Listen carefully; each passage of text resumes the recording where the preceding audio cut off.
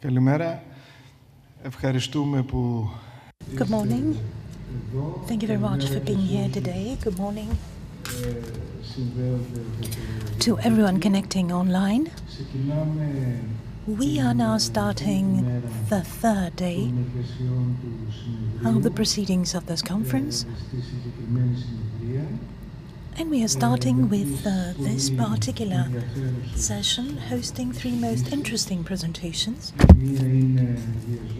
One will be made here by a speaker physically present, and the other two online. We have the pleasure to have with us Mr. Ioannis Hieropoulos, professor at the University of Southampton and a specialist in robotics. He will present to us artificial intelligence, a balanced view. This is the topic of his presentation. We would like to kindly ask Mr. Hieropoulos to take the floor.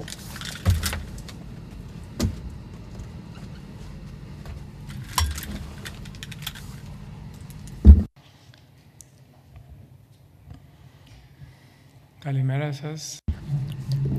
Good morning. It is a great pleasure for me to be among you here today, to be making this presentation regarding certain matters of research that I've been delving into for quite a few years. It is an honor, as I said before, to be here.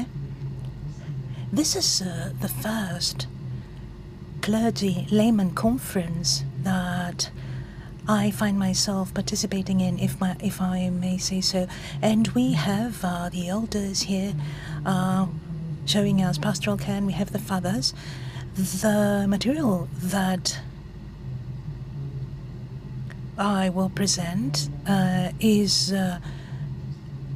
written in English. You can see the slides, but Greek is my mother tongue, and I shall speak in Greek.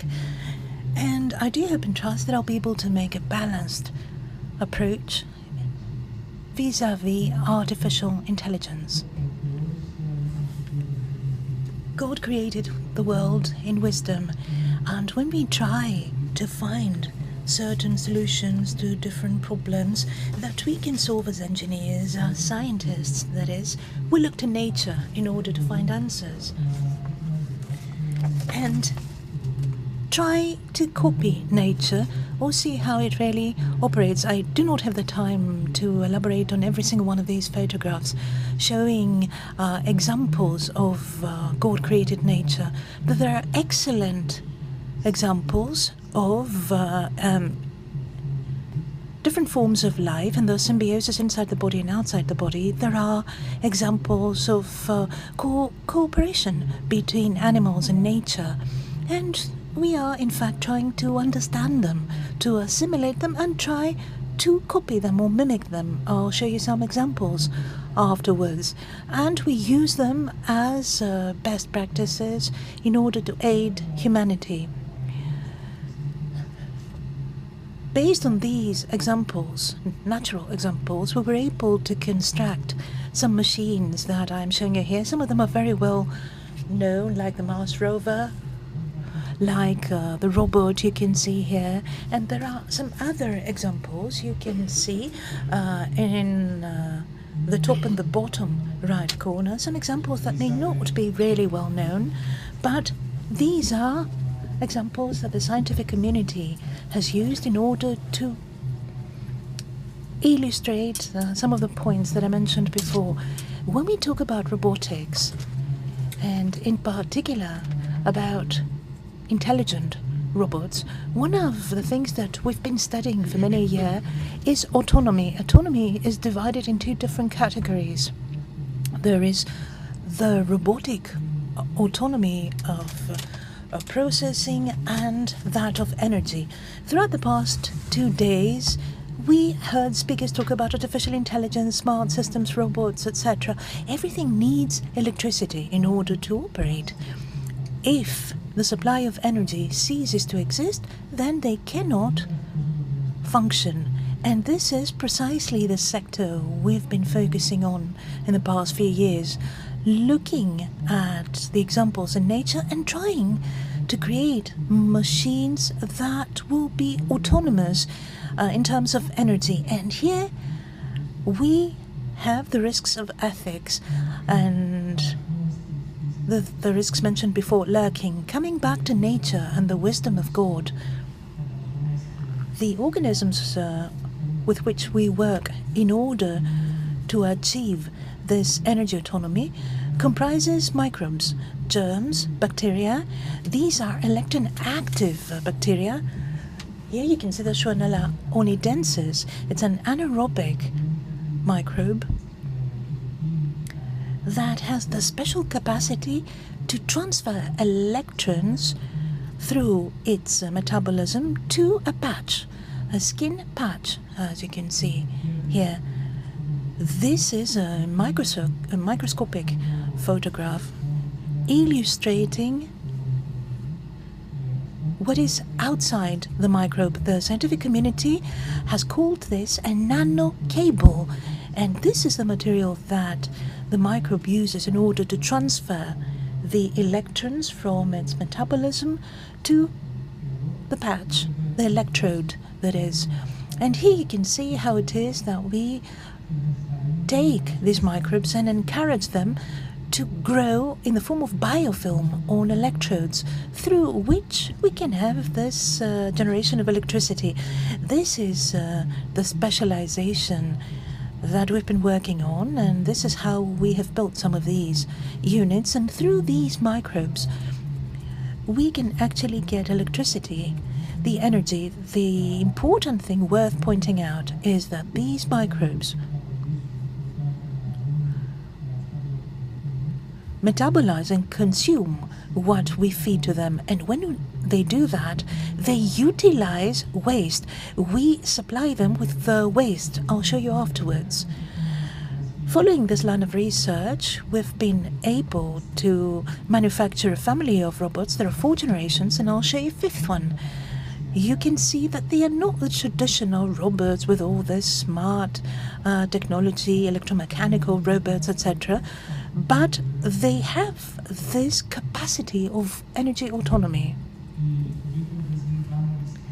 The video on the top left-hand corner shows the first effort we made in 2002. You can see this blue, the polystyrene is the robot. We have the cell layers that comprise the microbes, and then this robot has been set on a trajectory to find the light. We were creating it, asking it to find the light. The robot does it unaided, without human intervention, and it does this by being energetically autonomous, and the energy comes from the microbes, and the microbes consume sugar in this case. The rest of the examples you can see on the video show the next generations of these robots. We were able to show and demonstrate the energy autonomy of movement and collection of data, processing of these data, and transmission of these data to the user. And we have used some more flexible materials to show you precisely the capacity of the robot to change the form of its shape and collect waste from its environment, waste that it will be able to utilize.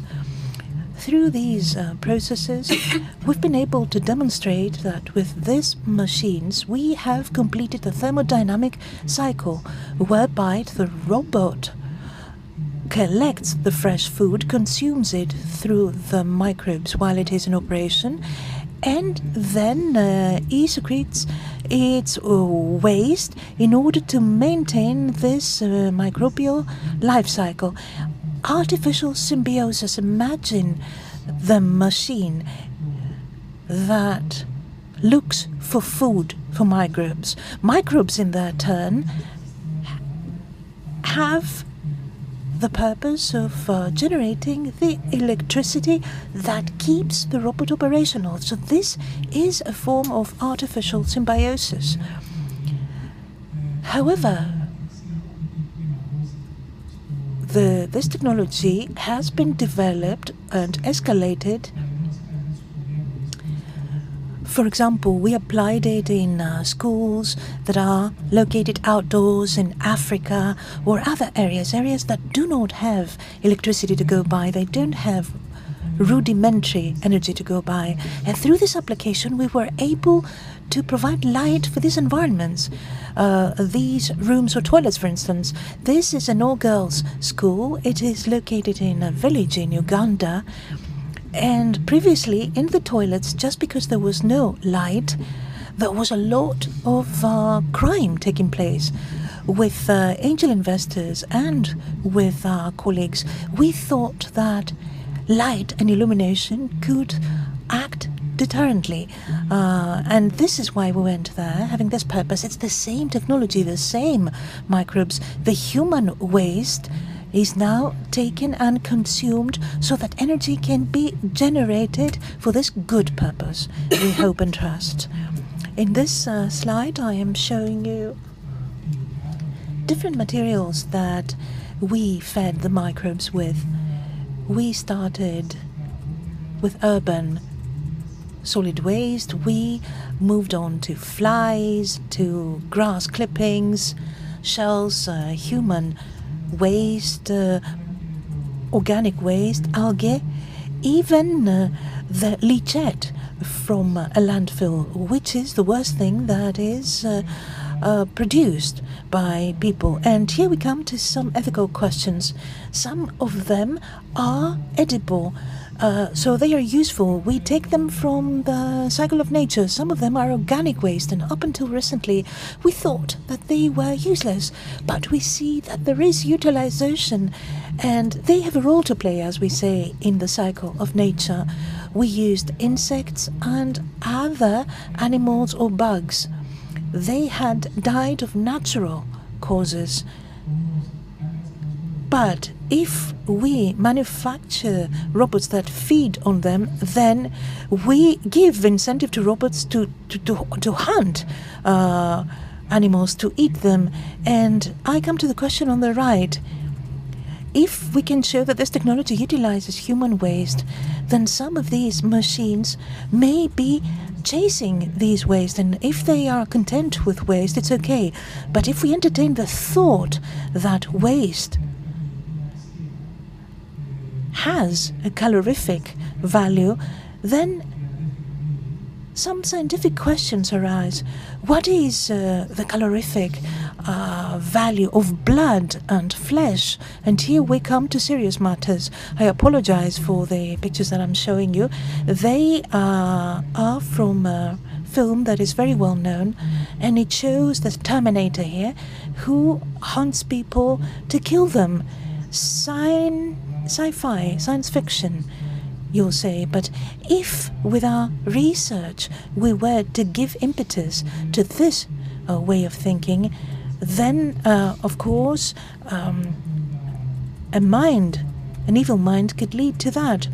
We have armaments with teleguided accuracy, and this strange piece of furniture that you can see at the top.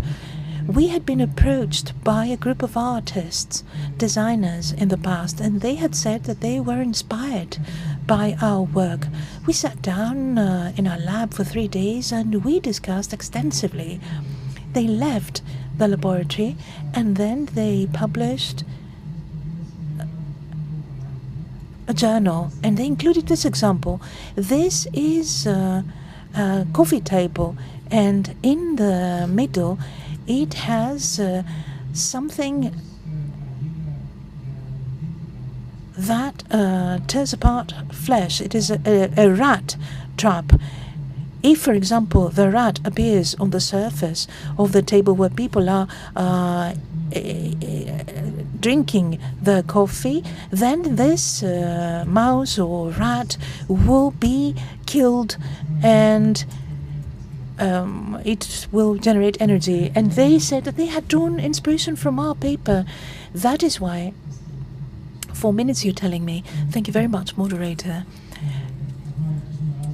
Even this great scientist, Albert Einstein, when he saw the consequences of the atomic bomb,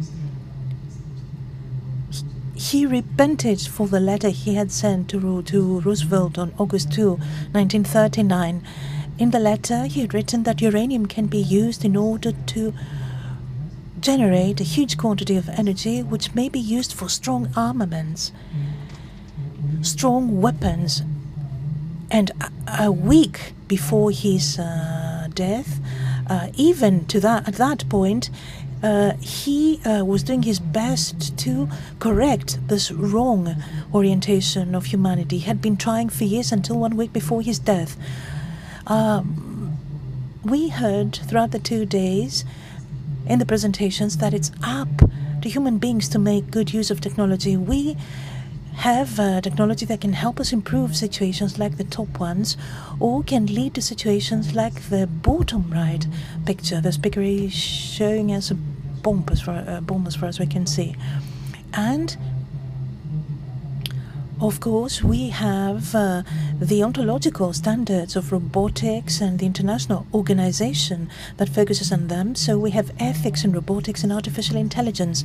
And the combination is all about safeguards, safety valves, trying to direct research to something good in robotics.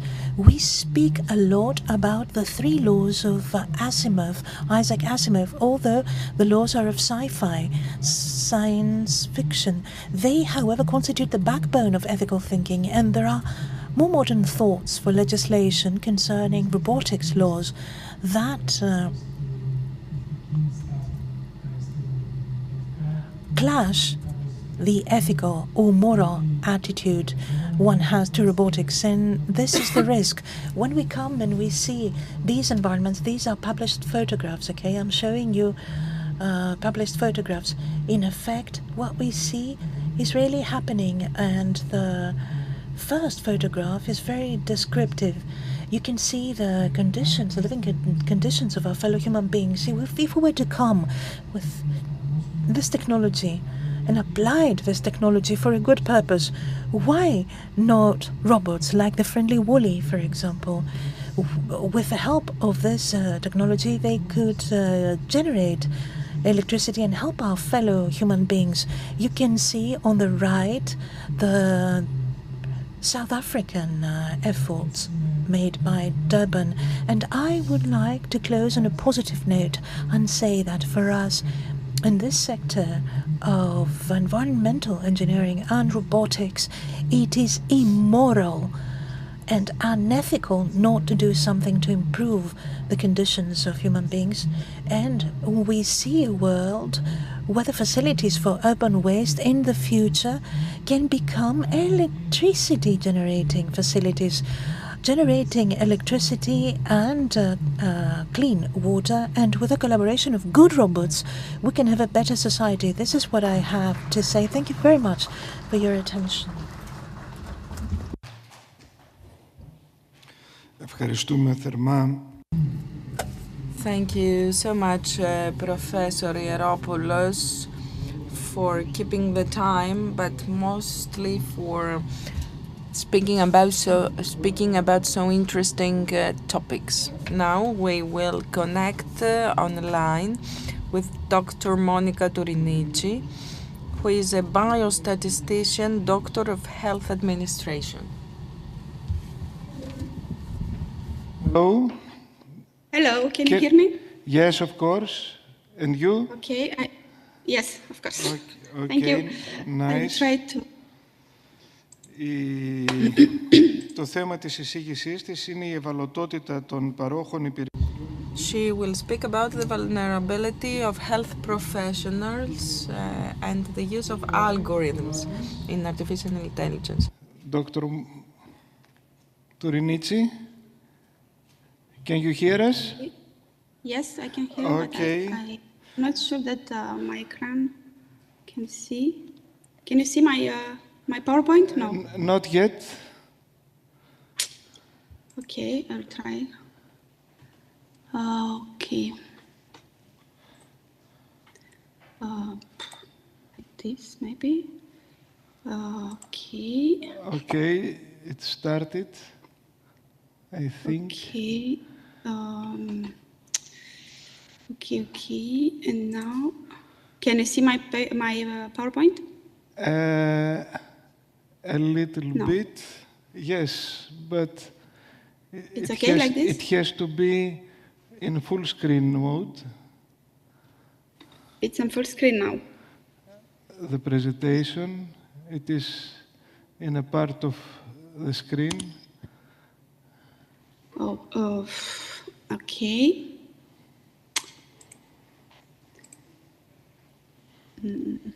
Partager l'écran. Aperçu. Attends. Je vais recommencer. Partager l'écran.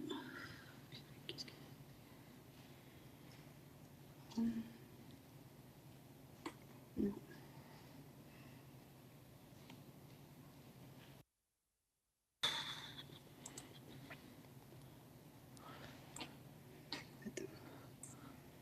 Bon, viens voir parce que j'arrive pas.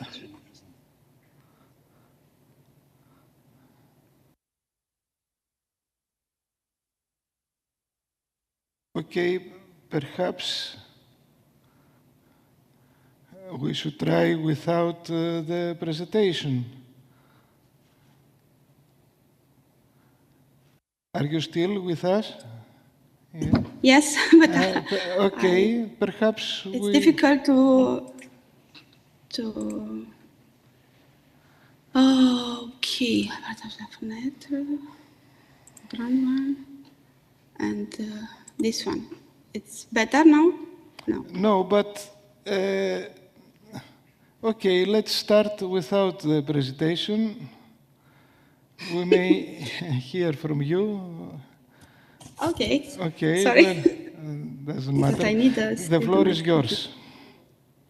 Okay, thank you. So, hi everyone. My name is Monica. I'm in a PhD program in health management at Paris Cité University, and I'm also. Excuse me. Excuse me. Could you please repeat? We cannot hear you well. Okay. No, okay, now it's fine. Okay. Okay, so my name is Monica Tornisi. I'm in a PhD program in health management at Paris Cité University. And today I will present you a paper about sources of physician vulnerability to AI.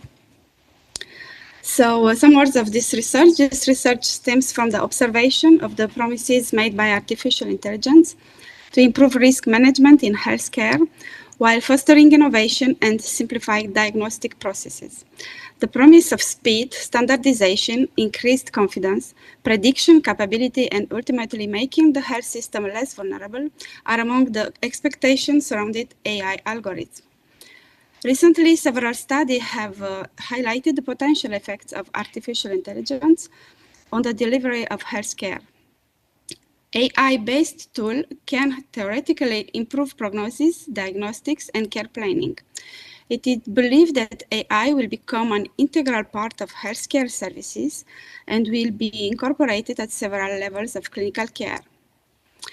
Doctor and patient could be the main beneficiary of this innovation, but perception of vulnerability may affect the widespread use of AI in health. So this paper represents a qualitative study of 20 doctor questioned about their reaction and perception regarding the use of AI algorithm as a diagnostic aids tool. So our primary objective was to explore the sources and the determinants of vulnerability among healthcare providers in the context of increasing AI integration. Why are we interested in the adoption of AI in the medical system? Because the strategy of algorithmized healthcare represents major challenges in terms of profitability and competitiveness. Also, there are a lot of reflection on the risk of AI and the consideration of physician vulnerability. The primary research questions for me are linked to the difficulty or the challenges in the adoption of AI in the healthcare sectors. So Are the physician vulnerability potential barriers to the adoption of AI? And what are the sources of physician vulnerability to AI? What is the impact of AI on the doctor-patient relationship? Like I said, this is a qualitative study based on semi-structured interview, and the data from the study was conducted between November 22 and March 23. So it was before ChatGPT. Before presenting the main finding of the study, I will share some insights into the conceptualization of vulnerability. What is the vulnerability? So we reviewed extensive literature to better understand the notion of vulnerability. In the medical fields, vulnerability is understood as the result of several risk factors. The greater the exposure to medical economic risk, the higher the vulnerability. In medicine, when we talk about vulnerability, we often refer to specific categories of vulnerable population, such as pregnant women, mental health patients, chronic disease patients. And more recently, the discussion has also expanded to include a lack of decision-making autonomy among physicians.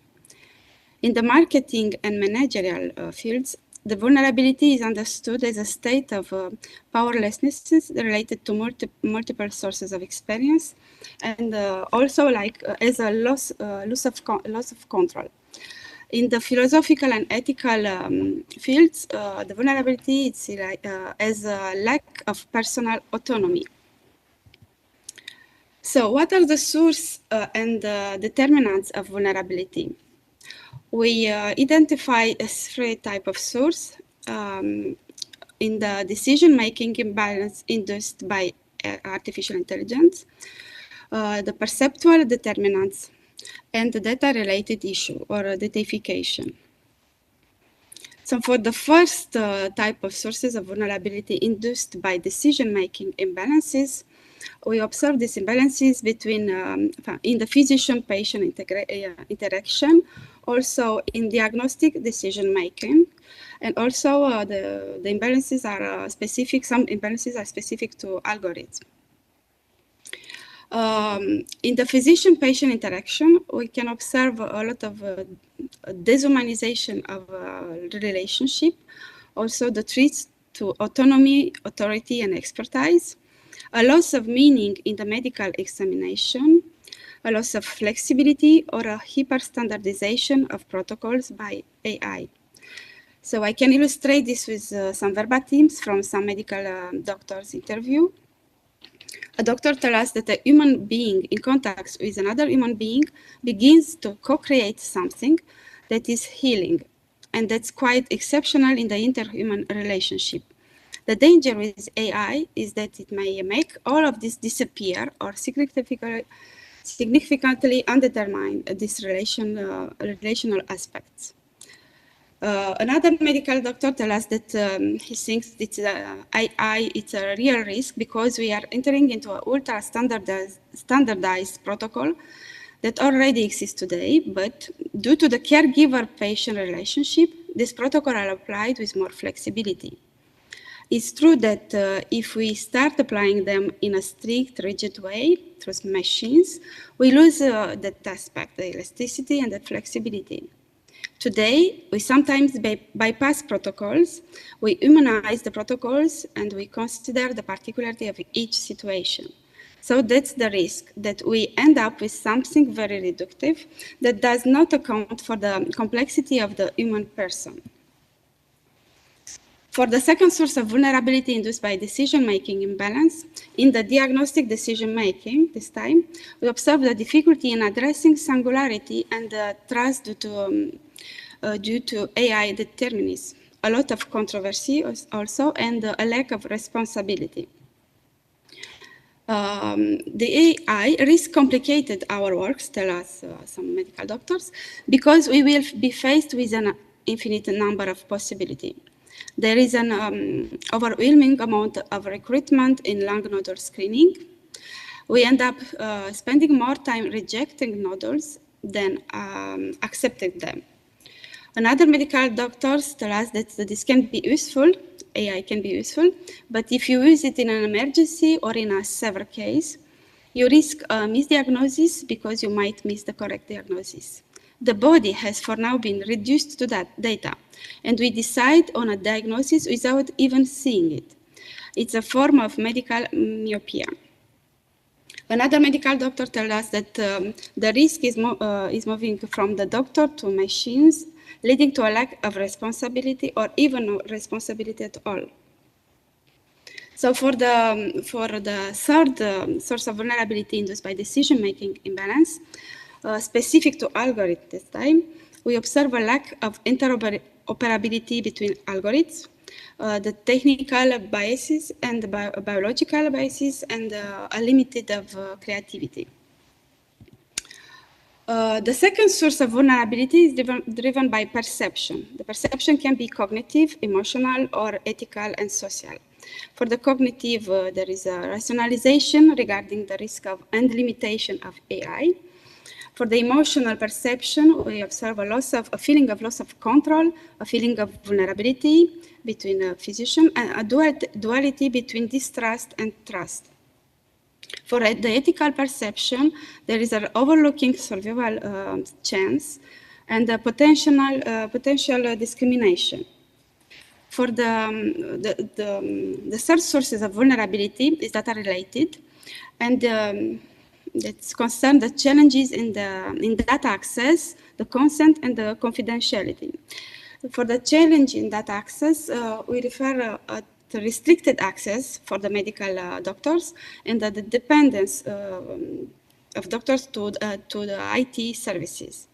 Also, you observe a dominance of IT services in hospitals and the data ownership, public asset or commodity. For the consent, there is a lack of clarity and a patient disempowerment. So, what was about in this paper? I tried to explain the vulnerability of healthcare providers, and confronted with AI, and we identify three sources of vulnerability: imbalance induced by AI at multiple levels, perceptual determinants, and deification of healthcare practices. But there is additional aspects, like vulnerability as a source of responsibility, like unilateral vulnerability, patient perceived as more vulnerable by doctors. Also generational vulnerability, senior more open to innovation, junior more comfortable with data handling, but less confident with AI, and so on. So what is the role of vulnerability in the responsible adoption of AI? For the relational and decisional vulnerability, we think that this kind of vulnerability can temporalize and slow down unrealistic promises of AI. Also raise awarenesses of the importance of the doctor-patient relationship in the healing process. For the algorithmic vulnerability, there is an emphasis of the needs for differentiated reflection on the potential use of AI. It's not the same thing when we use AI for diagnostic or prediction. For the perceptual vulnerability, we observe an increase the sense of responsibility toward patients, broaden the societal debate on AI adoption, and reconsider the evolving identity of doctor.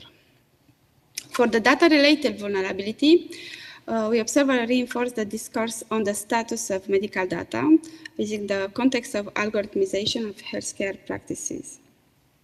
So we need to building a balanced management model of vulnerability in the context of healthcare algorithmization by promote dialogue between public and private sector, and within hospital, foster communication among physician, AI developers, and end users. Also, must create an environment where AI is perceived as a supportive diagnostic tool rather than a replacement for human expertise. We need to involve patients in the design of AI mediated care pathway, and we need to keep the human element in the central to the care process by empathy, patient-doctor relationship, so on. So thank you very much for your attention. And thank you very much, Dr. Kurinici, for what you have said. And now we are going to our next presentation. Προχωρούμε στην επόμενη εισήγηση. Let us proceed to the next presentation, online again. Professor Michael from the University of Wollongong and Professor Katina Michael from the University of the State of Arizona.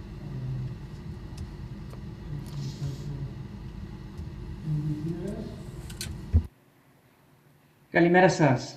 Kalimera. Good morning to you. Good morning, can you hear us? Yes, we can hear you. Okay, I just wanted to make if I can make a correction. I'm a retired professor from Wollongong. Well, is Professor Michael with you? Michael? This is Michael. I'm Katina Michael. Okay, you are both with us. Thank you. Yes, we are. Okay. Το θέμα της εισήγησης είναι... The topic of the presentation is science, religion and technology, the Orthodox perspective.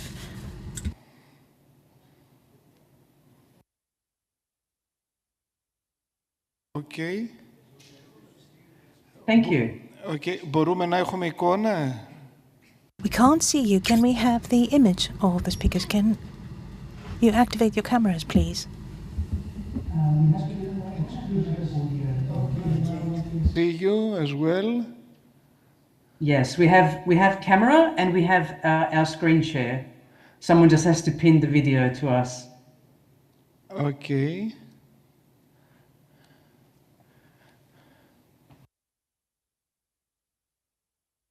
Thank you so much.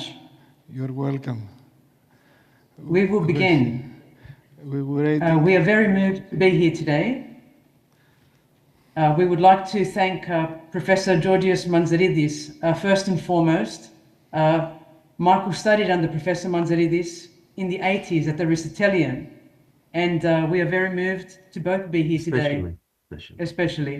Our regards and our thoughts and wishes to all the organizing committee, and especially Nikos, the technical program chair. So without further ado, we will begin. And this presentation is titled Religion, Science and Technology, an interview with the late Metropolitan Kallistos Ware. We'd like to begin by paying our respect to elders past, present and emerging. We are coming to you from New South Wales, Australia, from Dharawal country, where the Wadi Wadi people occupied the territory.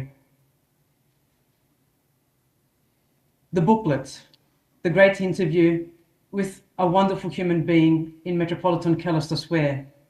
The presentation looks at the relationship between religion, science and technology as examined through a single interview that we conducted in 2014 with Yarunda, who was the ecumenical patriarchate in Great Britain as a titular metropolitan. And we produced this small booklet of 20 questions with his kind support. A little bit about the late Metropolitan Kallistos Ware.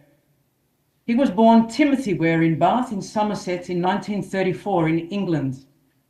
And he was educated at Westminster School and Magdalen College, Oxford, where he took a double first in classics as well as reading theology. In 1966, Kallistos became a lecturer at the University of Oxford, teaching Eastern Orthodox studies, a position he held for 35 years until his retirement.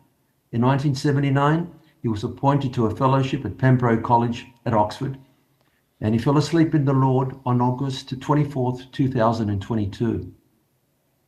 Now, in the interview, we covered so many different things,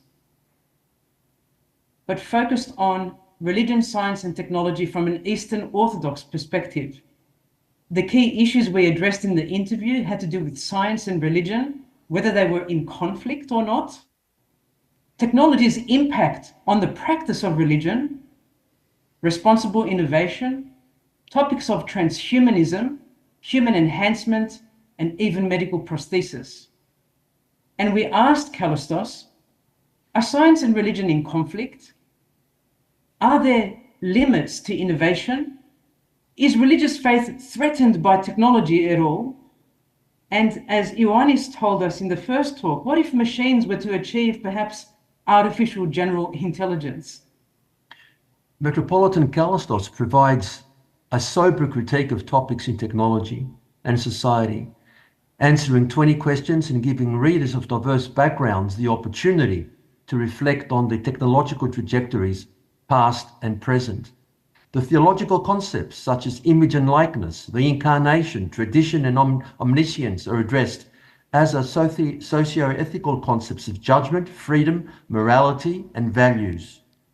The well-known story of the Tower of Babel from the book of Genesis also serves as a backdrop of discussion related to scientific inquiry, the creation of new technology, and the potential for hubris. Kallistos' main thesis in the whole interview was the value of the human person. Metropolitan Kallistos does not find a fundamental conflict between science and religion, but does believe there may be a clash in the pursuit of truth when science attempts to answer questions for which it does not have evidence. Now, while humans cannot live without technology, which is as ancient as humans themselves, advancements in modern technology of the last 200 years have brought with them significant changes in transportation, communication, and production that have not only heralded many benefits, but also introduced new risks that were previously absent. And while technology may have automated much of our manual labor processes, the benefits have not been so automatic. We examined the fundamental application of technology in this talk and in our interview, and underscore the complex matters as our technological marvels become more complex through convergence, e.g., the development of extended reality, the metaverse and the like. So our responsibility that technologies are not misused becomes greater. For example, the rise of internet addiction by design.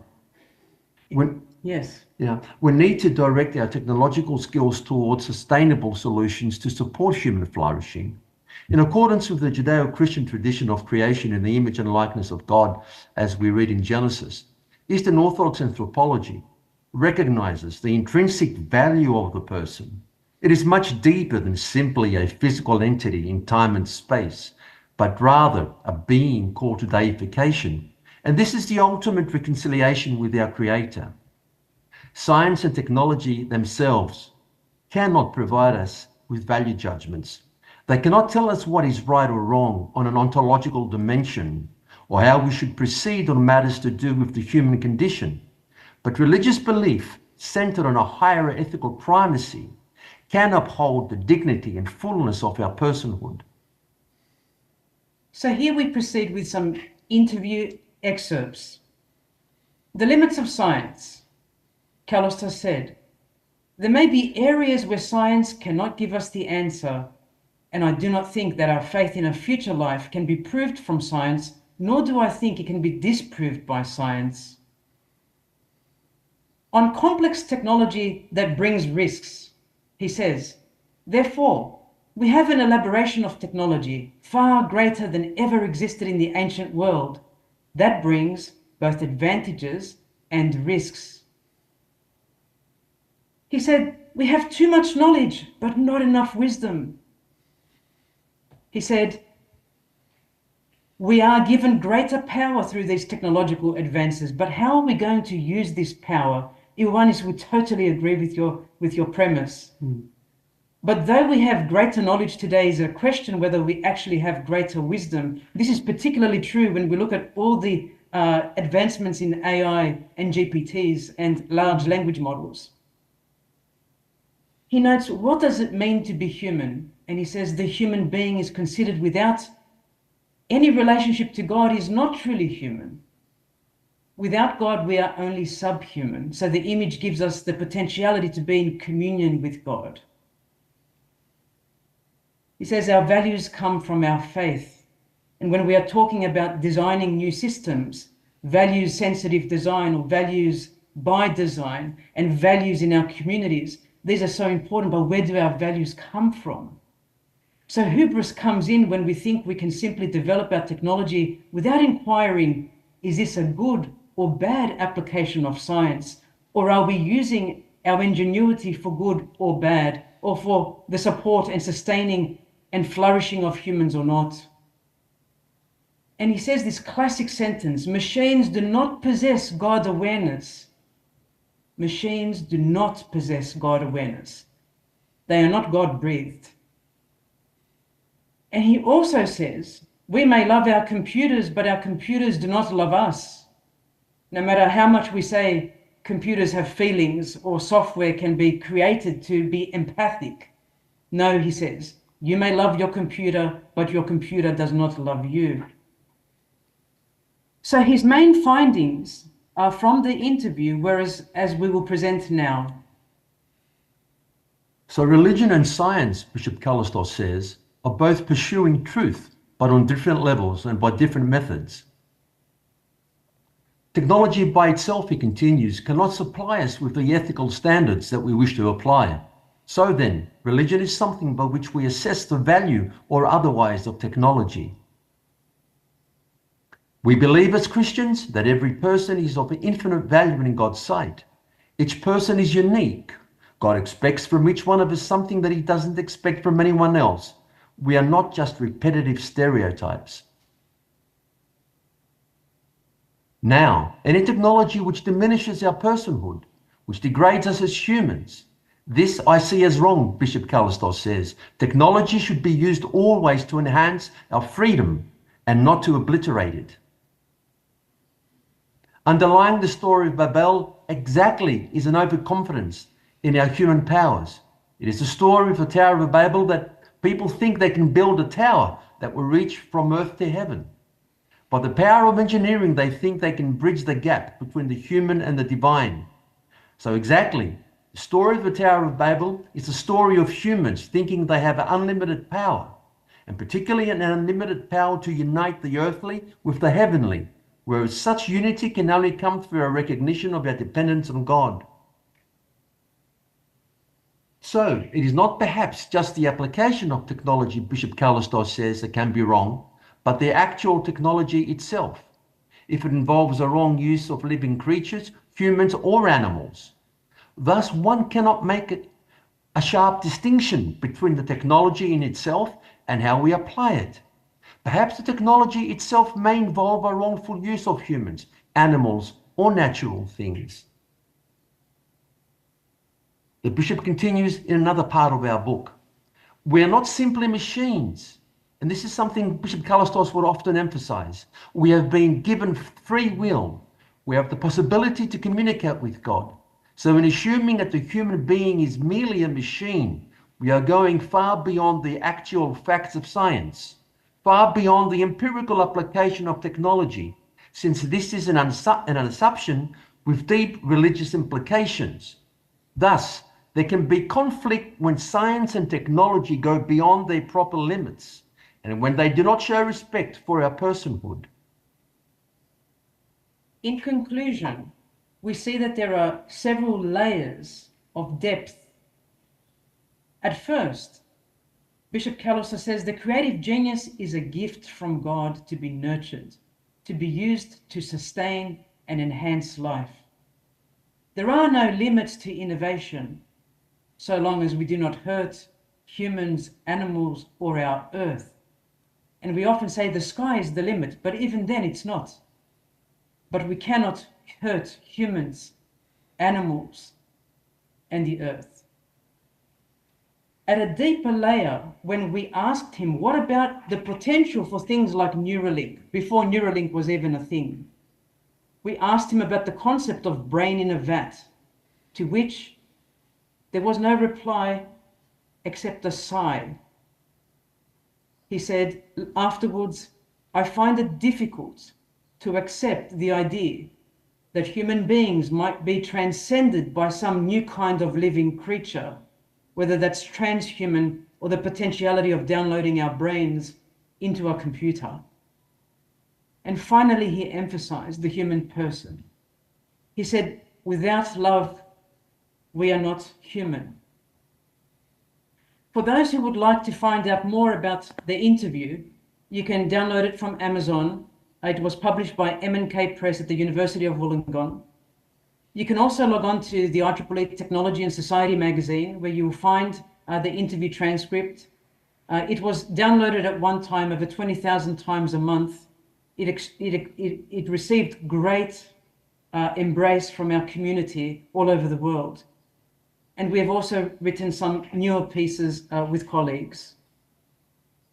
Finally, we would like to thank God for the life of Geronda Kallistos, all the books he produced, and the energy that he had to leave behind such a legacy for our Eastern Orthodox community. Thank you so much. Thank you.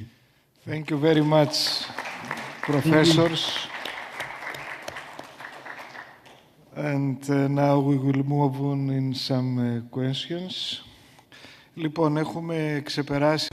Well, we have exceeded the time limit for this session. However, we could entertain one or two questions. If there is a question, a pressing one perhaps?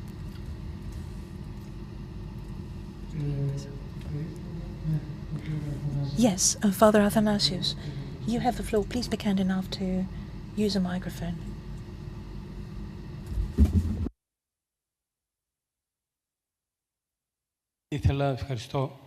Thank you very much. I would like to ask Mr. Hieropoulos something about the microbes. The microbes that generate electricity, are they just one species, one kind, or is there a variety? If we want to have a great source of energy to go by, what do we resort to? One type of microbe or many? Thank you, Father Athanasios, for your question. For the particular applications, there are different kinds of microbes and germs that we have in the natural environment, and there are quite a few of them that exhibit electrical activity. Some applications necessitate only one kind of microbe because we pursue one specific reaction in the supply of specific chemical substances, but in order to generate electricity at a greater scale, we can use many different kinds.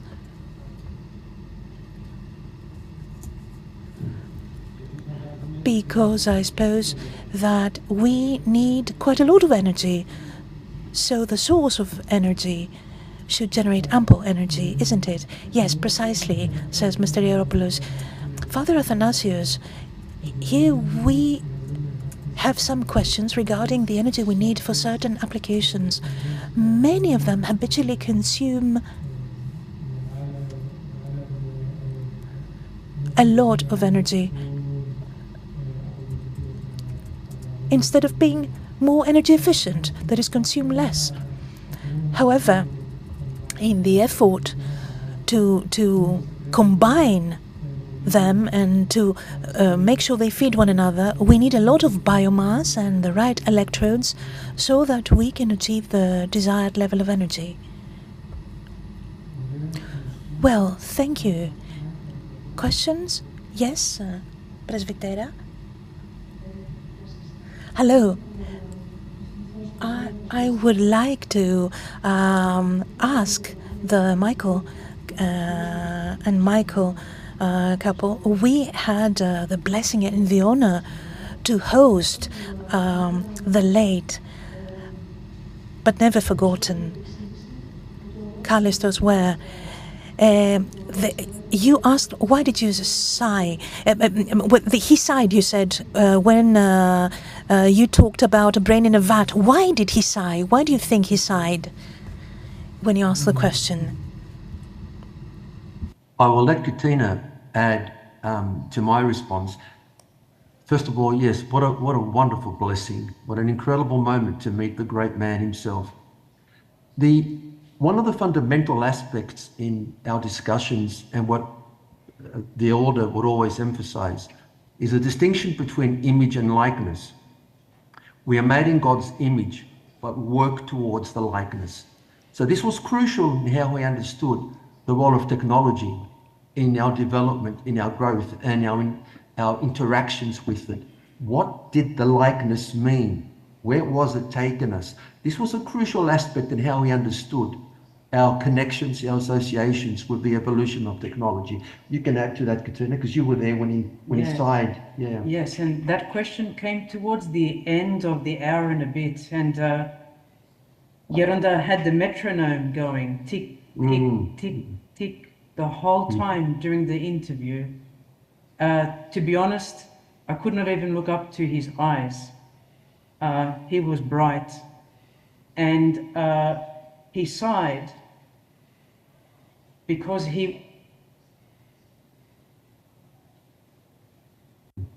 we are more than this. God created us whole, body, mind, spirit, heart, brain, everything together.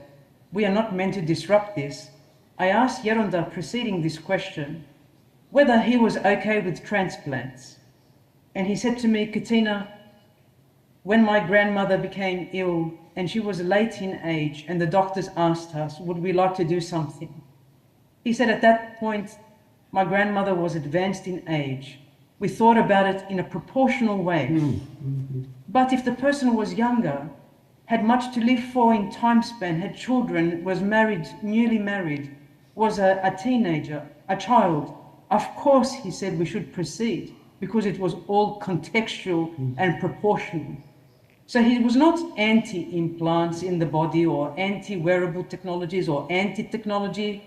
Rather, he saw the purposeful use, and he sighed because he thought to himself, I think, really, society is at the point where they are asking the question, we take the brain out of our head, put it in a box of silicon, and that is life?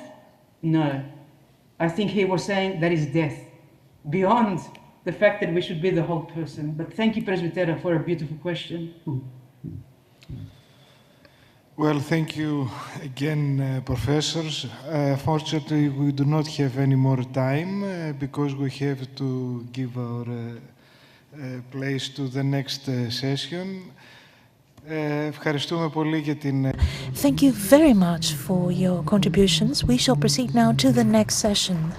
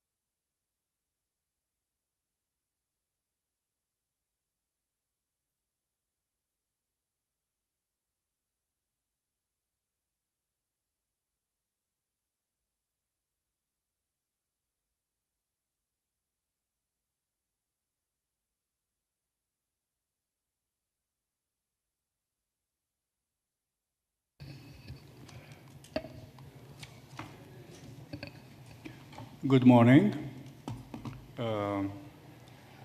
We have the pleasure to have three presenters in person. So we are a bit late, so we'll start with the first presentation, Dr. Petros Damianos from National Technical University of Athens.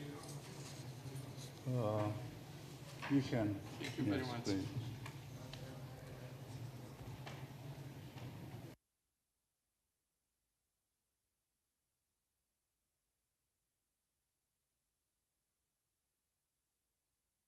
Το μικρόφωνο. Ακούγεται. Εντάξει. Ευχαριστώ πολύ. Καλημέρα σας. Σεβαστοί πατέρες. Αξιότιμοι. Good morning. Fathers, ladies and gentlemen, I will speak about the strategic communication of the term post-human. I will explain what it means. First of all, what is the term post-human? You've heard that many times in this conference. The philosophical positions of post-humanism refer to the biotechnological enhancement of human beings.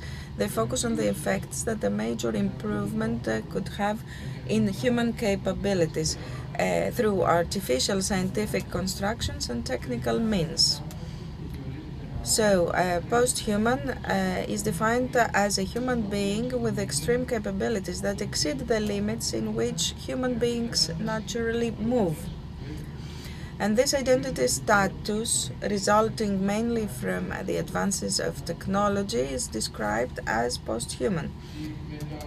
Post-human capabilities characterize for some people a new type of existence beyond the human one. But this compromises the neutrality required for a clear understanding of human identity in the face of human technological integration. So, by accepting a definition of the term post-human in this way, we have made a large concession to the definition of the term human, and this by itself constitutes a very heavy philosophical premise. And this is what we will examine here in more detail. Let's first of all speak about language. Language can be seen simply as a map that we use to represent what really exists out there, or abstract ideas. But it can also greatly influence the way we know and see the world. Thus, the political strength of language is evident in propaganda and linguistic stereotypes through verbal shades such as euphemism and degrading language used by the politicians. Language can oppress, underestimate, condemn, block or overestimate people and communities, or support specific ideas without even its users understanding it. So in a sense, language is not neutral, so we need to take care of the words we use to define what we mean. The word man for so many years has a continuity in the Greek culture, and this continuity is also ensured by Christianity. So the meaning differentiates man from other animals. Man is the only biological being with some characteristics that place it in a different position from other biological beings. Those characteristics are not only quantitative, how fast man runs or how many years man lives. They're also qualitative, spirit. They look up towards God. So it's a wonderful existence. For man is not only earth, it's not only homo, it's not only an animal, it's much more. This is what we argue here.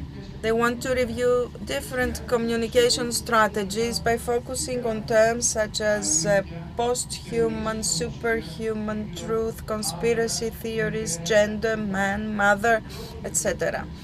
The way to achieve such objectives is defined by the term strategic communication.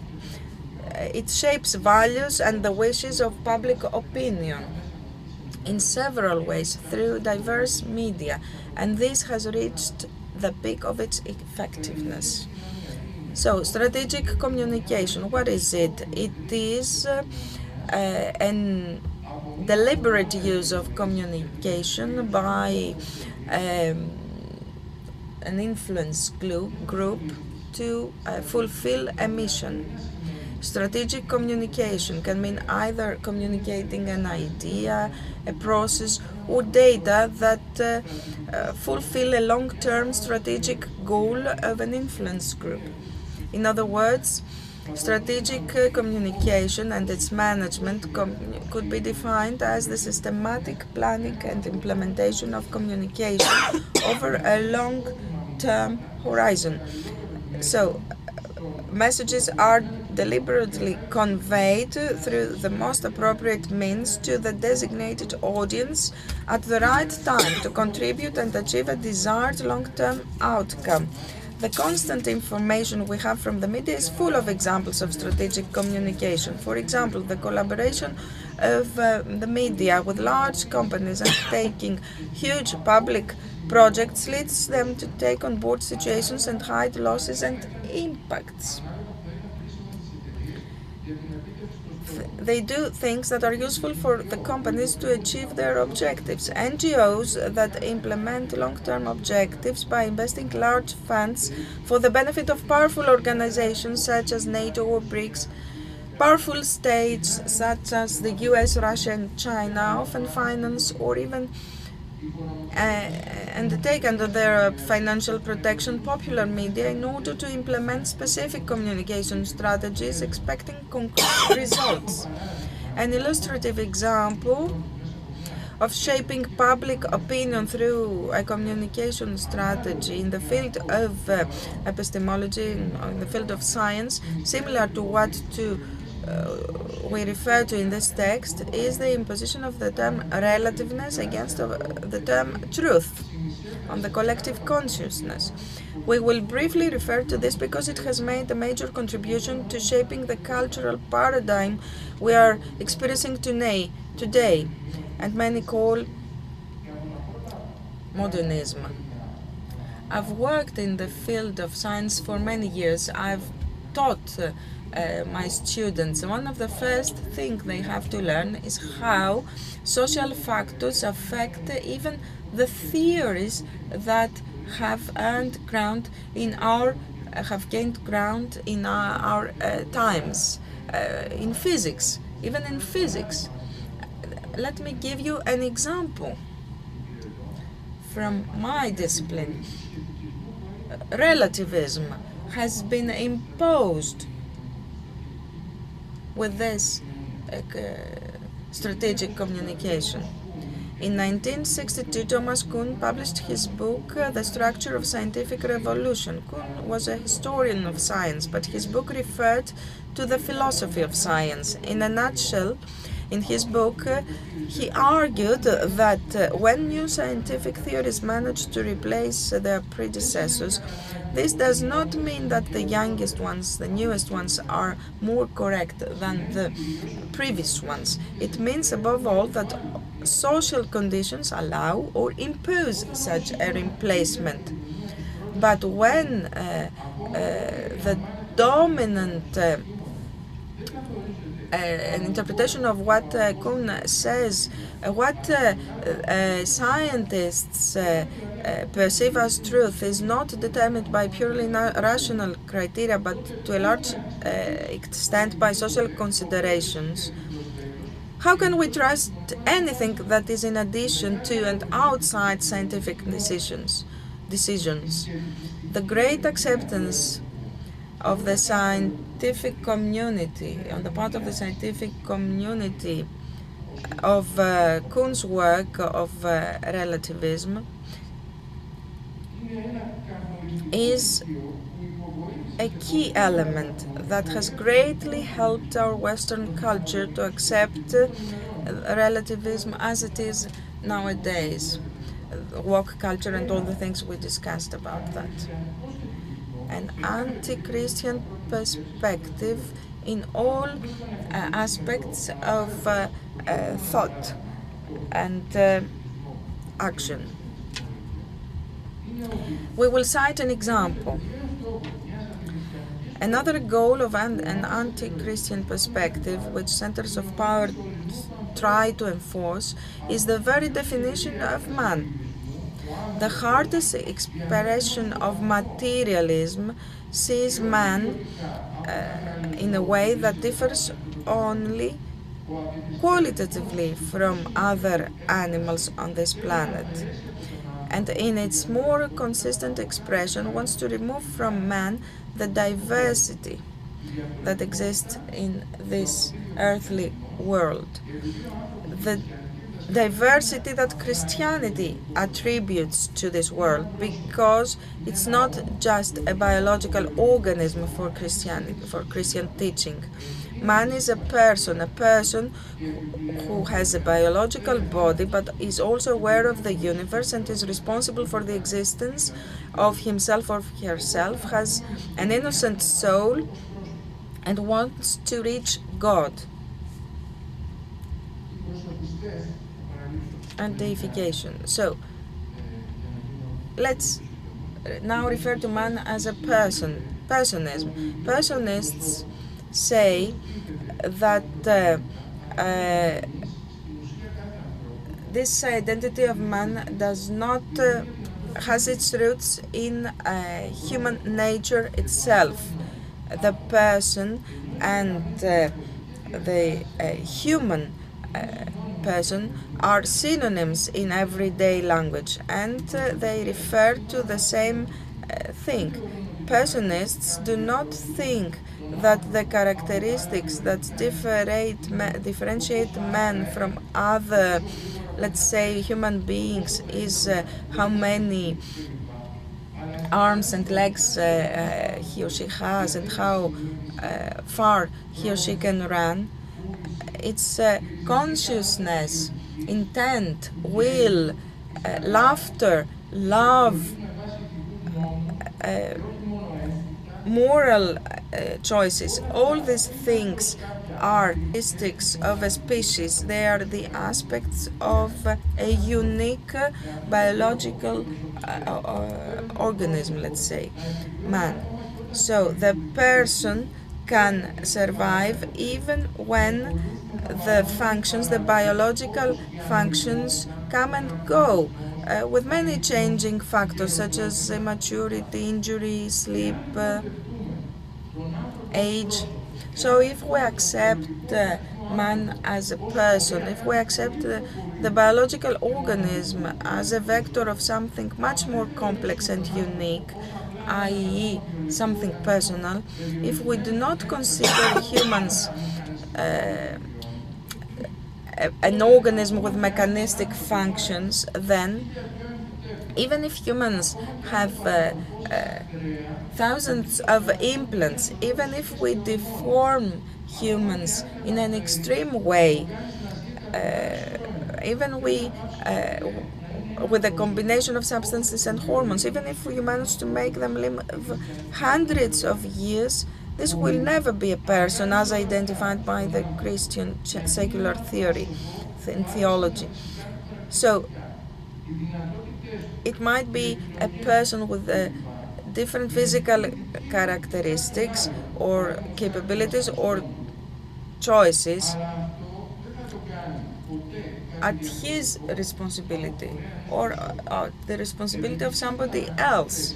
Even if you do that, this will not make him different from anything that a person is, because a person will always be a person. It's not a superhuman. However, strategic communication aims to remove from the term man this Christian content.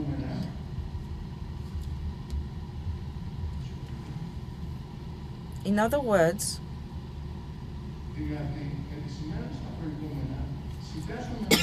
I agree with all those who say that the use of the term post-human from Christians is, let's say, a concession. It's not only an inaccurate way to use language. It's very crucial. We shouldn't use this term instead of technologically or mechanically assisted man, because in this way we do the same thing that we shouldn't do, as Saint Nafpakto said yesterday. So we replace terms that are crucial. Thank you very much. Our next presenter is Father Răzvan Andrei Ionescu. He is coordinator in the field of theology and science at Centre Orthodox d'études et recherche Dumitru Stăniloae from Paris. Thank you very much for the occasion to speak. It's a great pleasure for me.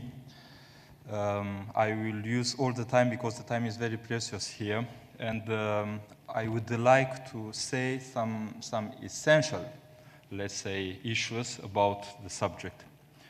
So the problem of the words, if we are using the term transhumanism in the sense of the transfiguration of our Lord, no problem with us, because in this meaning we are agree with this kind of perspective, theological perspective. But the transhumanism or the post-humanism do not use the terms in the same way.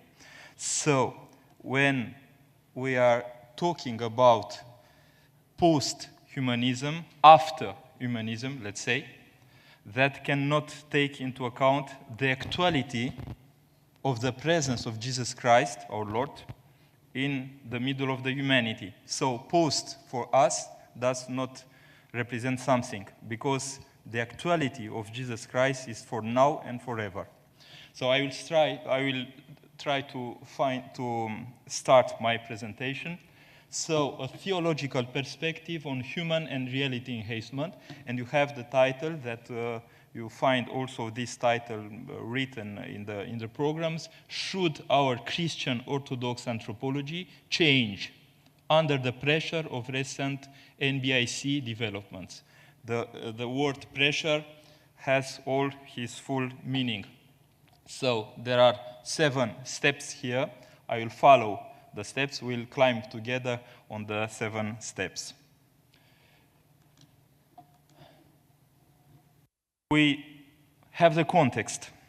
So there are very important advances in the nanotechnology, biotechnology, information technology, and cognitive science. So we call them together NBIC. So it's a sort of revolutionary, let's say, new expectations about the human. That means also the temptation, I use especially the word temptation, to redefine what we consider to be human. It's not our proposal, but we find this kind of proposal in our society. So we can ask ourselves, because there are some thinkers that think about this in terms of changing the era.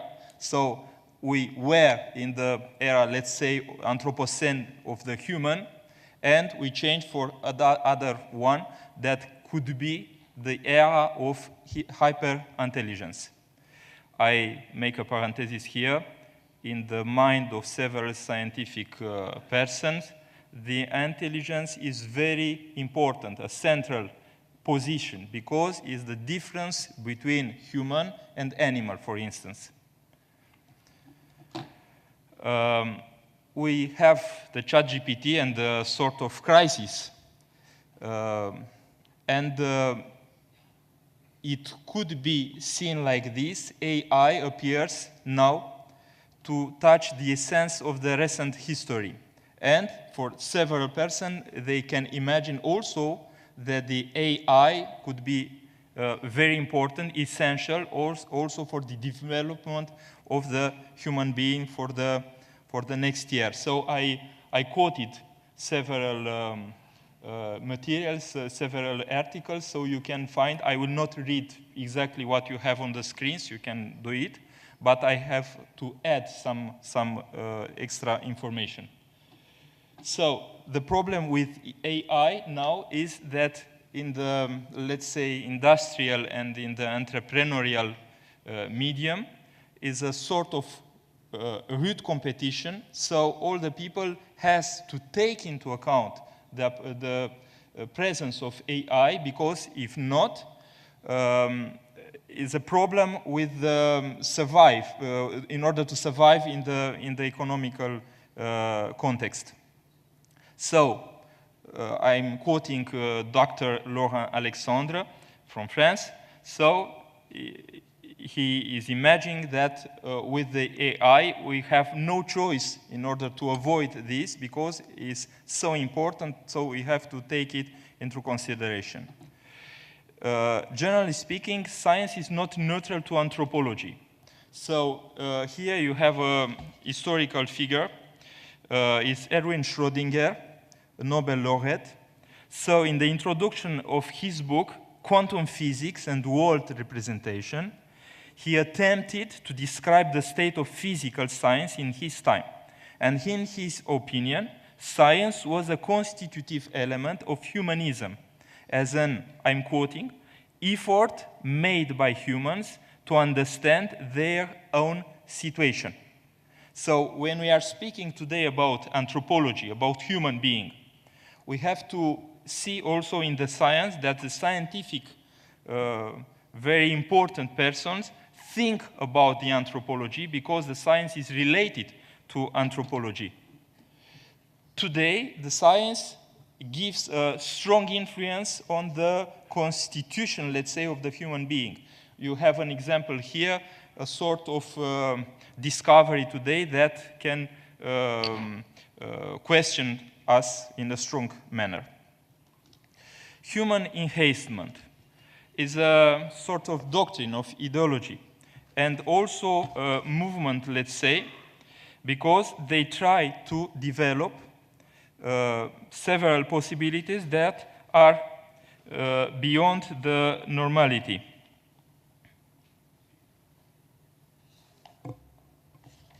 So, for instance, the use of technological or biomedical interventions, such as various forms of genetic engineering, genome editing, neurotechnology, wearable devices, medications, is not only designed to address the different consequences of current disease, but also aims to improve or augment human beyond what is considered normal and natural. So human enhancement, that means what is beyond the natural possibilities. When we are talking about reality enhancement that exists, we can see, for instance, there are two main directions. Augmented reality is an interactive human experience that make together the real world and the computer-generated content. And the virtual reality is other thing. It's an advanced technology that creates a computer-generated three-dimensional environment. So both of them try to enhance the reality around us. Where are the problems? So you can read, you can think about. I can suggest several ideas. So we are in the position to have a diminished relation with the reality around us, because we are combining the reality with something that is imagined through the technological devices. We have a sort of new romanticism, let's say. That means a sort of escape from the reality. We have the tendency to escape from the reality for a virtual reality that could be more interesting for us comparing with the reality. And also, the artificial, let's say,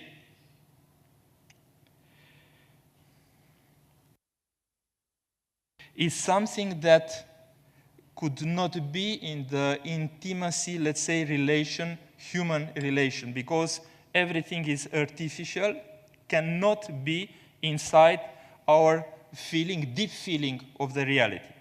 I also make a parenthesis here. You imagine that the nature, for instance, in the theology of Saint Dumitru Stăniloae, for instance, the nature around us, the reality, we are reading the reality in order to discover God, you know. But if we are around us, we have also or a sort of combination between real and virtual reality, our possibility to have this kind of lecture, reading of the reality and to find God will diminish. The most important for us is that the result. You see the faces from here, for instance, there are artificial faces. They do not exist as person. New technologies, new possibilities, new humans, question. So the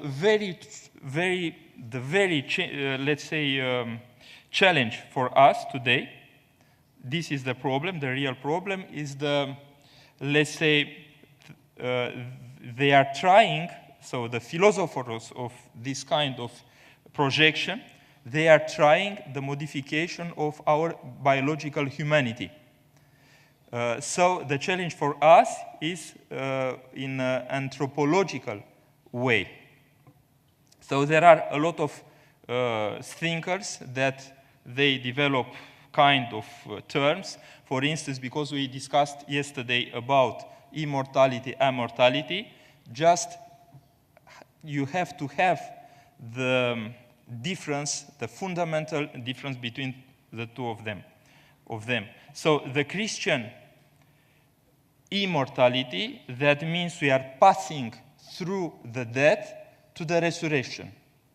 The other one tries, with all the possibilities, to make eternal, let's say, our condition from now, which is a sinful condition. So is exactly what we do not want to have, because the resurrection is the solution of our humanism, and our humanism is Christocentric, let's say. Enhancement versus deification. You know, and we understand very well, that the solution is a divine one, because Jesus Christ, the Son of God, came in this world in order to help us to have our proper deification. So the fulfillment of the humankind lies in its deification, which reflects the potential of the divine image within each person, the inner structure that God himself gave. So through the divine grace, we gain the ability to taste and experience now intimacy with the living God. Contemporary cultures, captivated by the exceptional scientific, technological advances, seem preoccupied with exponentially expanding possibilities and exploitation of the physical world.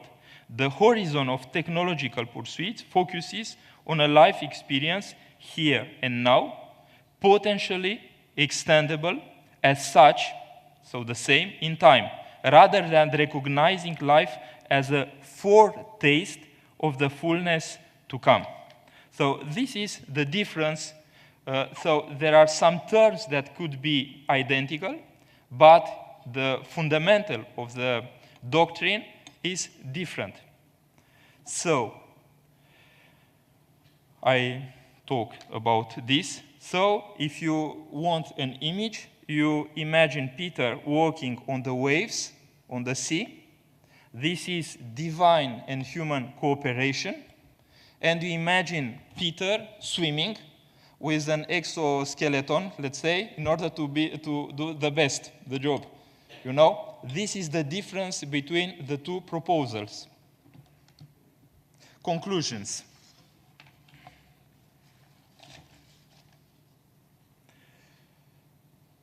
the autonomy is the best solution for the robots. But for the human being, the communion is the best solution, or theonomy, if you want. Okay? So, as conclusion, the ecclesial life reveals us that the human project does not essentially belong to humans. It has divine origin and demands not only human, but also divine fulfillment. We have not decided ourselves to come to existence, but we have in him, who is the only that has in himself the cause of his existence, the cause and the sense of our existence. So in this consideration, the human being is so important and loved by God that his own eternal Son became human through his incarnation in order to heal forever the human condition and to help us in the way towards our fulfillment. And I'm finishing now. So the technology is addressed to some, let's say, part of the human that is not sufficiently deep inside. The mystery is escaping. The mystery of the man and the mystery of the universe are escaping when we are treating only from a point of view of the technological possibilities. So our anthropology is sustained by God's will. It is revealed and it is accomplished into the real human person of Jesus Christ. So I'm finished here. The actuality of the presence in the history of our Lord Jesus Christ is full. So when we are using post-humanism, that cannot say something very serious for us because of this actuality of the humanity of Jesus Christ lived in this very moment, in the middle of the humanity. So post, that cannot give us very much. And trans, just remember this, if we are talking about the humanism in the sense of the transfiguration of Jesus Christ, it could be accepted. Thank you. Thank you.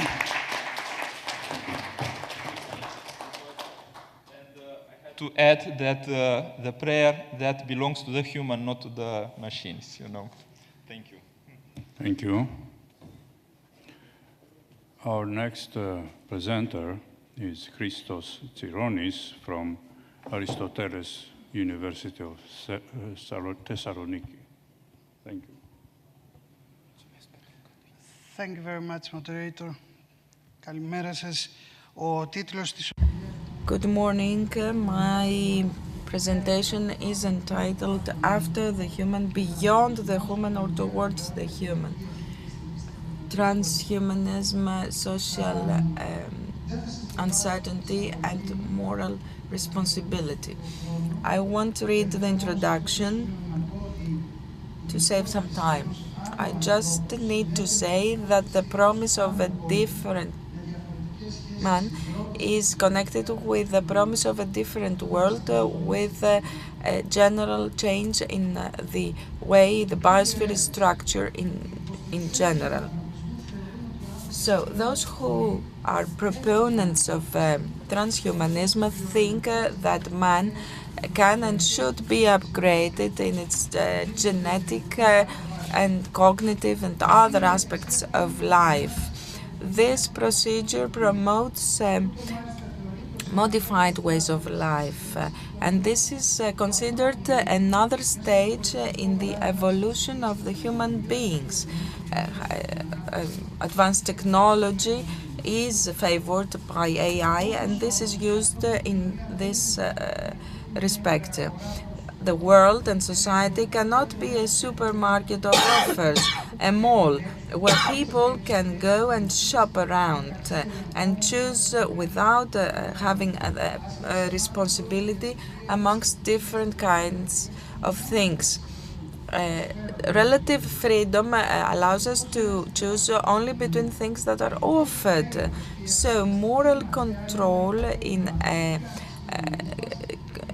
society of consumption is an important notion.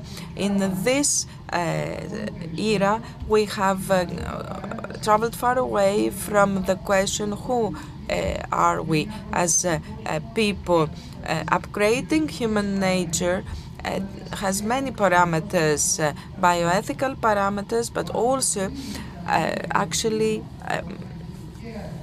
changes the whole notion of human identity, because humans are not only subjects, are not subjects anymore. They are objects. Many new techniques are tested on them. So a superhuman will lead to a post-human, a new kind of life.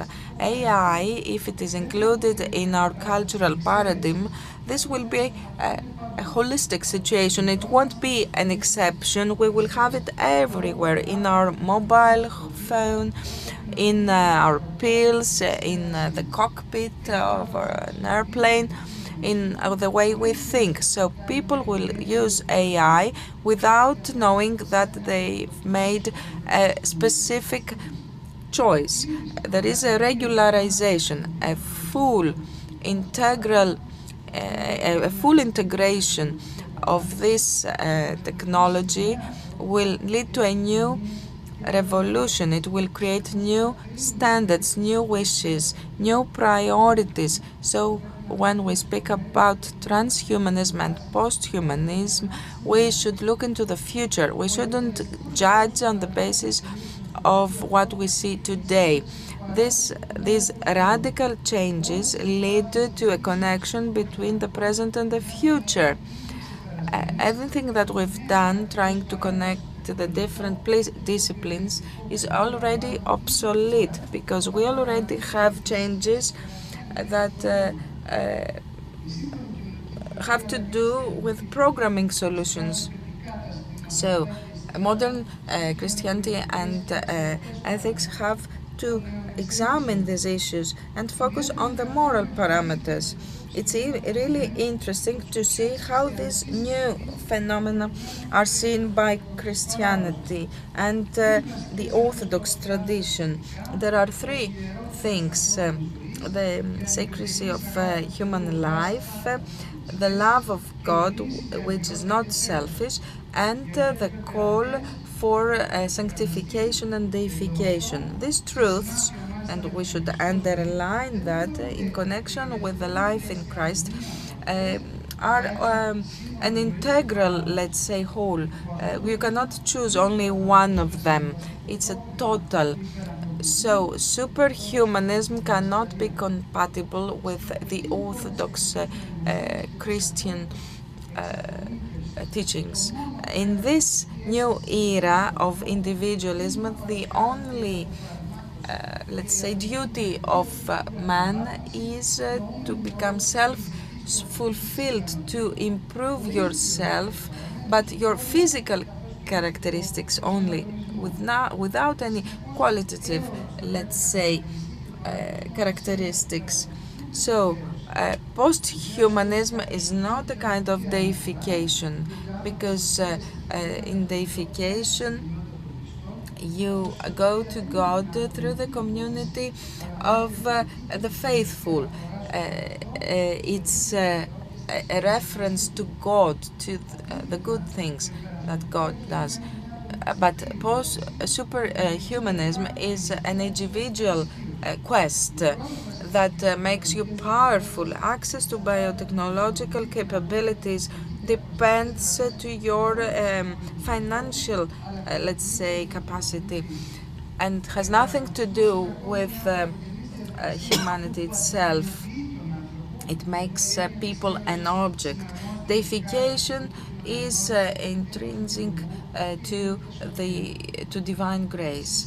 We have the Savior who leads us, and of course, all these interventions do not fall under only one category.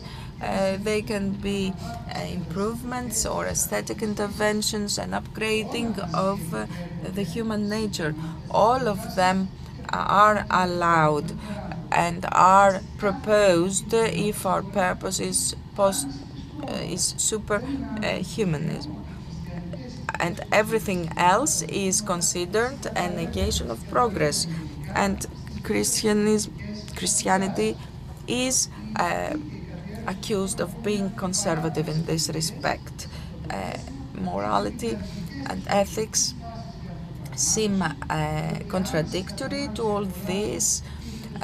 They seem to decelerate the progress, and as Zygmunt Bauman says, reserve against hedonism is a conservative factor because it doesn't favor individual enjoyment, things that are not aiming at the common good but at individual wishes. So I wish to do something.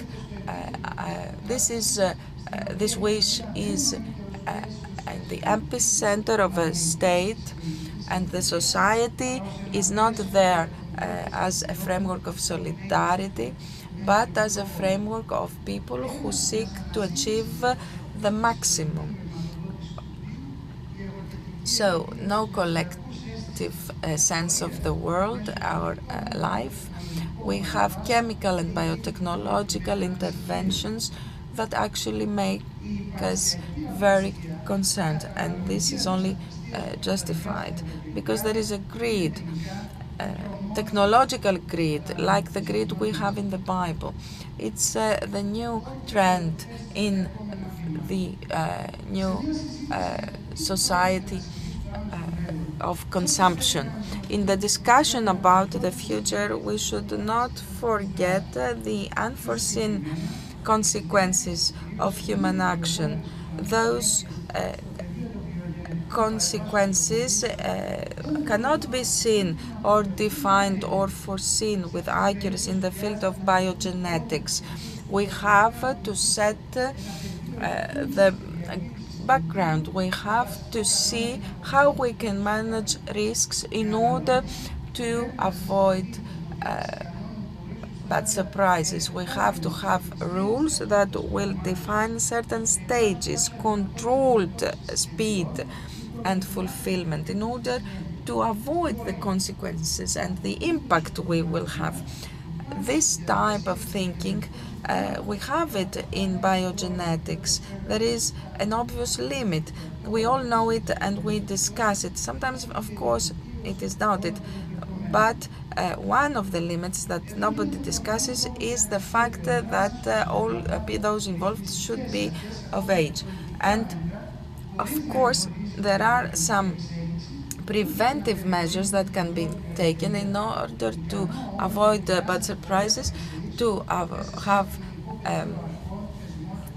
let's say, a framework for all these developments through priorities. And there has to be a plan with two poles. On the one hand, freedom. It cannot be limited in modern pluralistic societies. The other pole is the fact that every individual choice, ideological priority, or business endeavor are not, by definition, a human right. So, monetization in relations is a new condition.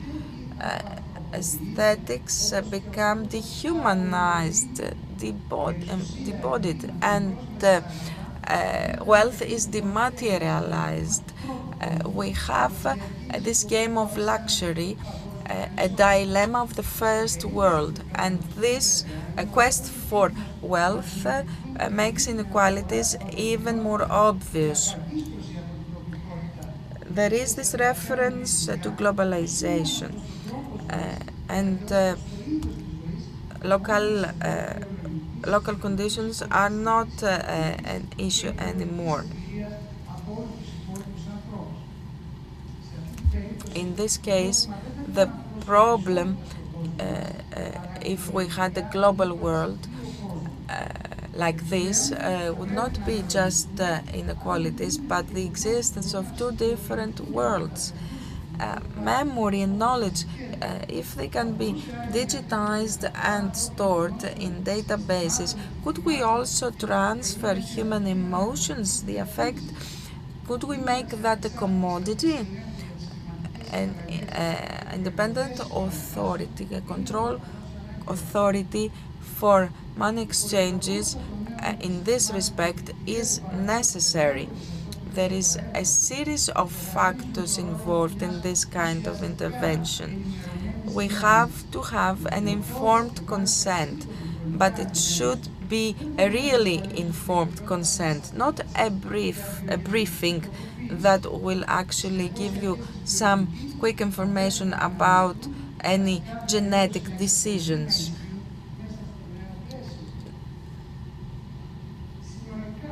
In general, the terms we use in order to judge any biotechnological intervention can be as follows.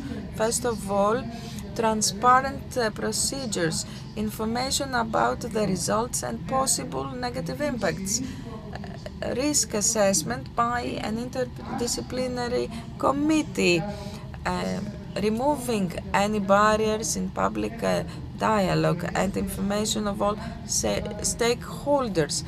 Then choices that make sure that we have minimum risk for people, orientation to beneficial actions, then ethics should be included in the curricula of scientific studies, and accountability and responsibility for all those involved in this kind of developments. Today's discussion about the use of artificial means that enhance human capabilities seems radical and new.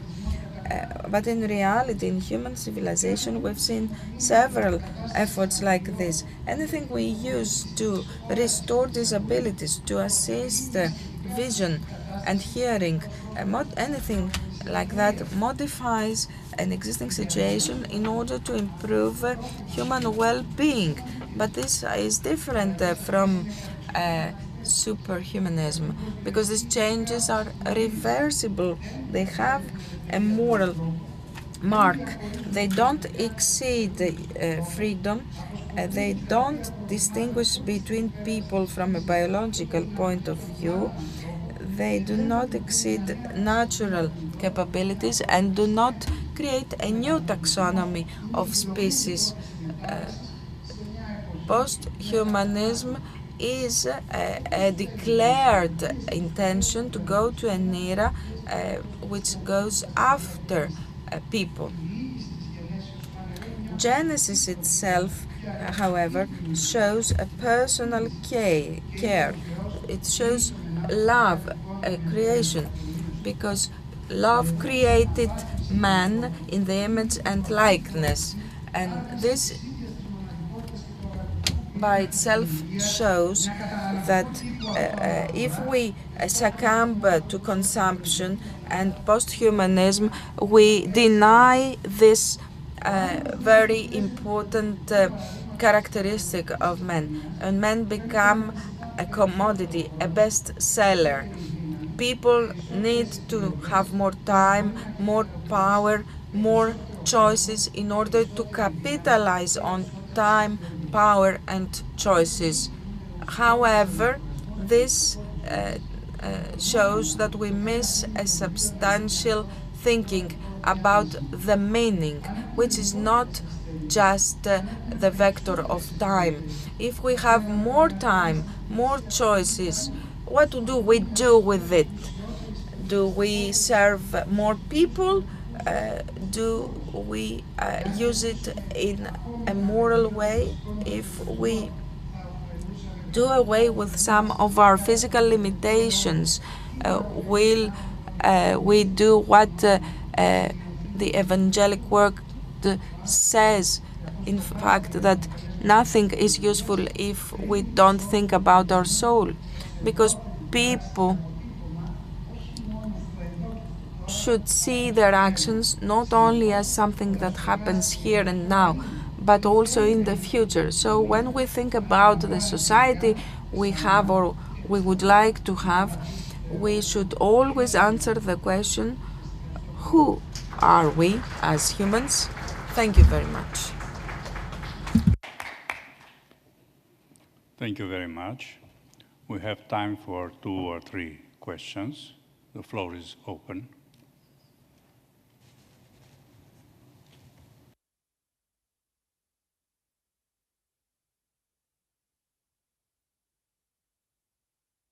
Far away. No, there.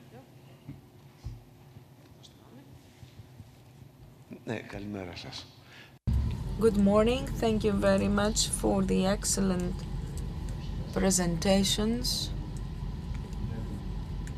You actually made us understand what post-humanism is. I was under the impression that the central problem of philosophy and theology was man. How we can allow man to find spiritual life, life in love of others, a life in well-being and in God. And suddenly we have this post-human. How did this come up? Who found this definition? Why are we dealing with this? Why aren't we dealing with man as the first and foremost subject that people are concerned about, all the millions of people who live on Earth? This is my question to all of you. Thank you.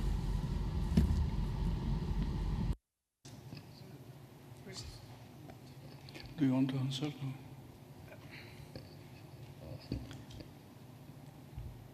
Απλώς να πω ότι Let me just say that you're obviously right, that we are concerned about man, but we should also be concerned about anything around man, anything in the biosphere, because people are not, let's say, isolated. They don't live alone. And all those questions come down to the same question. Who are we? What is a man? The future we will shape for people is an anthropological question. So it's not either or. Let me add something. Yes, indeed, this is the huge question. I tried to show that in my presentation. I don't know if you have seen it. It's something that was made intentionally.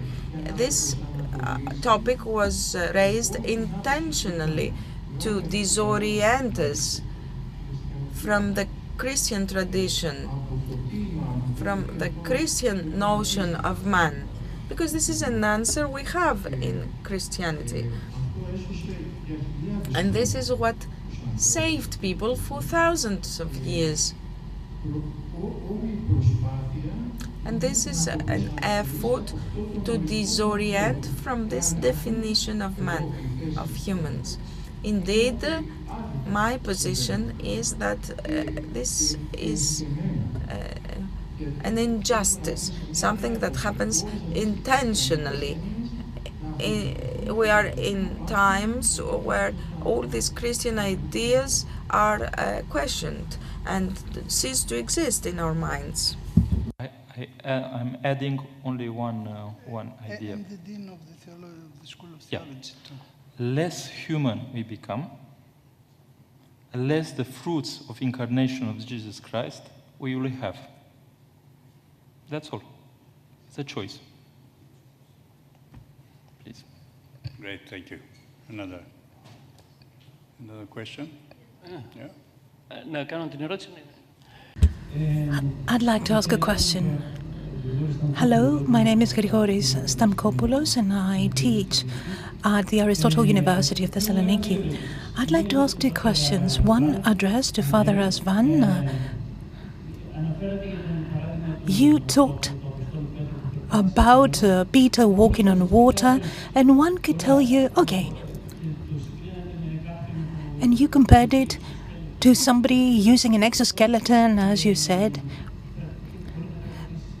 enabling him to walk on water as well. Well, I suppose somebody could say that I've seen the person wearing the exoskeleton walk. I've only heard about Peter. I've never seen him. I'd like your comment on that. And I would like to ask Mr. Tsironis something related to saturation. Whether or not in what we call post-human, whether in theological sciences and social sciences, they have actually thought about saturation and how it can influence the future of humanity and human relations. You said saturation. Yes, saturation, repeats the speaker. Social saturation, there's a point of having enough. General saturation, personal saturation.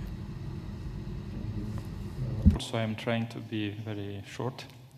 So the great difference between the theological point of view and the, let's say, transhumanistic point of view concerning Peter is the target. Peter is walking toward the Christ, you know? The target is Christ himself. So Peter in the transhumanist version is somebody which is helped by some devices. So the target of Peter becomes, let's say, better version of Peter himself, let's say, with some added forces, but nothing more than this. And this is the true distinction between Christianism, divine and human cooperation, and other, let's say, solutions, where the human is very alone, let's say. Okay. Thank you. One more question. May I answer to Father Gregory? Let me say, of course, blessed be those who believed without seeing. This, I suppose, would alleviate our own struggle. Saturation you talked about. Well, this is a very strong viewpoint vis-a-vis how things can change. That's the reason why I tried to comprise the recent advances in the framework of the new consumption society. We understand that with overconsumerism we end up losing our identity, we harm our environment, we do not give our children an example, a good example to go by, sustainable development. Why don't people stop? For example, we ourselves have closets full of clothes and we go on buying clothes and clothes. Why don't we stop? In a consumeristic society, what is of paramount importance is not to get something that you desire, so that you quench this desire by acquiring it, because this breaks the cycle of production and consumption. What matters is to desire things for the sake of desire, to want things for the sake of wanting. Even in this case, there will always be another addition. Please pardon the term. This is not what I habitually would say, but you will understand. There'll always be an upgrade, I suppose, that a modified form of life could make in order to get a competitive advantage over the others. This will make this person more advanced compared to others, or newer or better. So I think that the purpose is to perpetuate the state, wanting something new, wanting something new. That is why what we get after wanting it should be perishable, something easily consumable. You can throw it in the garbage easily and then move on to the next one, next purchase. Thank you. Ioannis Ieropoulos, University of Southampton. Και έχω μια ερώτηση, θα την πω στα ελληνικά στον κύριο Τσιρόνι. The walking on water, the miracle of our Lord performed, it was to demonstrate the power of faith. and it was the very essence of the miracle that the human being was walking on water. We see examples of animals walking on water, and that's part of the natural ability of the animal to do that. But there's nothing miraculous about it. The essence of the act is in the miracle of doing the impossible. Η ερώτηση στον κύριο Τσιρόνη. The question to Mr. Tsironis, this over-consumerism that you mentioned and saturation and what drives the market and companies to produce all these machines, you talked about accountability, and this was very topical, in fact. Only yesterday we were discussing the example of death induced by a machine which is there to aid human beings. Here, how can we help technology develop correct accountability? Because the manufacturer can disavow the responsibility, I suppose. They can say that I have manufactured something based on some specifications. If it caused death, it is a problem of the consumer.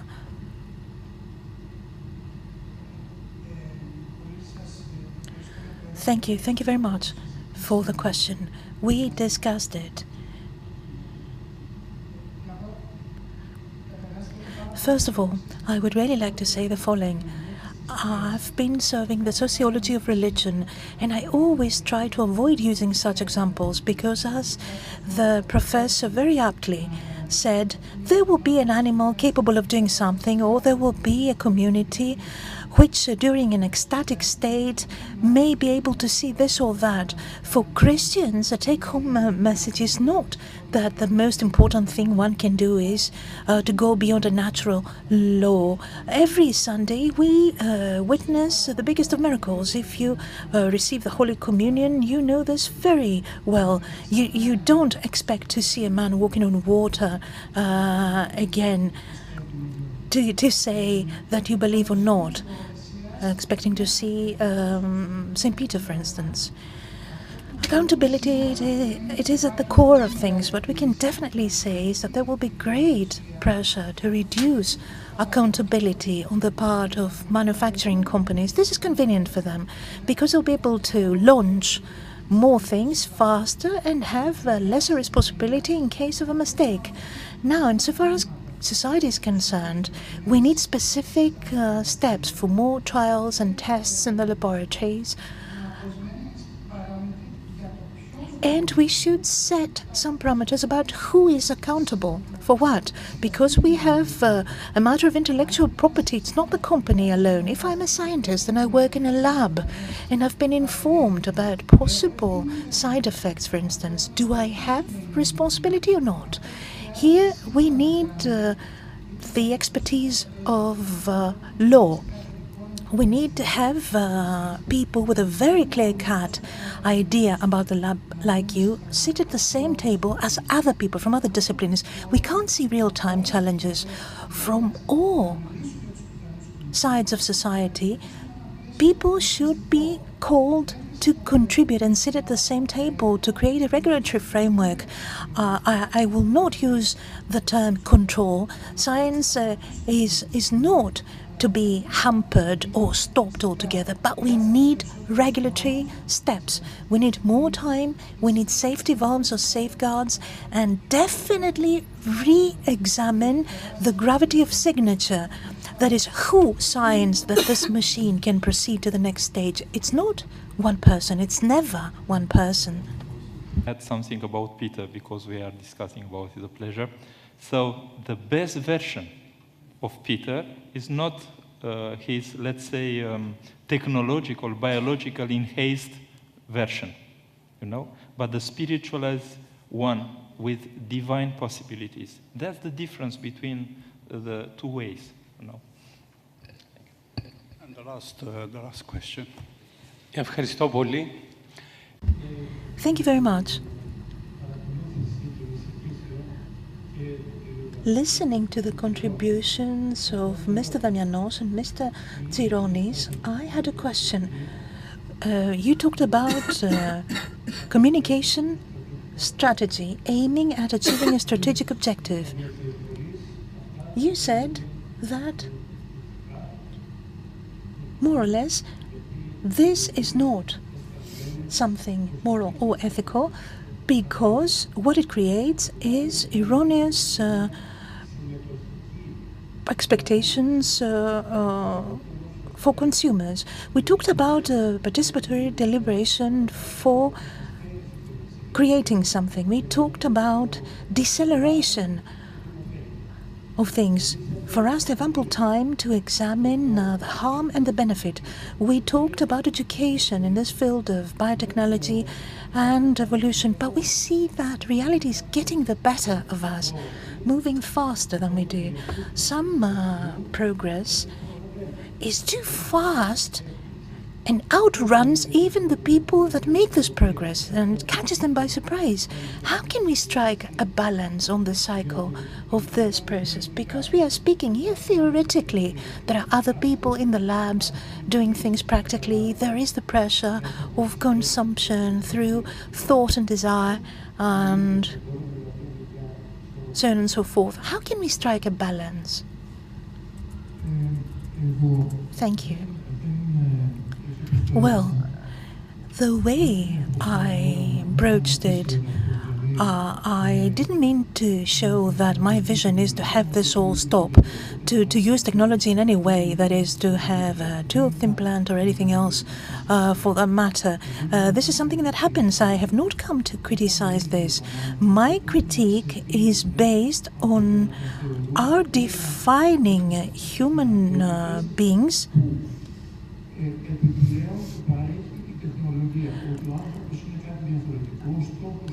the human being is something different. The goal should be something different, something beyond the possibilities of technology.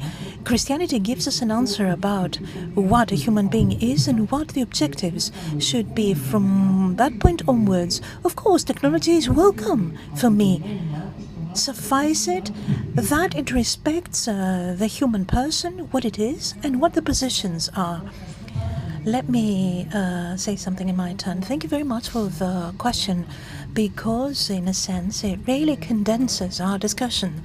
I think that what needs to happen definitely is a change in the way we think about things.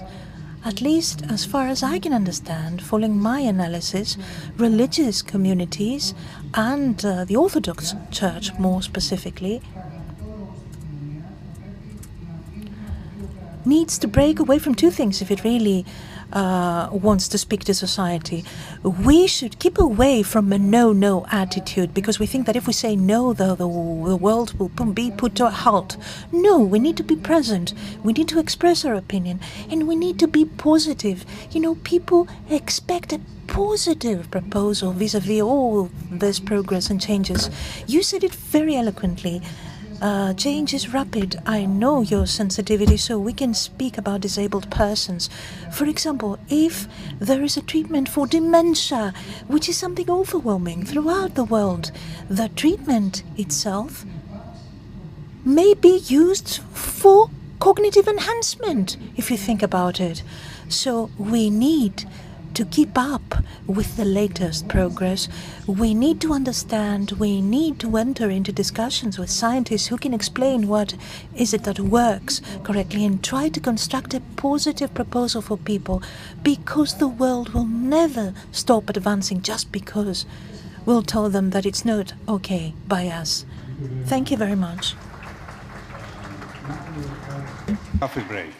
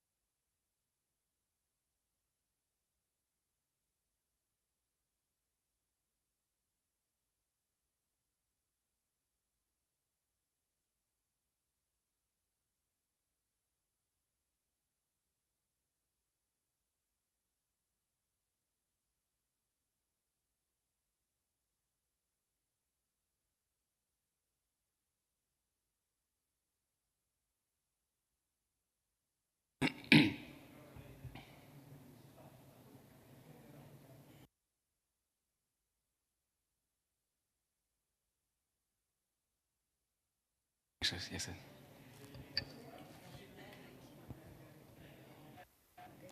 Εσείς είστε? Ναι. Ναι, σας έχω εδώ. Ναι, εδώ είσαστε. Εσείς θα είστε οι πρώτοι. Ναι. Όχι, καθίστε εδώ.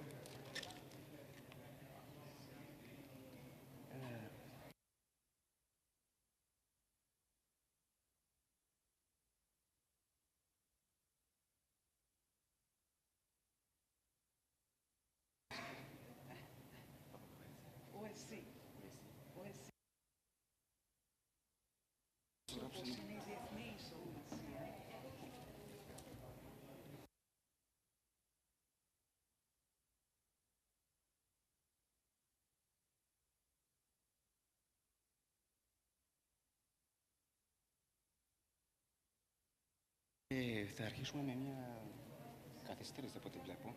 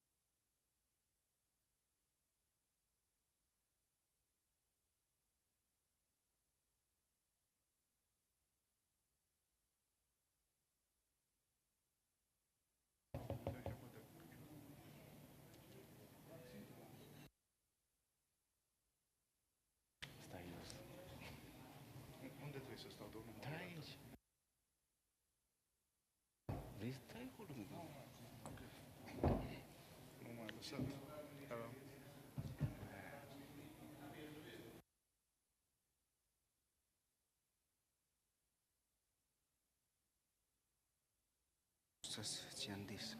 Chiude il microfono, Numeri. Guardate, auziți? Nu se închid. Ține mai mult apăsat. Trebuie să merg.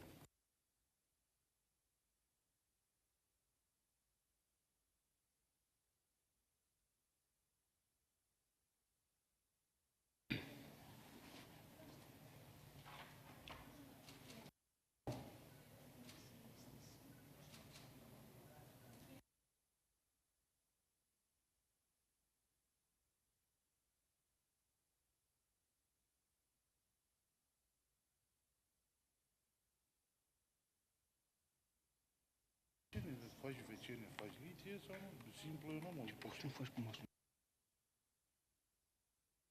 Cum să nu faci? Să mergem. Cum să mergi? Păi faci și tu vecine.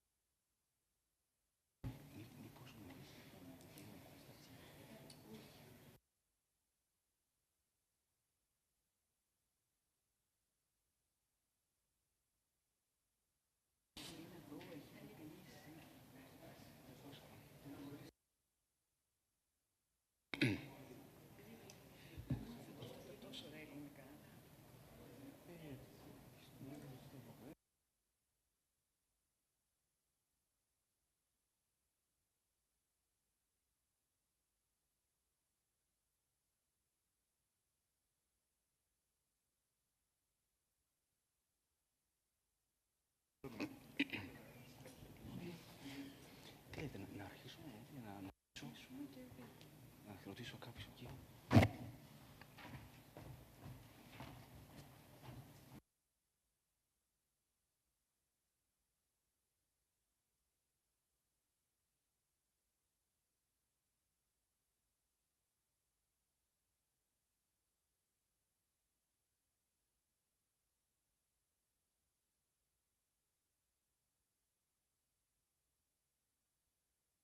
Σας αναζητά ο πρόεδρος της συνεδρίας. Εκεί, εδώ, καλά είναι. Ναι, σας αναζητούσε.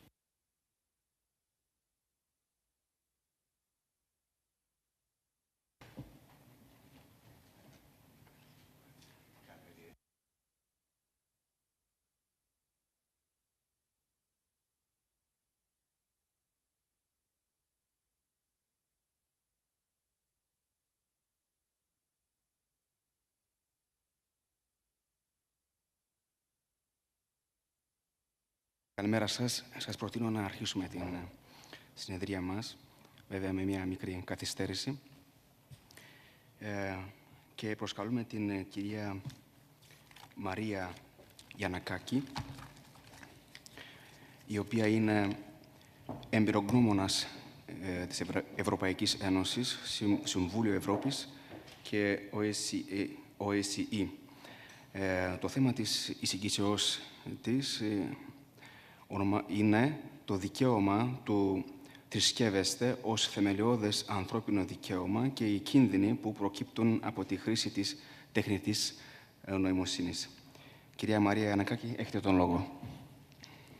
Ναι, καλημέρα και από μένα. Είμαι πάρα πολύ χαρούμενη που είμαι σήμερα εδώ και η τοποθέτησή μου, η οποία θα ακολουθήσει, νομίζω ότι θα είναι μία μικρή συμβολή στη συζήτηση που έχει ξεκινήσει ήδη από την προηγούμενη συνεδρία και ιδιαίτερα από τις τοποθετήσεις των κυρίων Δαμιανού και Τσιρόνη. Όπως λοιπόν ακούσατε και από τον πρόεδρο της συνεδρίας, εγώ πρόκειται να μιλήσω για το δικαίωμα του θρησκεύεστε.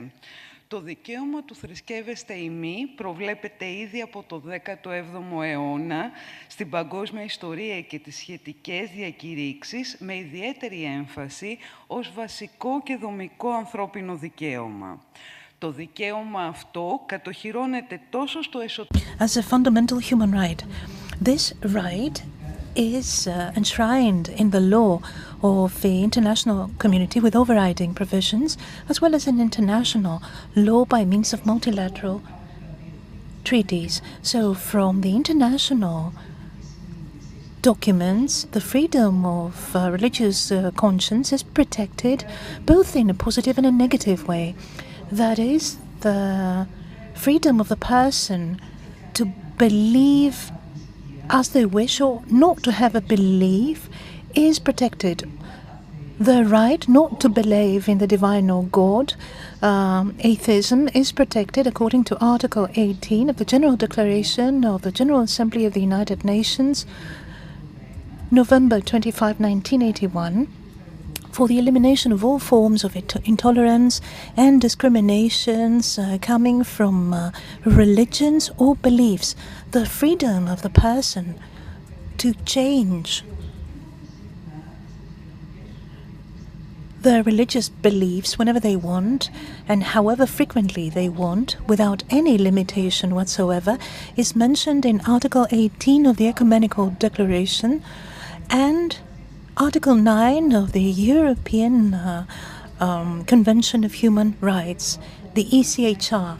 What is also protected is the freedom of the person to manifest the religious beliefs in writing or orally, individually or in a group, and the negative form of this right is also protected, meaning that no one is obliged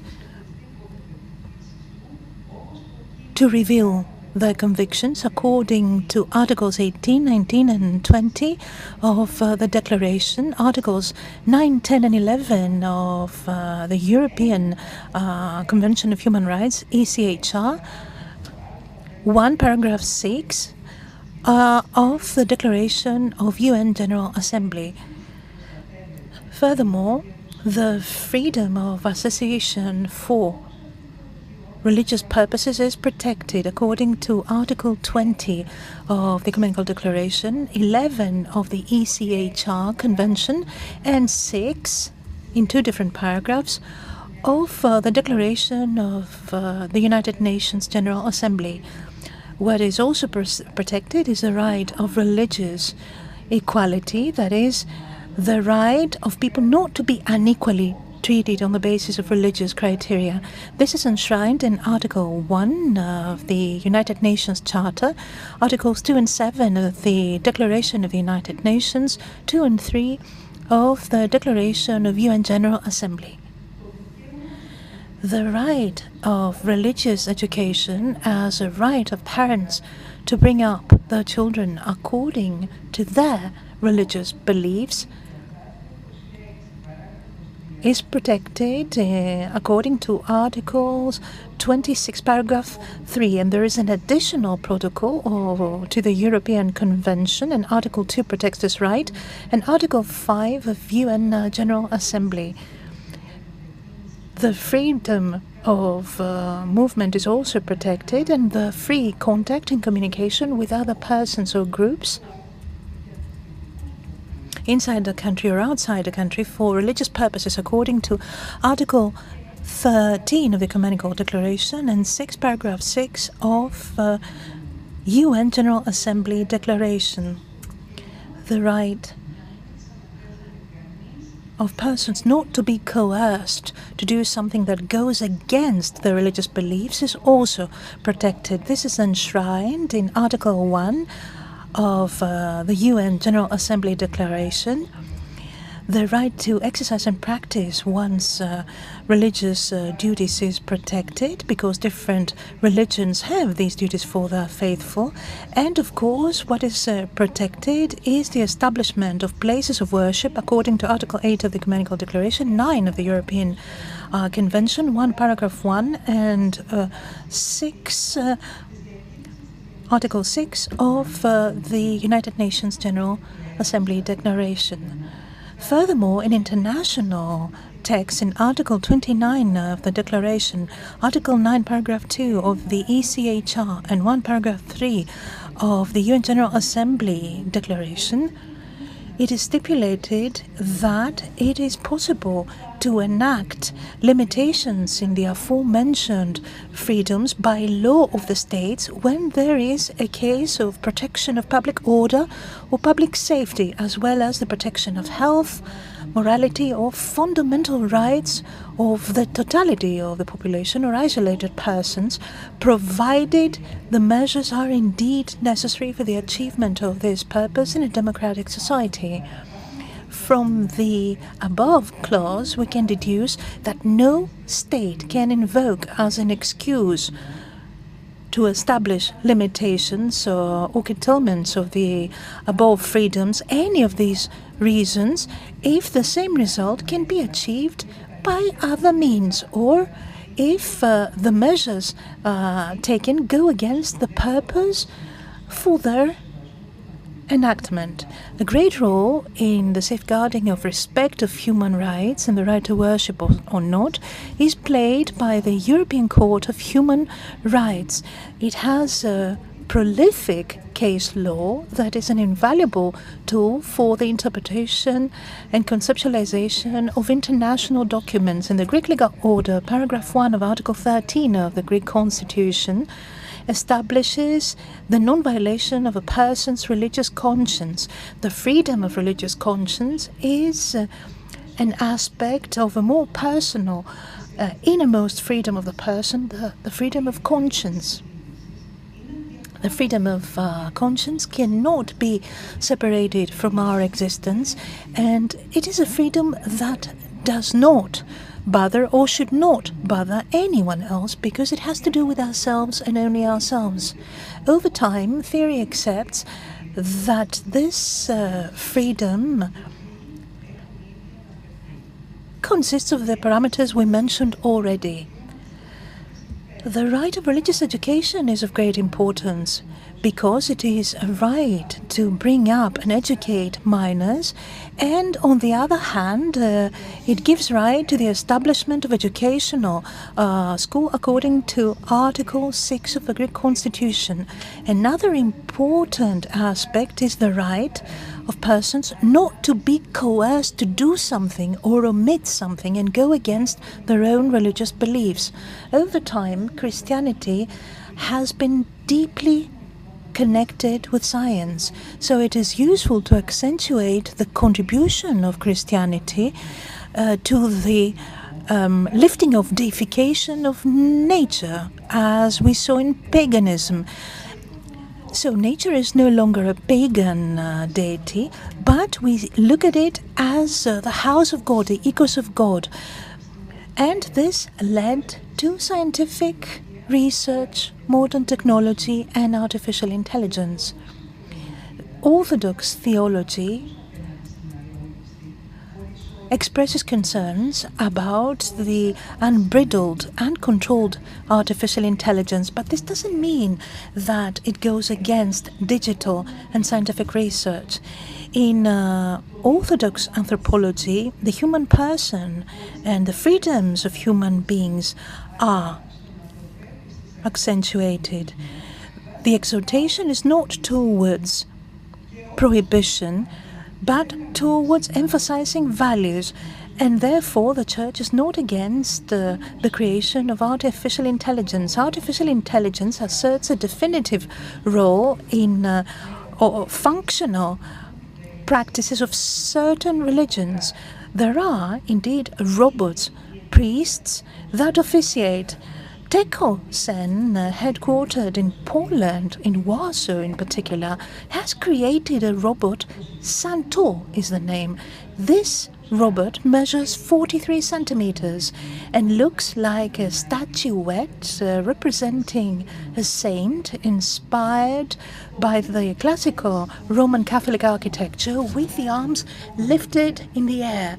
It wears a white cloak, and around the head of this robot there is a halo.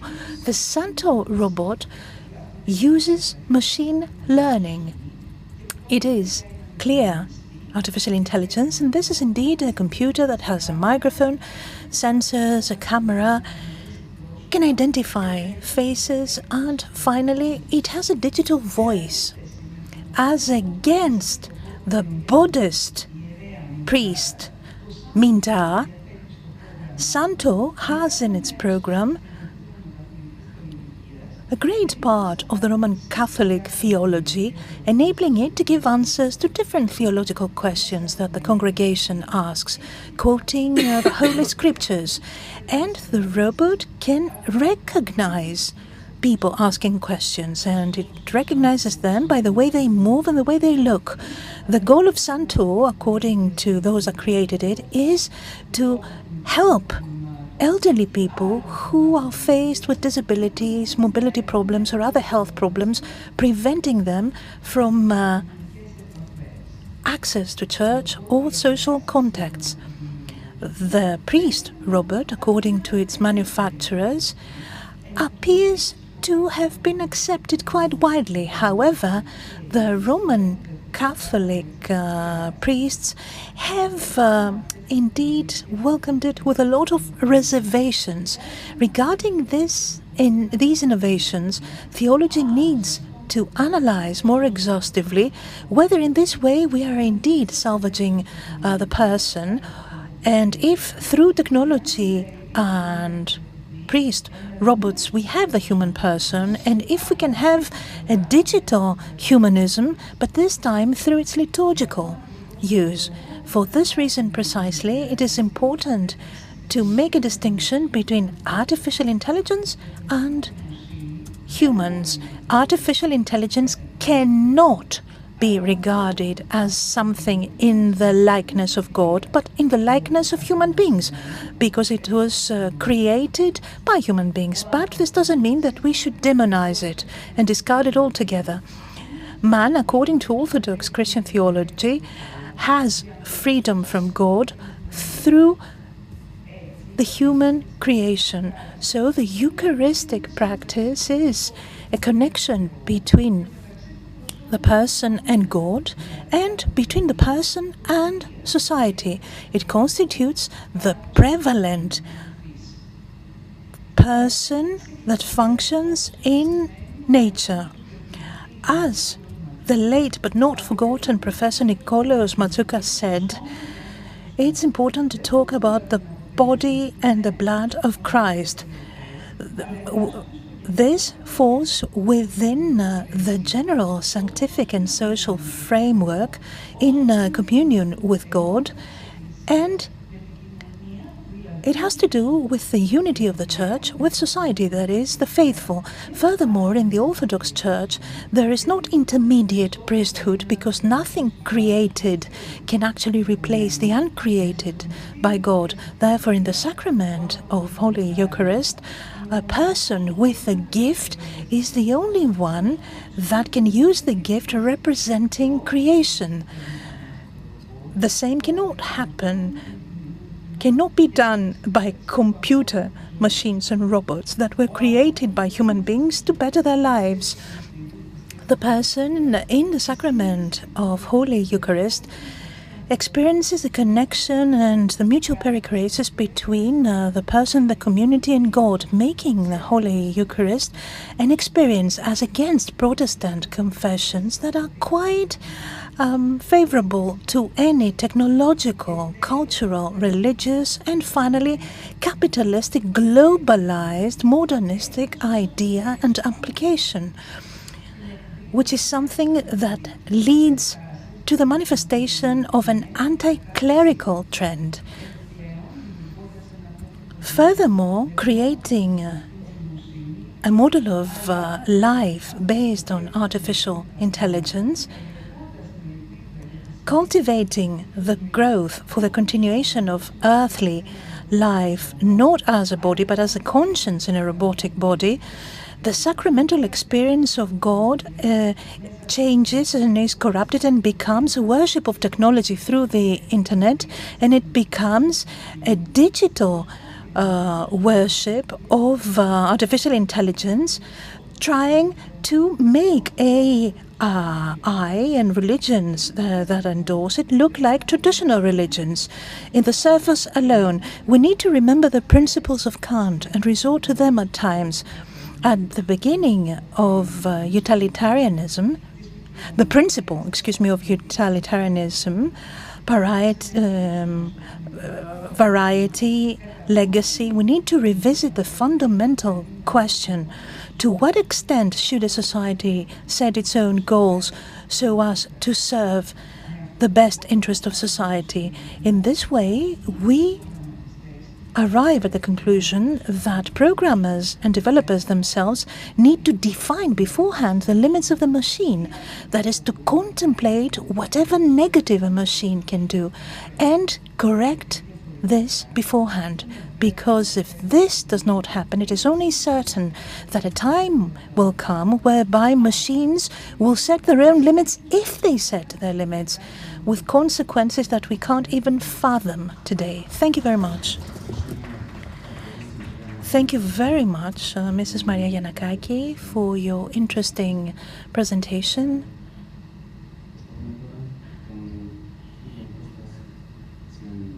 Now I would like to invite Mr. Kostas Tsiandis, professor at the University of Western Attica, who will talk to us about philosophical education and democracy as prerequisites for the control of artificial intelligence and its systems. Professor, you have the floor.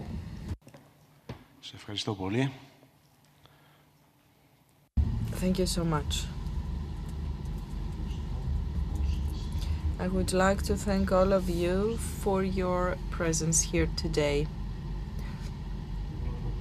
The first thing I would like to note is that after following the presentations yesterday, I was convinced that the term artificial intelligence needs to denote artificial genius through technology, and the term artificial intelligence can be compared to what we call natural intelligence.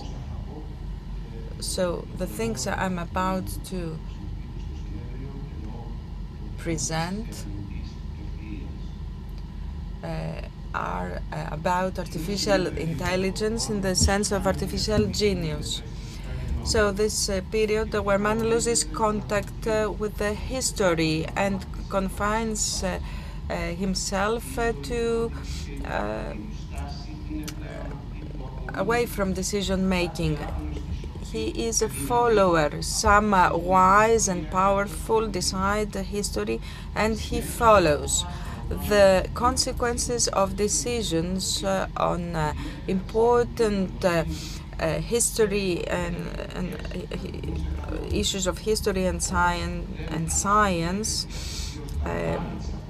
can be good and positive. That's what he thinks, but he doesn't realize who takes decisions and how democracy works on a planet which is full of wars, inequalities, violence, poverty, disease, lack of education, and environmental crisis. The complexity of issues, the lack of education, and democratic participation institutions do not allow modern man to understand and process the problems caused by modern technology and especially artificial intelligence.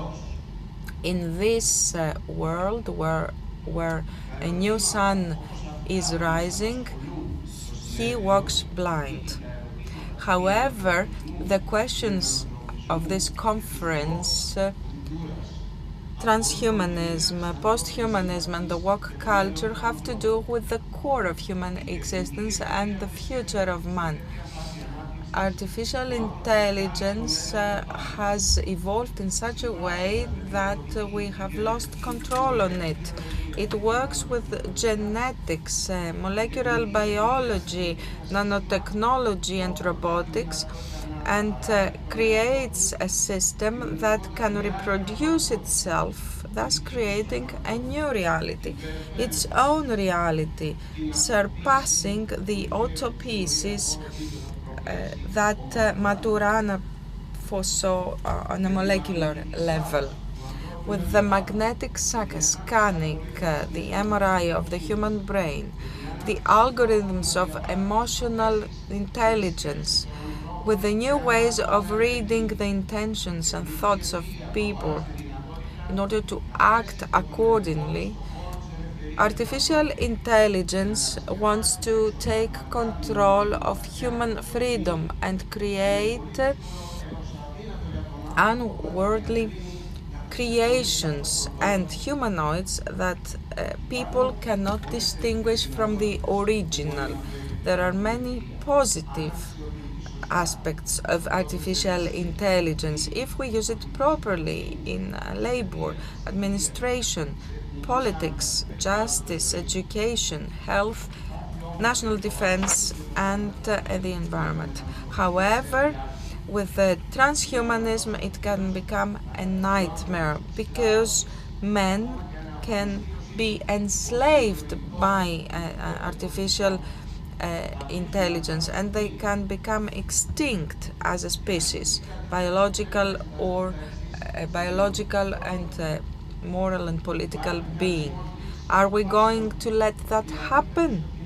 In order to avoid that, we need to examine the following issues. Is there a decision-making mechanism for society and the scientific community?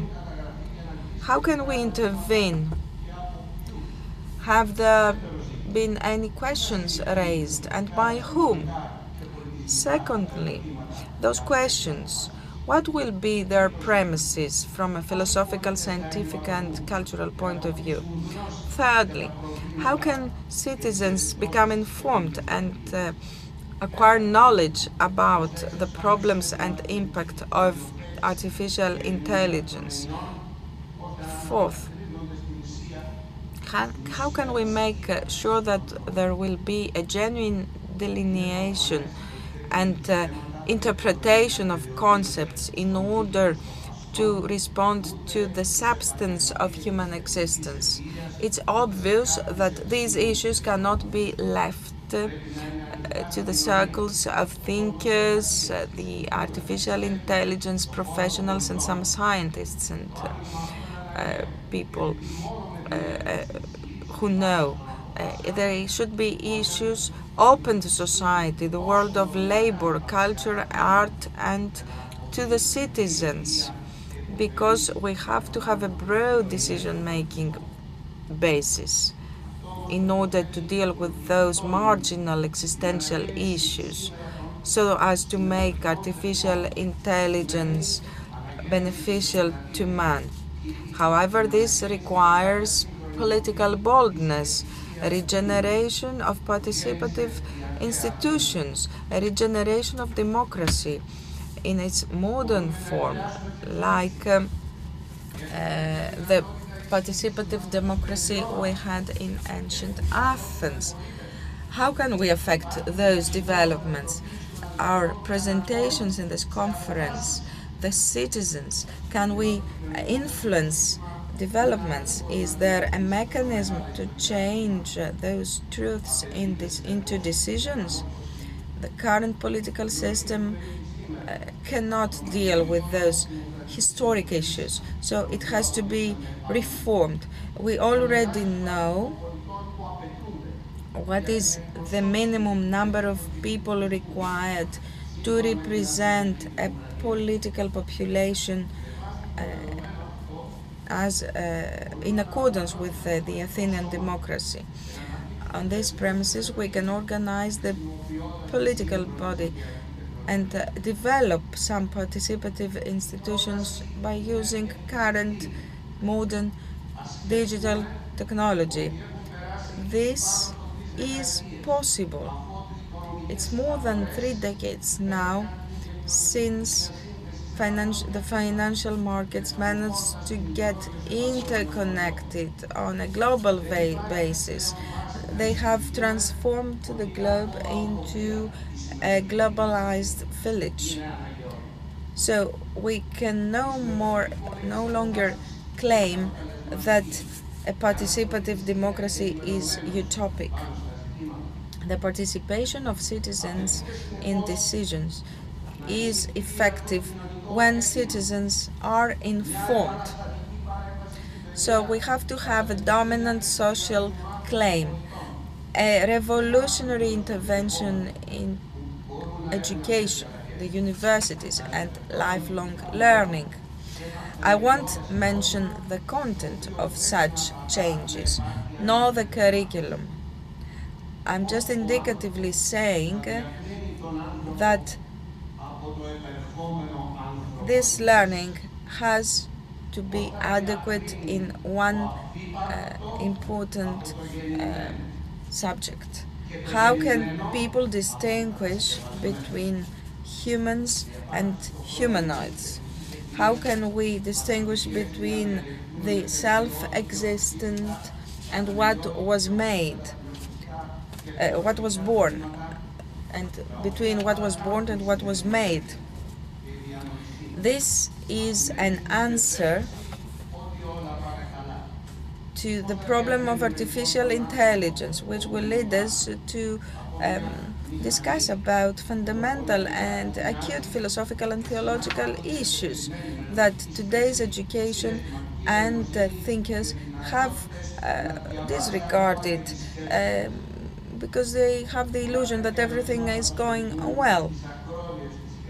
So there are many questions that lead us to the edges of thinking, and the answers there are not univocal philosophically, scientifically, and theologically. In order to move forward, we have to go beyond any divisions about interpretations, heretics and heretic and dogmatic differences. Human freedom is what is at stake, and our work will be judged on the basis of that. We have to see through things in order to see what is apparently similar and what is the clear difference. So, philosophical education today must promote the human nature. We have to know in which way humans can distinguish themselves from their artificial effigies. In philosophy, we have to look in modern philosophical education, we have to be based on the Greek Orthodox literature to find the difference and delineate the difference between nature and history, truth and the good, dianoia and nous, body and soul, individuality and otherness. We have to see the ontological differences as defined by Heidegger and the abolition of dualisms as defined by Sloterdijk. We have to go to Aristotle and see what made Socrates, for instance, drink the poison. Go to Plato and the Republic and see the difference between dianoia and nous, the truth and the good. We should go to the pro-Socratic philosophy and the word of Heraclitus. We should see what Parmenides says in his poem on nature, to discover the self-existent fact, the unborn being, where Noin has its nest, and from where the grace of the person has stemmed. In natural scientists, in natural sciences, philosophical education should show the way in which quantum mechanics and the theory of relativity were born. The EPR paradox in quantum mechanics of Einstein, Podolsky and Rosen has to be shown how we got there, how we got to the inequalities of Bell. The quantum technologies of the computers. How did we go from Aristotle's prime matter to a transition to quarks? There is this void, this quantic void, which is a burning reality according to modern philosophers. So many centuries of culture and civilization have created an incredible spiritual and moral testimony for humanity. We can use it to control and orientate our work, the path that we will follow. We have the intellectual apparatus to answer to the problem of artificial intelligence through democracy and man.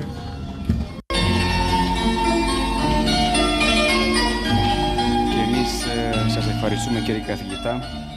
Ευχαριστούμε στον κύριο. Thank you so much for this very important intervention and the fact that you have kept time. Now we have Father Sorin Vasilev Vulcanescu, Assistant Professor at the University of Craiova in Romania. Reverend, you have the floor. Thank you very much, Father Catalin. Dear fathers, ladies and gentlemen, it's a great joy to be here. The title of my presentation is Artificial Intelligence Not Limited in Imitation. We know all that the impact of AI on human life is obvious. In contemporary times, two approaches are insisted on. First, technophobic, and the second, technophilic. The second vision has recently been something extra with the term of technomoral virtues, like honesty, self-control, humility, empathy, care, wisdom, and so on. Heuristic engagement is mentioned by both utopian and realists alike. This horizon terrifies some, it exalts others. Some identify it with progress, others with the end of mankind. Some are asking for safeguards to protect men from robots, others call for human nature enhancement measures to be able to cope with the technological progress. Regardless of each person's final position, pro or con, as has been stated so far, in each person there is a little net loot. At first glance, we could say that the truth is somewhere in the middle between benefits and risk. However, upon carefully analysis, the truth is always there, being the alpha and omega. Therefore, the truth must not be positioned, it must be sown, assumed, and followed. The impact of AI technology on human life. As we said, we live in a society and in a time of AI irruption with a history marked by uniqueness, speed, changes, and connections. The mark of AI is a truism. It is present in all fields and in all the ways and environments in which we live or we are, communicate or socialize, work or behave. There are even a few, especially the medical one, harsher accounting, where AI surpasses human precision. That is precisely why there are many fears. Replacing humans with robots meant efficiency, cost reduction, and higher revenues for companies. In this picture of well-being, the lauded fear of job loss also settled it. Quote, yet, significant worries remain concerning the fact that AI technology, while improving the economy, streamlining efficiency, and maximizing profits, may also exacerbate and radicalize societal inequalities. With all these fears, some of them justified, when a topic with an impact on society and human life must be subjected to ethical requirements, there is a vision of collaboration. This perspective involves the use of AI for the benefit of humans and society when technology comes as a contribution instead of an affront. Already, large companies are adapting to the development of AI, which is becoming a landmark of the future. Our society is being thus transformed by AI technology. It is an irreversible process and a state of affairs that the character Ned Ludd can only observe and criticize. AI from building to imitating, mimicking, automatization, and modeling. In minimal definitions, AI is explained as the imitation of human cognitive processes. The intention of large companies bring AI into the human body, especially in its cognition, or to augment human intelligence, given the statement of the management of large IT companies. Quote, build intelligence that augments human abilities and experience. Is not going to be about human versus machine. One of the fathers of computer science, Alan Turing, that said that computers could think, and even more than that, they could possess human-like intelligence based on his belief that human knowledge could be identified with a simple calculation as long as human behavior could be replicated by mapping the brain. This creation by imitation appeared even before the invention of AI. The idea of storing neural information on IT devices is increasingly actual, with transhumanists talking about digital immortality precisely through these storage devices.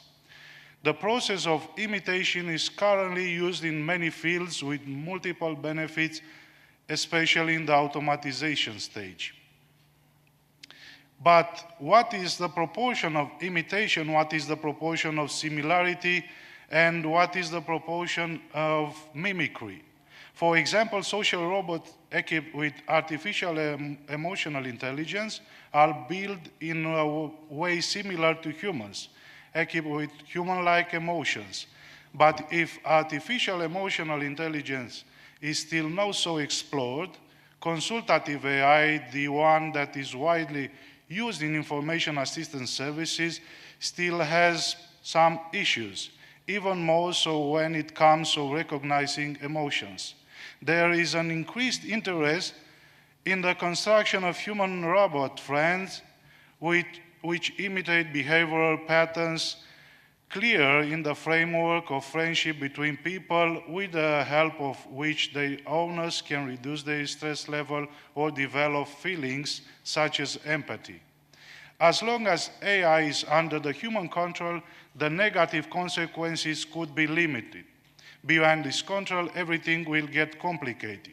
Lately, the process of imitation is identified more with mimicking activities than with other things.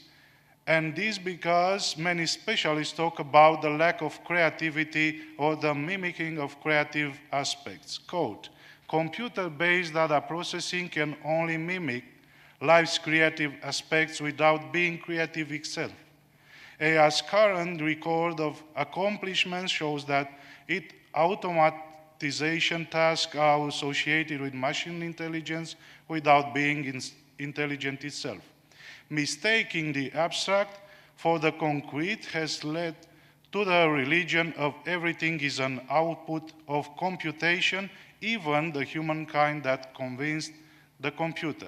However, even in a way that cannot be considered autonomous, AI technology can still have an important effect on human life and behavior precisely through the human freedom used in an Adamic way.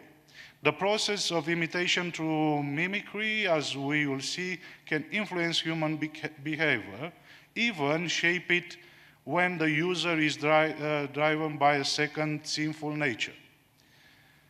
Third point, Kanihan Unente, AI the shaper over the mind of the creator, technological modeling of man. On October 23rd, 1892, in the Fliegende Blätter, a German human magazine, a drawing appeared above which was written the following question. Welche Tiere gleichen einander am meisten? Which animals resemble each other the most? And underneath were the following words.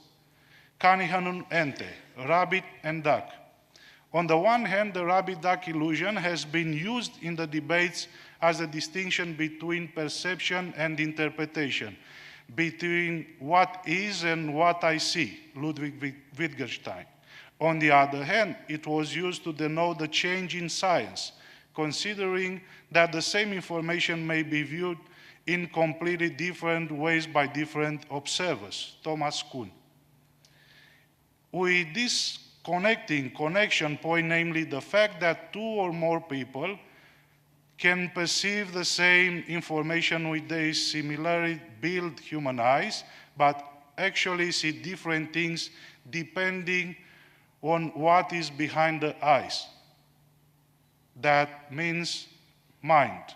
And some fathers of the church understood the mind represented by the image of God in man. The mind, says St. Maximus the Confessor, by the fact that it's got closer to matter than to God, move more towards the transitory, ignoring the eternal.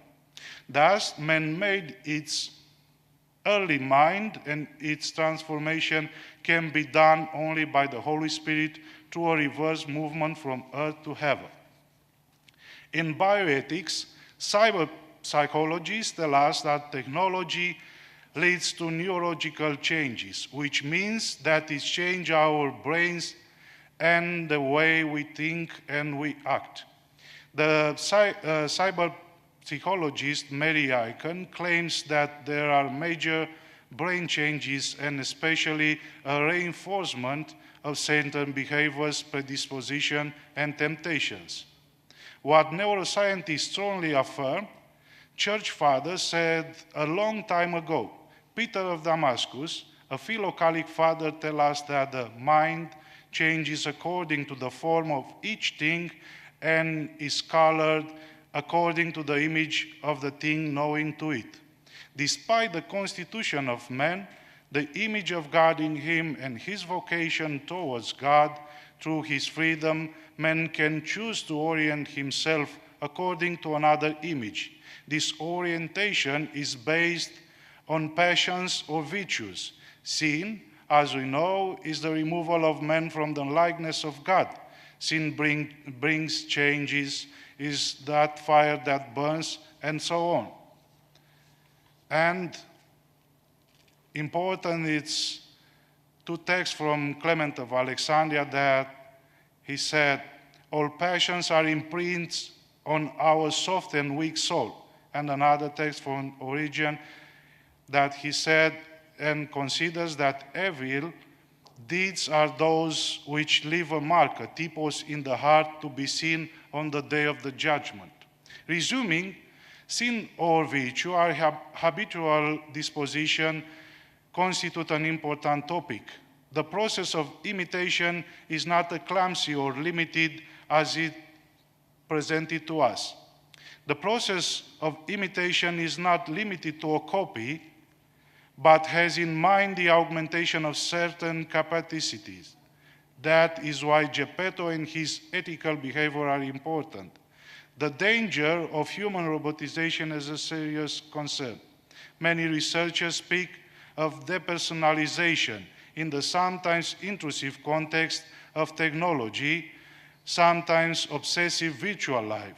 Creating an avatar in the virtual world is no longer an entertainment activity, but is an outlet, an escape for everyday life, a treatment for many. Dissatisfied with their lives, some choose a virtual experience as wish and testimony of how they would like their life to look like, which shows us that the influence of technology is very great in human life. And the imitation process had a mirror in front and one behind. And man, the builder, can end up imitating what is all supposed to imitate him. Conclusions. First of all, AI must be used with discernment, following the middle path, and especially the path of virtues. It's important to intend an action, and that it's important to see that AI, to intend an action or to autonomous way choose an intentional action. Then that's why AI lacks the deliberation required to make responsible decision. At the moment, AI cannot do what man can do, therefore, what he does with AI is important. It's important because the teaching of the Holy Fathers is one that put on the first place discernment in person's moral decision. And man acts according to sin or virtue, therefore the advice of the middle path is relevant. Quote, always flee from what is too much and too little in virtue, and seek the middle path so that you may do everything in its time and due measure. Secondly, the power allocated to AI can become a Trojan horse in human life and the imperative of creation, because the goal is reversed to another creator and owner of this world. For years, the main fear has been about humanoid robot taking over the earth and wiping out humanity. All these scenarios have been disproven. Now the fear is about the robotization of human, or more precisely, the replacement of human by AI.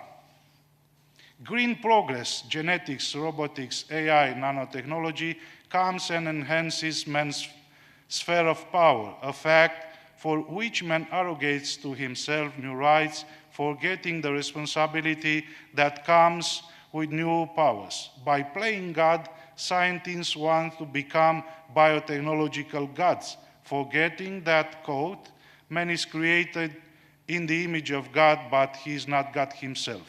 In conclusion, the man-machine relationship is not an anodyne one. AI can become a stumbling block to man's salvation despite the many benefits in the various areas where it is present. In brief, righteousness measure and right thinking are the lights of the one who truly seeks salvation on the path of virtue, at the border of which lies the free choice of virtue or sin. Thank you. Ευχαριστούμε στον πατέρα Σωρίν Βασίλη Βουλκανέσκου για την παρουσία. Thank you very much. Thank you, Father Vulcanescu, for your presence. Of course, we'd like to thank Mrs. Maria Yanakaki and Mr. Kostas Tsiandis. We are lagging behind.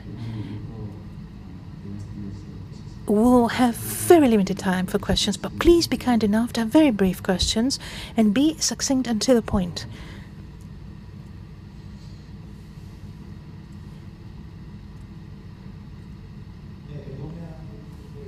I would like to ask Mrs. Yanakaki 2 questions.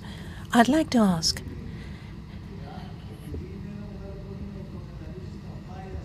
the bias is a big problem. Have you thought that many of the excerpts from the Holy Scriptures can be regarded as hate speech today?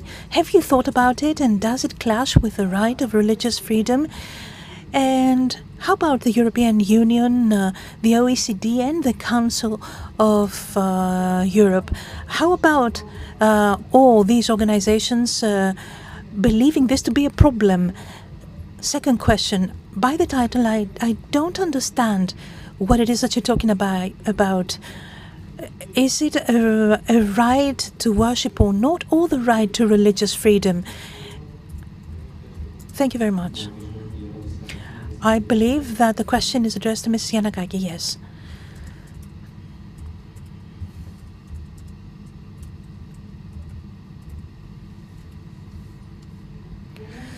Very interesting questions. Thank you very much. Before I start answering the first one, I would like to say that I'm not a theologian myself. Therefore, in this perspective, I would like you to consider my answer. Look, definitely, many texts, not only from the Holy Scriptures, but generally speaking, texts written in older times, might as well be regarded as texts inciting people to hate. So, in such a way, they should be handled. This, purely legalistically speaking, but every text should be judged according to the times when they were born. The same thing applies to works of art. I am not the one saying this, because if I were, this wouldn't matter, I suppose. This is something that the case law of the European Court of Human Rights says. As I said during my presentation, the ECHR is the only guarantor of the observance and interpretation of international legal documents. However, from that point onwards, we ought to say that we definitely are approached as Orthodox Church and Greek Church by people who talk about the curses, quote unquote. I repeat, I'm not a theologian. The curses that are heard during the liturgy of Good Friday against the Jews, for instance. And we have been under pressure as Greece to have these phrases removed from what is read during the liturgy, addressing the congregation. I didn't understand the second part of your question. I am a lawyer, you are a lawyer. The speaker is off the microphone. Apologies. Apologies, no sound in the booth.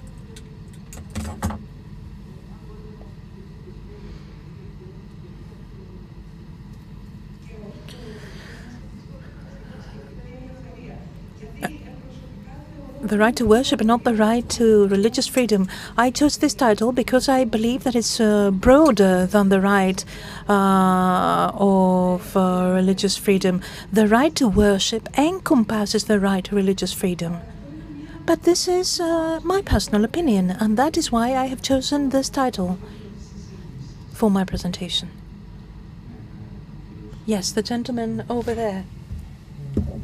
Ioannis Ioannis from the University of Southampton. I would like to hear your views about the following question. Μέσα στις συζητήσεις που ακούσαμε και από πλευράς της νομικής από την Ευρωπαϊκή. We heard some presentation by the European Union, but also from the point of view of pastoralism and theology. There's the risk here to miss the point. Humanoids are not humans. They're machines. The first machines that came out were full of cables and small motors, and back then when they were first created we could open them and see them. So it's a machine.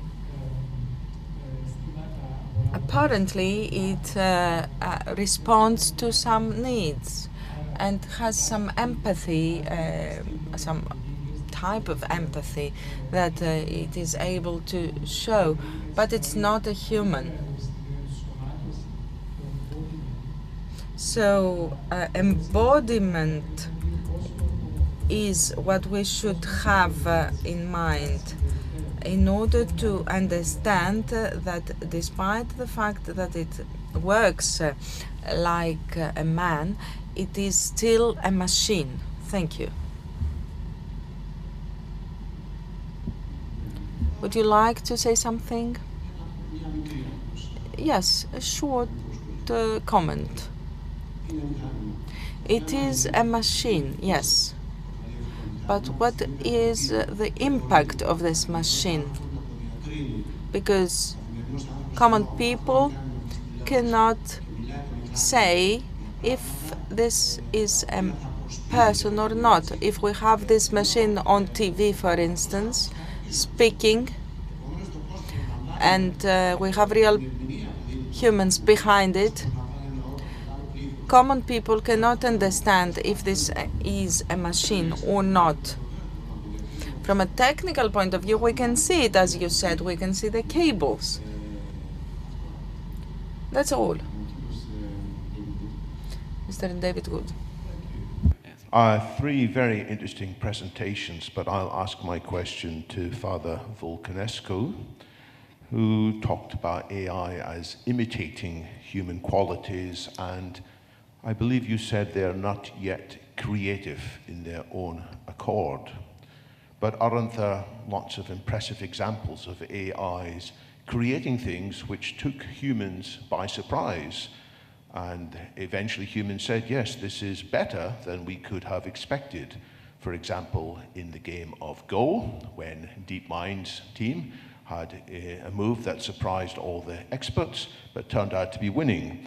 There's uses in other aspects of engineering or drug discovery, which again, AI has surpassed human expectations and did more than was in the training. So does any of your thinking change if you were to recognize that there may be an alien kind of intelligence in these AIs? After all, Geoffrey Hinton, who recently won the Nobel Prize in Physics for his deep research in AI, he changed his mind a couple of years ago. He used to think all AI was doing was trying to mimic humans, but he realized that AI was in many ways an alien intelligence.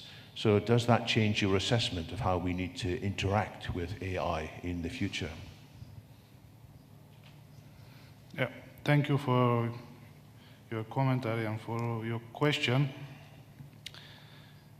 I think that we have to make a distinction between a creative, like in theological way to understand, that man is part in the creation activity of God, like the birth of our children and so on, and the builder that can become this AI technology. And it is, I think it's different, the creative activity from men and the creative activity of AI technology. And as I said, it's important what is behind this creation activity, passions or virtues. And at this moment, in my opinion, it's important to see that AI technology can have this part of creation like mimic, not a creative in theological approach.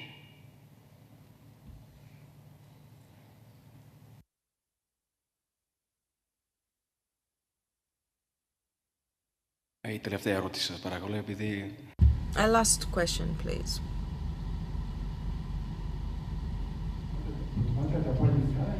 Do you prefer in Greek or in English? I'll speak in English. You can say it in Greek. We have a translation. I would like to tell Mrs. Giannakakis something. You said that the European Court of Human Rights is the supreme body of interpretation. With all of my respect, this is not true. There is a different jurisprudence between the International Council of Human Rights of the UN. We have a primote from the German court. This was doubted by international jurisprudence. We should not be confused. There's a conflict between jurisprudences. In a conference we had, the chairman of the European Court of Human Rights said an anecdote. He said that the president of the Human Rights Council, when he met him, he was very rude to him because of the jurisprudence. And, you know, as for hate speech, from a legal point of view, we have a very specific definition, and we are covered by the Holy Scriptures. We cannot hate the sinner. This is something we've solved as an issue from the interpretation of this issue. Now, we have a storm in a teacup. From the Stone Age on, people were making artifacts. Artifacts evolve. I don't understand why we didn't have an issue with Babylon when we had those superstructures, and we have a problem with modern artifacts. There's a phobia. Now, the European Parliament has a report on artificial intelligence, and there is an annex about normative systems. How can we put normative systems in function? Instead of speaking about doomsday, we should try to find ways to intervene. May I just make a comment? Well, starting from the end, all the advice given so far, as far as I've seen from the presentations, is not about doomsday. Everything is rational. I will insist on what I said before. The European court of justice is the supreme, let's say, interpreter of the convention. I'm sorry if it wasn't understood that I referred to this text specifically. Okay, I would like to add something. It's a different point of view. Yes, we do want artificial intelligence, but we want it to serve humans. And the problem nowadays is that we have an artificial subject, the humanoid, which is a machine. This humanoid, if it is given biological tissues, it will become an army, and we will have to stay in our homes because we won't know how to deal with it. We need artificial intelligence, but to serve people. However, we need to save the person, to save the species, the genes. There's a difference between what was created by God and what was created by humans, as Father explained before, and as we understood from what he explained. So, with all the things we do, with our conferences, we need to serve man. This is the important thing. And it's not that we had a discussion and this came up as a problem. It's something that came up suddenly, and we didn't have a right to react. We have the right to be humans. This is a fundamental right. The society has a call here. We need to be a human society, the society of God, in a broader sense. Thank you so much. Thank you so much, and we would like to thank the audience as well. And this is the end of this panel. Thank you.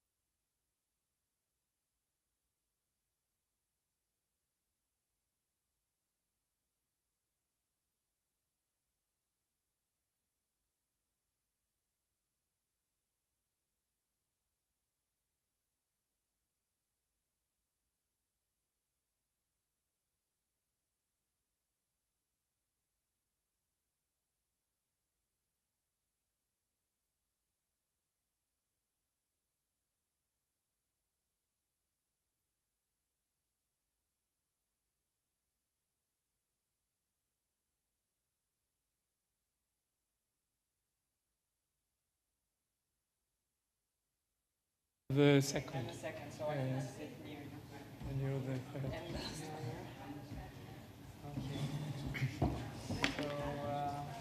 So the first speaker is here. The first speaker. The first is online. Online.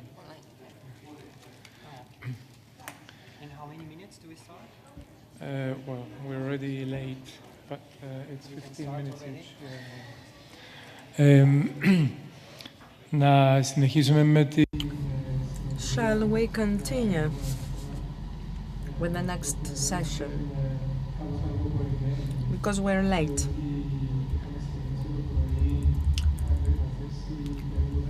We started late in the morning because of the general strike. So without further ado, let me start. And I call the first speaker, who will have an online presentation. It's Professor Stefan Trausan-Matou, University of Bucharest. The title is The Contrast Between Wisdom and the Texts Generated by Artificial Intelligence. It's from Professor Stefan Trausan-Matou at the University of Bucharest, and the title of the presentation is The Contrast Between Wisdom and the Writings that AI can generate. Professor Trausan-Matou, are you? Yeah, you are. Apologies for the delay. Thank you. The floor is yours. Thank you. I hope you hear me. Yes, we can hear you loud and clear. Okay, thank you. First of all, I am a professor at University Polytechnic of Bucharest. Apologies. So I'm in fact doing research for the last 40 years in artificial intelligence and also teaching artificial intelligence in the computer science department in Polytechnic University of Bucharest. I'm an engineer, but for all these 40 years, I permanently ask myself which is a difference between artificial intelligence and what is religion saying, especially Christian Orthodoxy. In fact, I was raised in the spirit of Christian Orthodoxy. So I will refer, as the title says, about the difference between what everybody knows now, ChatGPT and all these achievements, and wisdom. Okay, so in the Old Testament, wisdom is regarded as a major aim that humans should achieve. In Proverbs 3:13 is said, "Blessed are those who find wisdom, those who gain understanding." However, in psychology, wisdom began to be a research interest only about 50 years ago, recently being identified 29 definitions and components of wisdom in literature, in scientific literature, as Zhang mentioned in a paper. By contrast, wisdom was not a discussed topic in artificial intelligence, domain which it was discussed a lot here. It was born 70 years ago, but only recently some proposals discussed about artificial wisdom, which they say it's beyond artificial intelligence, as Just and All says in 2020. This attempt, in fact, recognizes that there is a difference between wisdom and what artificial intelligence can achieve.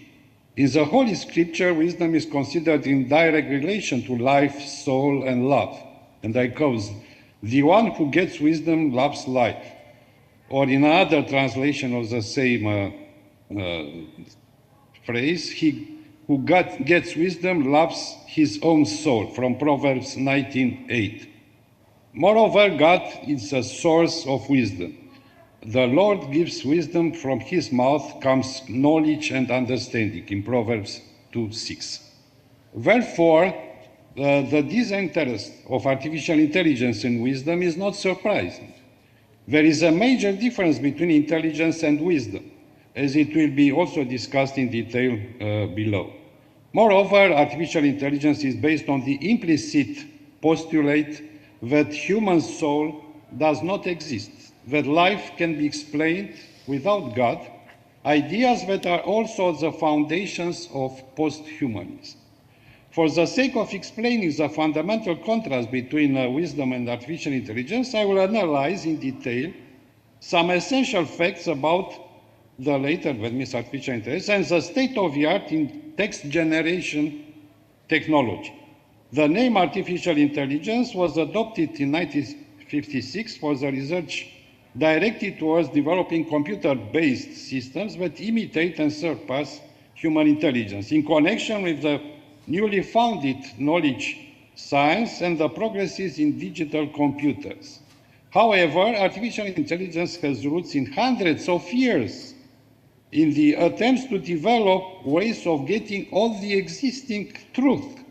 For example, Ramon Lull, or Raimundus Lullus in a Latin version, a work called Ars Combinatoria, Leibniz, Characteristica Universalis, and others are trying, in addition to, for example, the attempts to create a homunculus or a golem, which also was many hundreds of years ago, are in this direction. One main area of artificial intelligence is to process human or natural language. That means to be able to answer questions, to translate from one language to another, to generate texts. By the way, language is the fact that distinguishes clearly humans from other beings. It is a comment which is not in the text, but I wanted to emphasize. Other main areas of artificial intelligence are problem solving, scene recognition, robotics.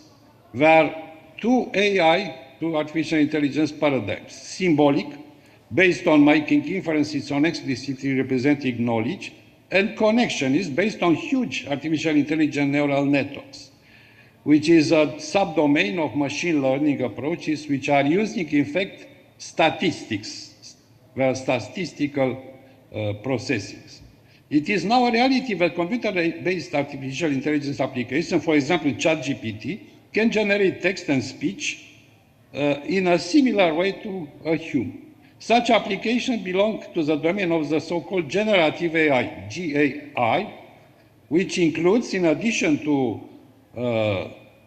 text, also the generation of images, music, audio, and video. However, in this study, I'm referring only to text GAI, which experienced an amazing development with major implications in everybody's life in recent years, in fact, 2 years. Systems as ChatGPT, Google's Gemini, Anthropic Claude, Inflection Spy, and so on, are used in many tasks and give the impression that they can answer almost any question and generate any kind of text we ask, some performing sentiment identification and simulating even empathy. Moreover, they can assist humans in various tasks, being a kind of co-pilots, for example, Microsoft Copilot. Therefore, justified also by the recent domains where GAI applications took place of human jobs, probably many people, if not the majority, may believe that GAI can cope with requests for any purpose or in any domain. Consequently, a question arises, if this opinion is true, whether such AI application can totally replace a human that has wisdom, empathy, creativity, that can write poetry and novels, that can show love in the created texts or utterances, that can enter in polyphonic interanimation in the sense of Mikhail Bakhtin and my work in the artificial intelligence, conversations occurring in communion in the Christian sense of togetherness life.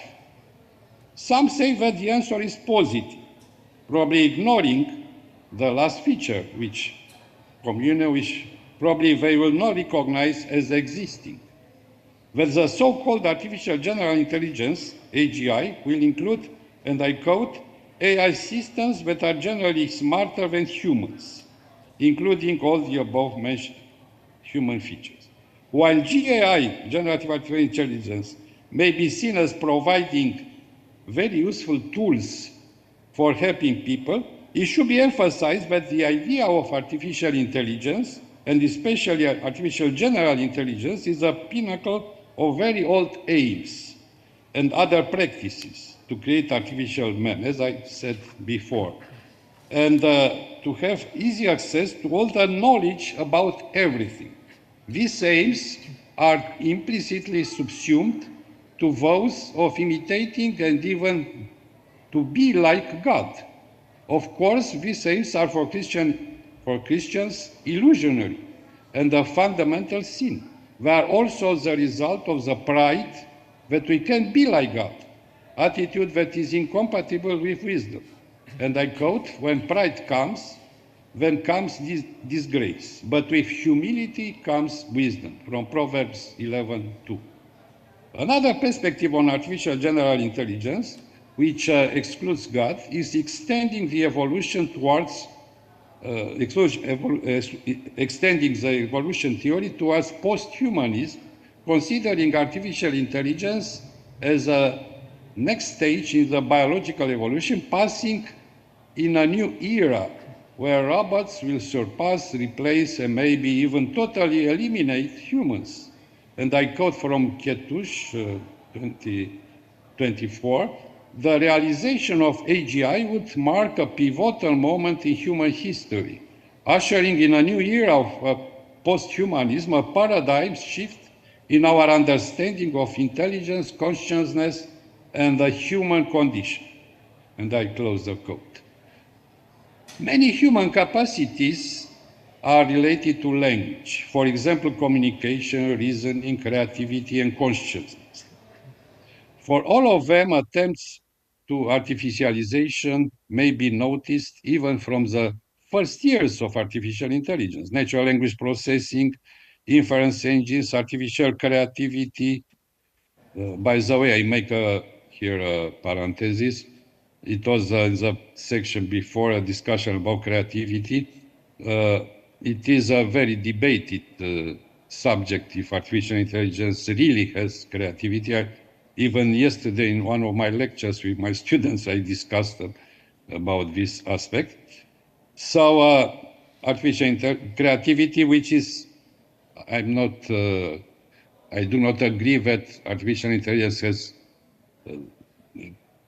creativity exactly like humans. They have some kind of creativity, but not.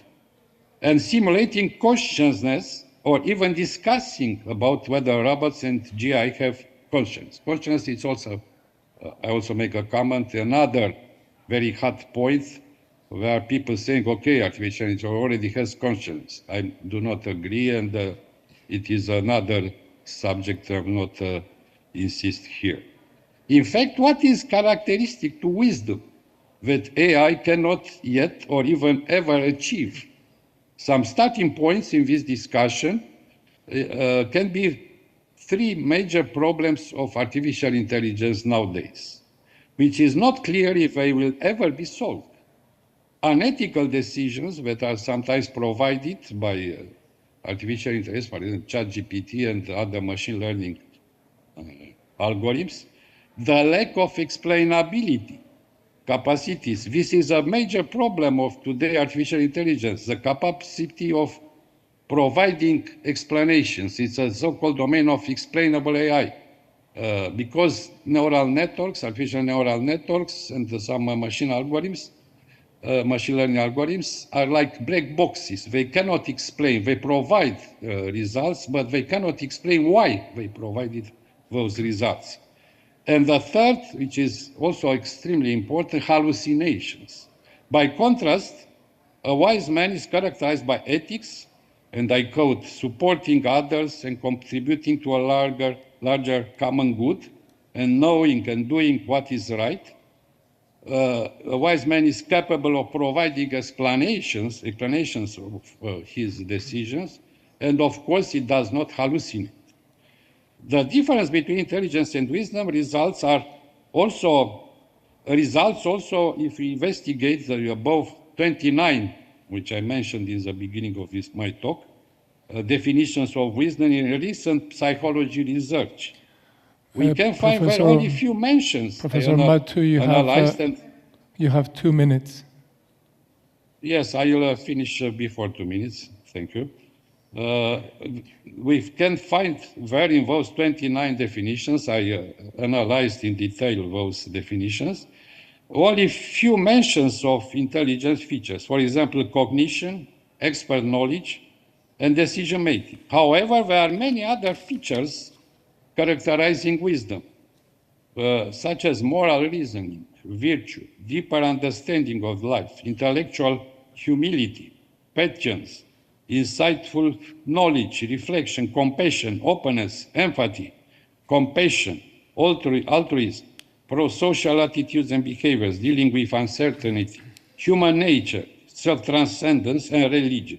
And I mention also Zhang et al. In 2022, which also have a paper in this direction. Probably one of the most relevant of the above features for our study is self-transcendence, which Frankl, which is maybe you know a psychoanalyst in the tradition of Freud, Jung, but with a totally different idea about human psychic.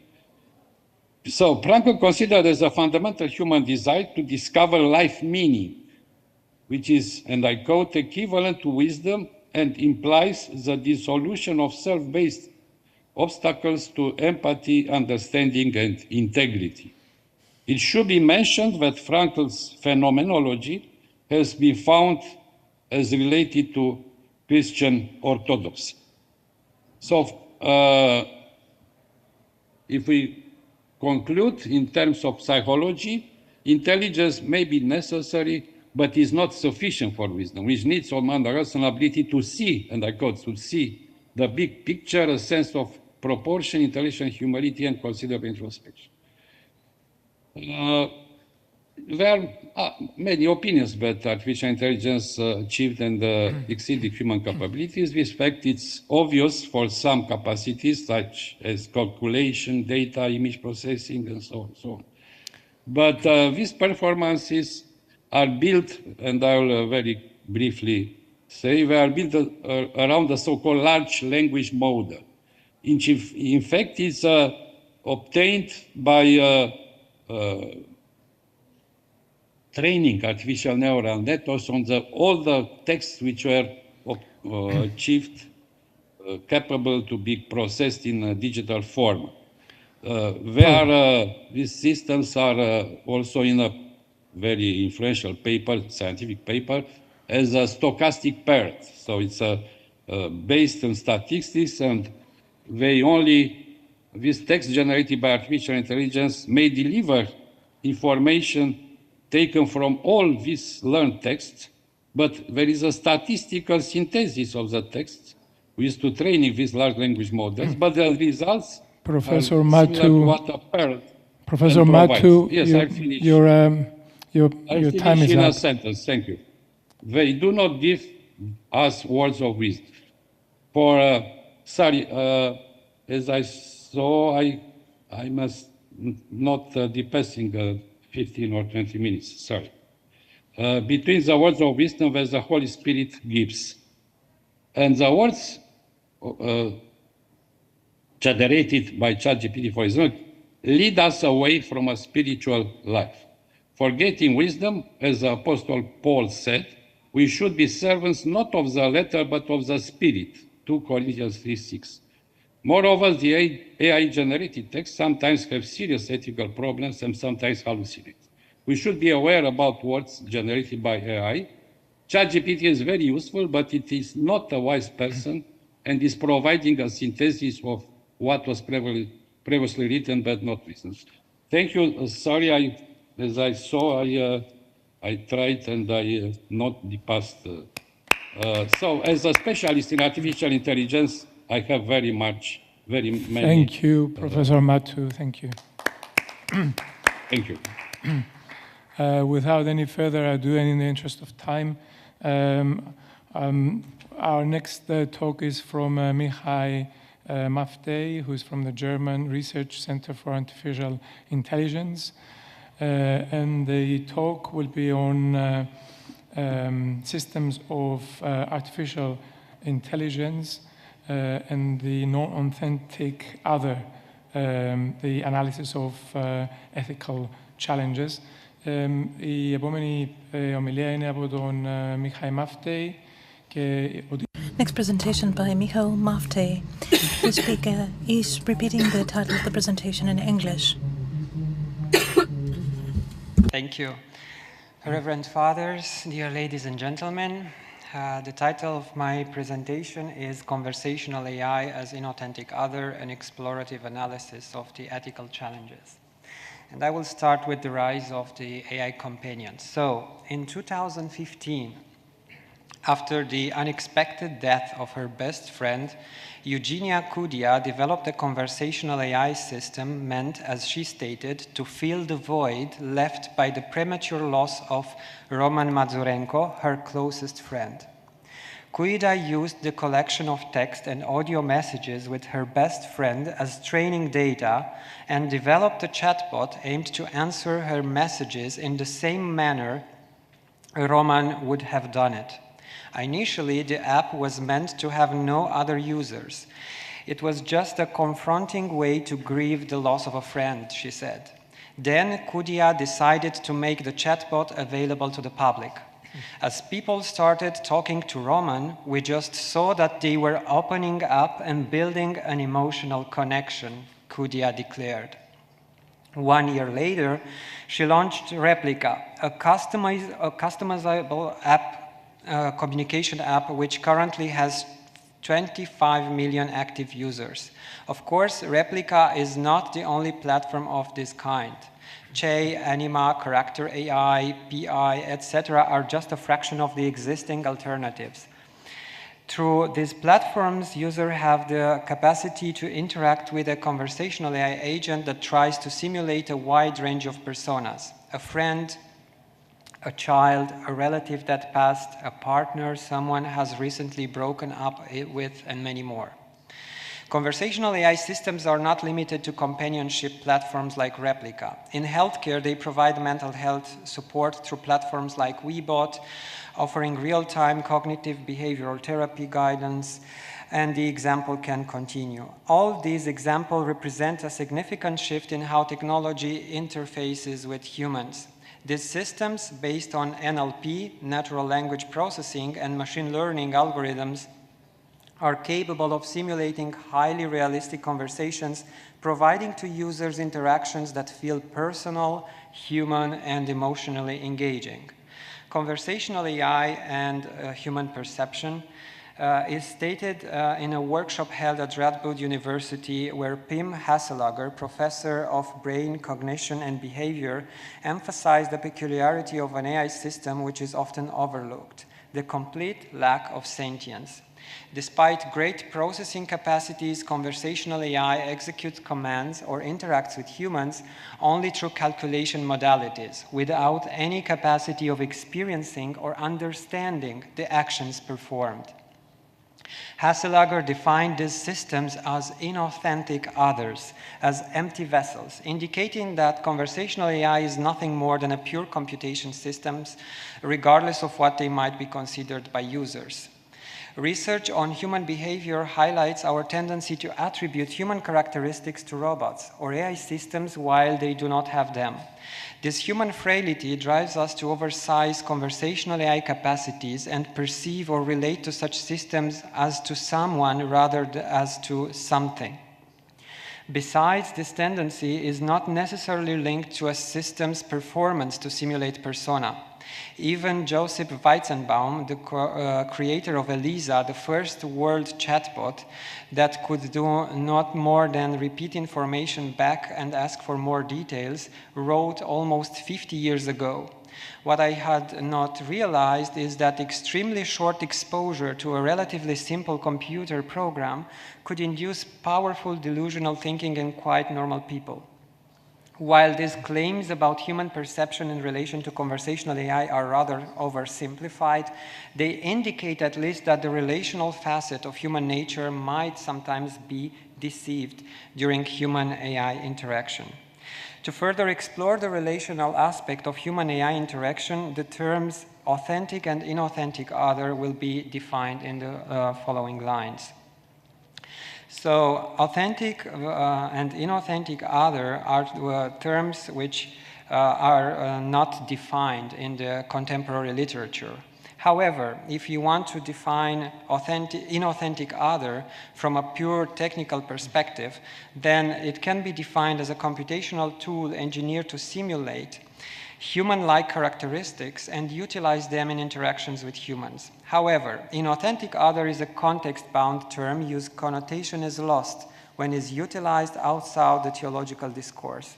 From a theological perspective, the term gains its whole meaning only when it's situated in contrast with the expression authentic other, which is a synonym for the Christian Orthodox understanding of the word person, written with or without a capital. The word other must be also emphasized. It is contained by both terms and implies interaction, relationality, and most importantly, communion, which from an Orthodox perspective underscores an intrinsic purpose that goes far beyond a mere exchange between agents. The theology of the Orthodox Church offers a rich corpus of writings that talk about that. From an Orthodox standpoint, a person cannot be viewed in isolation. It is fundamentally shaped by the relational dynamics that define the human existence. Correspondently, communion is characterized by mutual exchange and reciprocal engagement of persons. As the Romanian theologian Saint Dumitru Stăniloae states, the person exists in communion with the other persons in such a way that their lives intertwine. I cannot exist without the other, and the other cannot exist without me. There is no joy in a life isolated and separated from others. We can never live alone. We need someone. We need an other. Because happiness lies in communion, in knowing that you are not alone, that someone cares about you, and that someone is interested and involved in your life, end quote. As such, relational and real communion is fulfilled only in interpersonal communion and relationality between minimum two authentic others. It is a relational of reciprocity in which every other is recognized, affirmed, and valued, while in its turn is recognized, affirmed, and valued by a different other. As we live in a fallen world, relationality rarely implies communion. We often miss the target or misdirect the true purpose of a relationship. However, relationships between authentic others have the capacity to achieve communion. It depends only on the free will of those involved. But in the interaction between an authentic and an inauthentic other, neither communion in Christian sense nor relationship in secular sense can be achieved because an inauthentic other lacks by definition all the prerequisites that are required for such a purpose. Therefore, the dynamics between an inauthentic and an authentic other remains nothing more than an exchange of data between a human user and a computation system done through an anthropomorphized interface. When it comes to the ethical considerations, the rapid advancement of AI capability transforms the ethics of conversational AI. Governments, university, public sectors, organizations, research institutions publish guidelines and ethics assessment frameworks to ensure that AI is developed and utilized responsibly. However, to determine to what extent a system is safe, transparent, or trustworthy remains a milestone that requires continuous effort and close collaboration between developers, ethicists, and standardization regulatory bodies. Setting aside all these topics and the wide plethora of ethical challenges that can be addressed within the conversational AI discourse, I would like to discuss about the facet of the conversational AI in the context of the illusion of emotional reciprocity. So, There is no debate that within the human-AI interaction lies no emotional reciprocity. However, the interaction with an anthropomorphic interface can be misleading.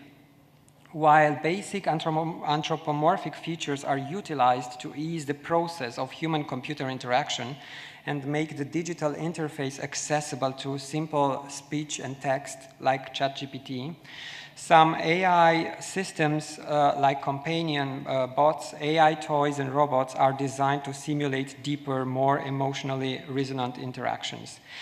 At the beginning of my presentation, I mentioned this replica, this app that is able to simulate personas and give users the feeling of belonging, of being valued and cared.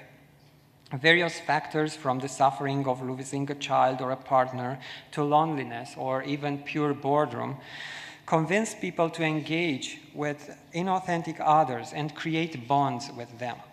But how valuable and what kind of intrinsic purpose might serve a pretended emotional responsiveness for a human being?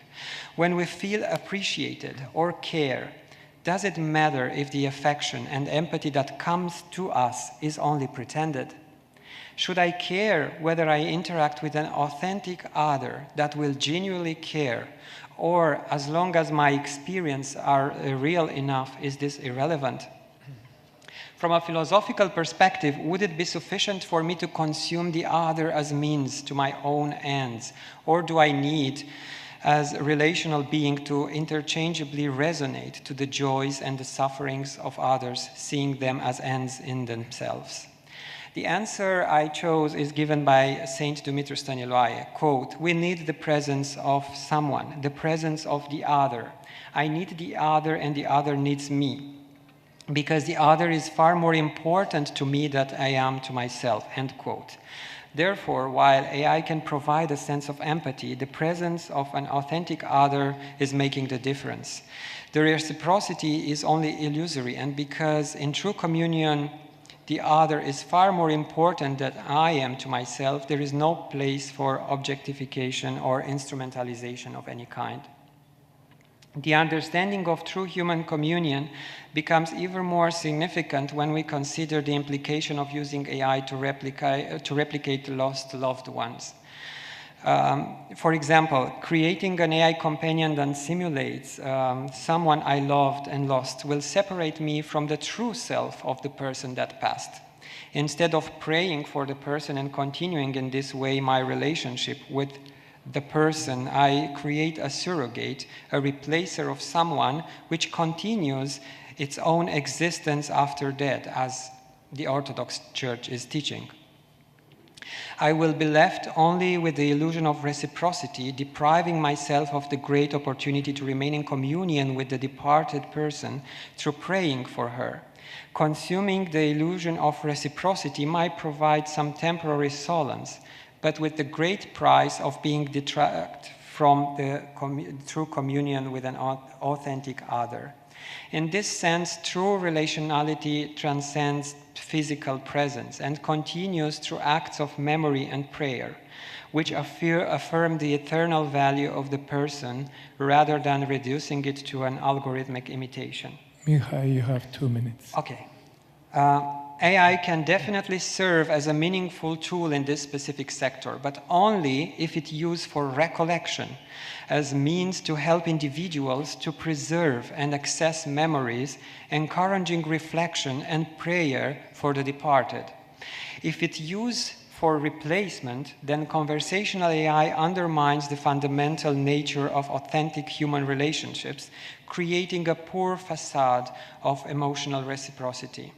This substitution will lead, as mentioned, to a misdirected focus toward an illusion rather than an authentic other. I will stop here without any conclusion, but making an invitation to everybody to collaborate together and try to explore these challenges related to conversational AI. Thank you very much. Thank you, Mihai. Thank you for respecting the time limit. Again, without any further ado, I will move on to our next and final speaker for the session, Our next speaker is Dr. Alexandra Stefania Nadan, who's a doctor of sociology at the University of Alexandru Ioan Cuza. And the title of her presentation is "What Are We Told About Abortion, Chatbots, and Why?" The floor is yours. Good afternoon. Thank you so much, dear fathers, ladies and gentlemen. I'm very happy to be here with you. I have a very short presentation. Some things about me. I am doctor in sociology with a thesis about the motherhood and its crisis from a different perspective. I'm a director of ROA centers from Bucharest.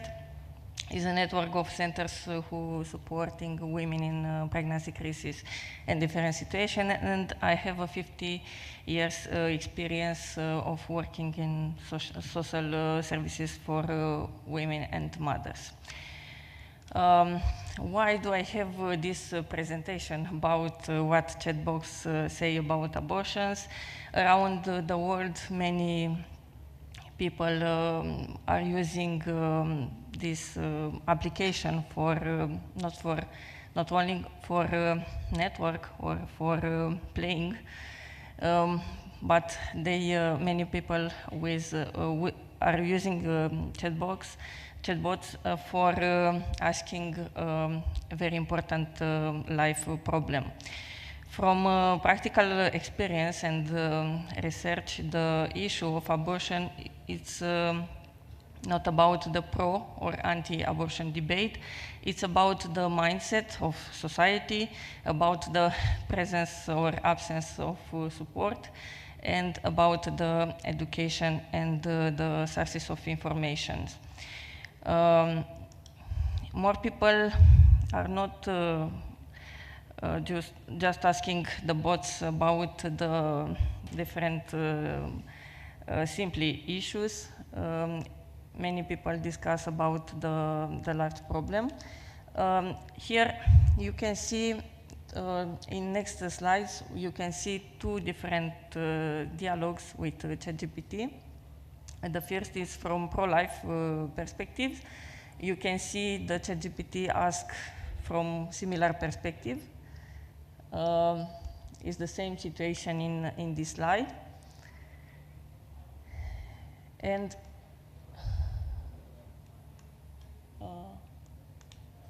in this slide, you can see a pro-abortion perspectives, and the answer of ChatGPT is also pro-abortion. And yeah, the ChatGPT and another bots have these perspectives. They models its answers from the perspective, from the thinking of person who asking. This is a short dialogue with ChatGPT, and he said it's a modeling perspective. This is some perspective from different research who analyze this effect and the risk of for bots to becoming a echo chamber.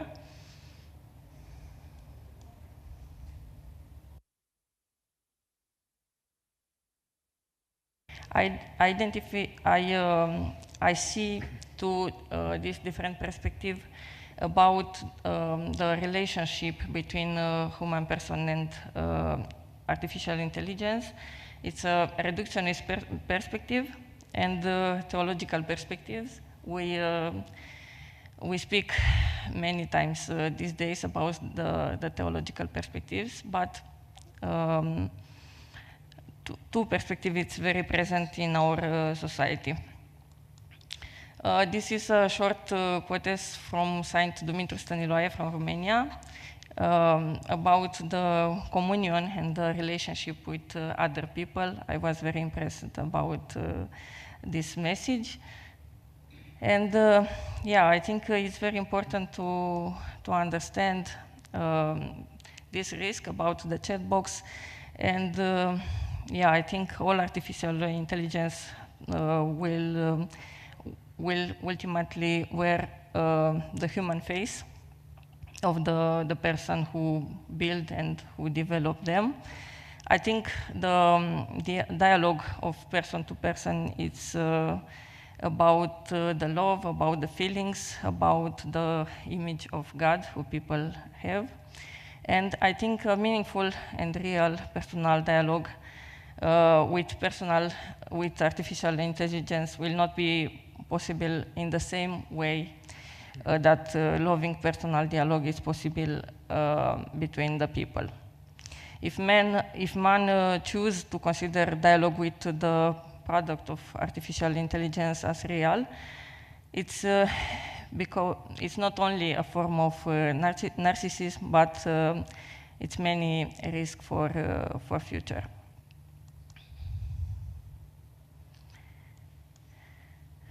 I put here a spiritual perspective. I have this view and the paradigm.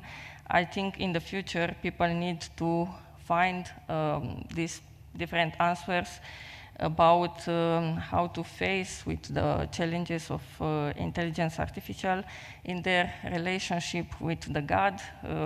Is need to see what is good and what is wrong. And I think men can receive the good abordation, good attitude by living in relationship with God. Thank you so much.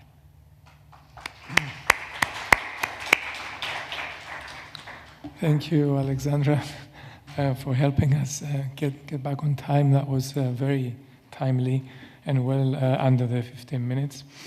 The floor is now open for questions to any of the three speakers we've had. We've had some great presentations.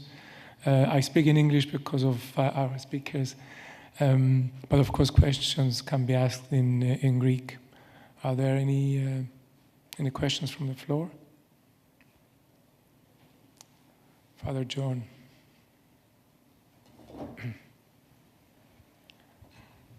I thank you each for your presentations. I wanted to ask you, Matvei, a question. I was not aware of this app called Replica specifically, although while you were speaking, please forgive me, I looked it up, and the reviews that are listed underneath it are actually quite frightening from a human perspective, because it speaks about the realistic nature of the quote-unquote relationship between the human being and the user. I did hear at our seminary, through one of my co-laborers, an example of this, and is remarkably human to listen to. You address this very clearly in your paper. How do we face this from a pastoral perspective? Even the users who are reviewing this app on here describe their relationship, quote unquote, as better and more important and more realistic than a human person. It's clearly a cry for human interaction in the absence or the running away from human interactions. Could you talk about that a little bit, please? Yes, sure. Thank you very much for your question.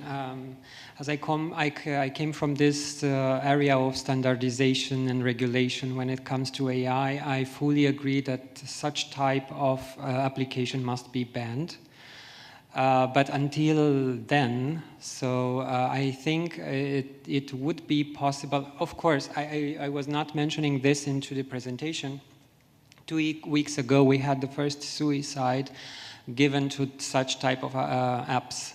So things will become more and more serious, unfortunately. And there was no repercussions until now for the company, only just a couple of apologizes for the family, which is deplorable in my opinion. So there is no accountability in this regard. But what we can do concretely, so first of all, I would not reject fully this type of technology. When we try to make use of this technology, maybe we have the need, or we should focus to redirect the conversational AI systems in making them more helpful for the user to get in touch with real humans, right?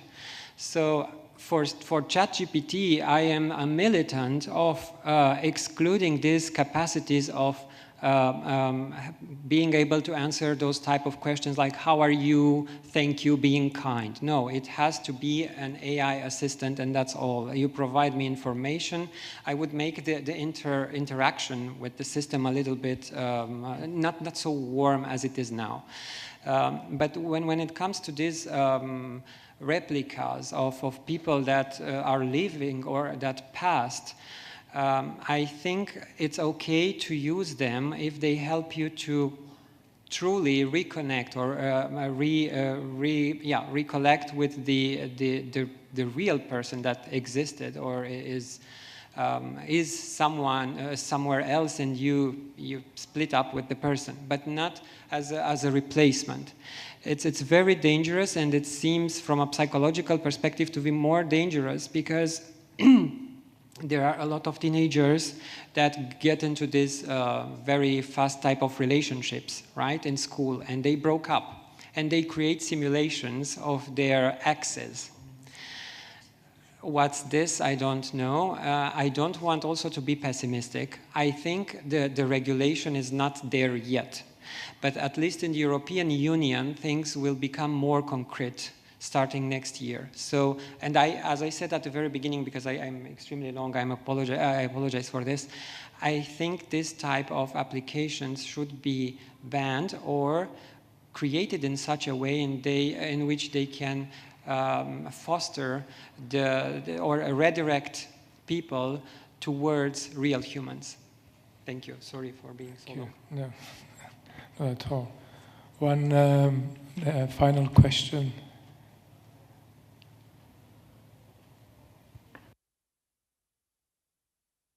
I'm wondering if anyone of the speakers has any idea about the applications of ChatGPT in theology, in text recognition, in archaeology, and in literary subjects.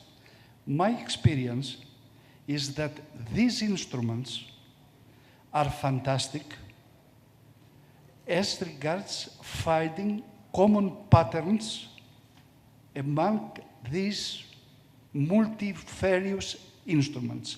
So instead of focusing on problems, I'm wondering if you have any idea how many churches are using these systems as recognition, as pattern recognition systems for patrology, for New Testament subjects, for Assyrian subjects.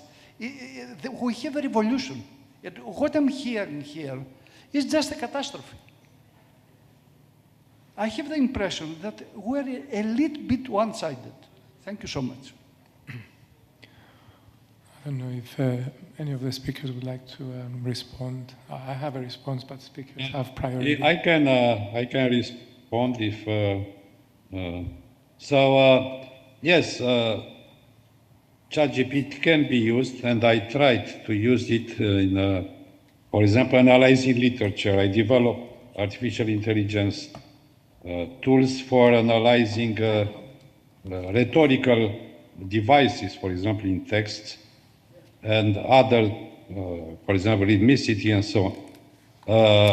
So it can use, ChatGPT can detect patterns, and it is useful, but it should be, users should be very attentive, very aware that it hallucinates. Sometimes it gives as something which seems very correct, some totally absurd things. So it's a very useful tool, but with awareness. It can be used, as I said, but... Thank you. Thank you, Professor Matu. Michal, you want to tell a comment? Yeah, so first of all, I want to make things clear from my side. My presentation is very context-related to the conversational AI. I am a militant for AI. I work in the field, and I really see the outstanding capabilities which are helping humanity. It's not about that. I'm just telling that there is a risk there, that in the case we are not prepared from a standardization point of view, from a regulatory point of view, it might be the case that some people will suffer. But it's a very narrow niche in which I went with my presentation. So I was never referring to the whole plethora of AI capabilities. Thank you, Mihai. Alexandra, you wanted to tell me? I'm not anti-ChatGPT or another bots. I think it's very useful, and I think it's very important to use this application with understanding the risk and the negative aspects. Thank you. Thank you, Alexandra. And on that note, let's thank our speakers once again. And we're closing the session for the lunch break. Thank you.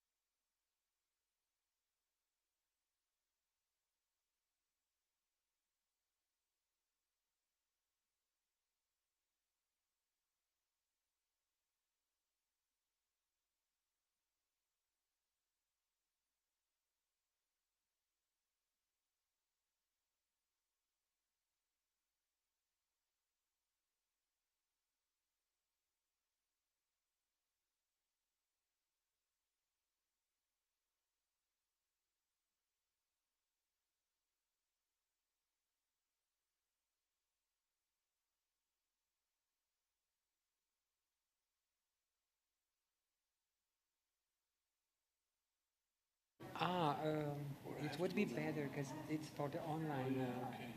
Okay, I'll go there.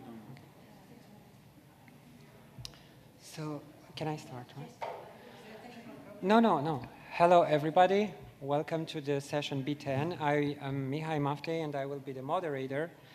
So, today's session starts with a very interesting topic, the emotionless web crawler, the issue of human emotions linked to search engines or web crawling techniques, held by Father Václav Jacek, the lecturer at the Prešov University and affiliate at the Charles University. But Mihai, I'm the third on the program. You're not the first one. No, you have to go with the first one. There's a mistake. Yeah, but it's on the program on the third. You are the first on the program. I'm not the first? Yeah. Okay, then that's okay. I didn't. So, please, the floor is yours.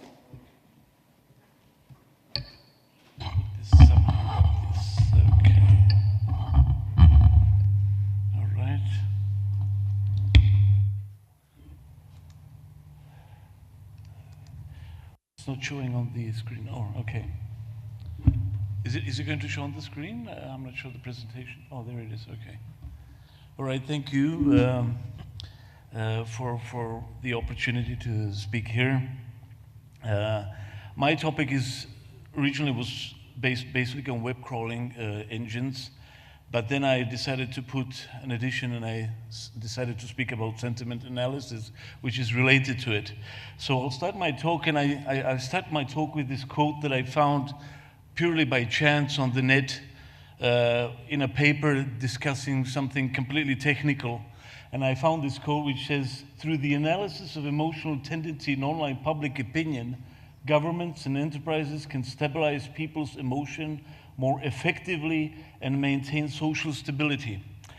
I found this quote, and it was very strange because it was in a paper that was not discussing any implications of emotion or internet use generally. So I found it very strange. Why would somebody put this quote in a very technical paper? So I'll just start that as a way of thinking. The first thing is I just want to briefly say something about what is emotion. This is a problem because we heard a lot of definitions. What is the nous? What are passions? What are things like that? But emotion is a tricky term. It's not easy to define, neither in the patristic nor in the other tradition. First of all, I would like to make a distinction between data, which I understand as a static thing. Then I would like to make a distinction between knowledge, which I found is dynamic in its nature, and wisdom, which I find is interactive in its core. And what is the relationship with emotions, with these three concepts?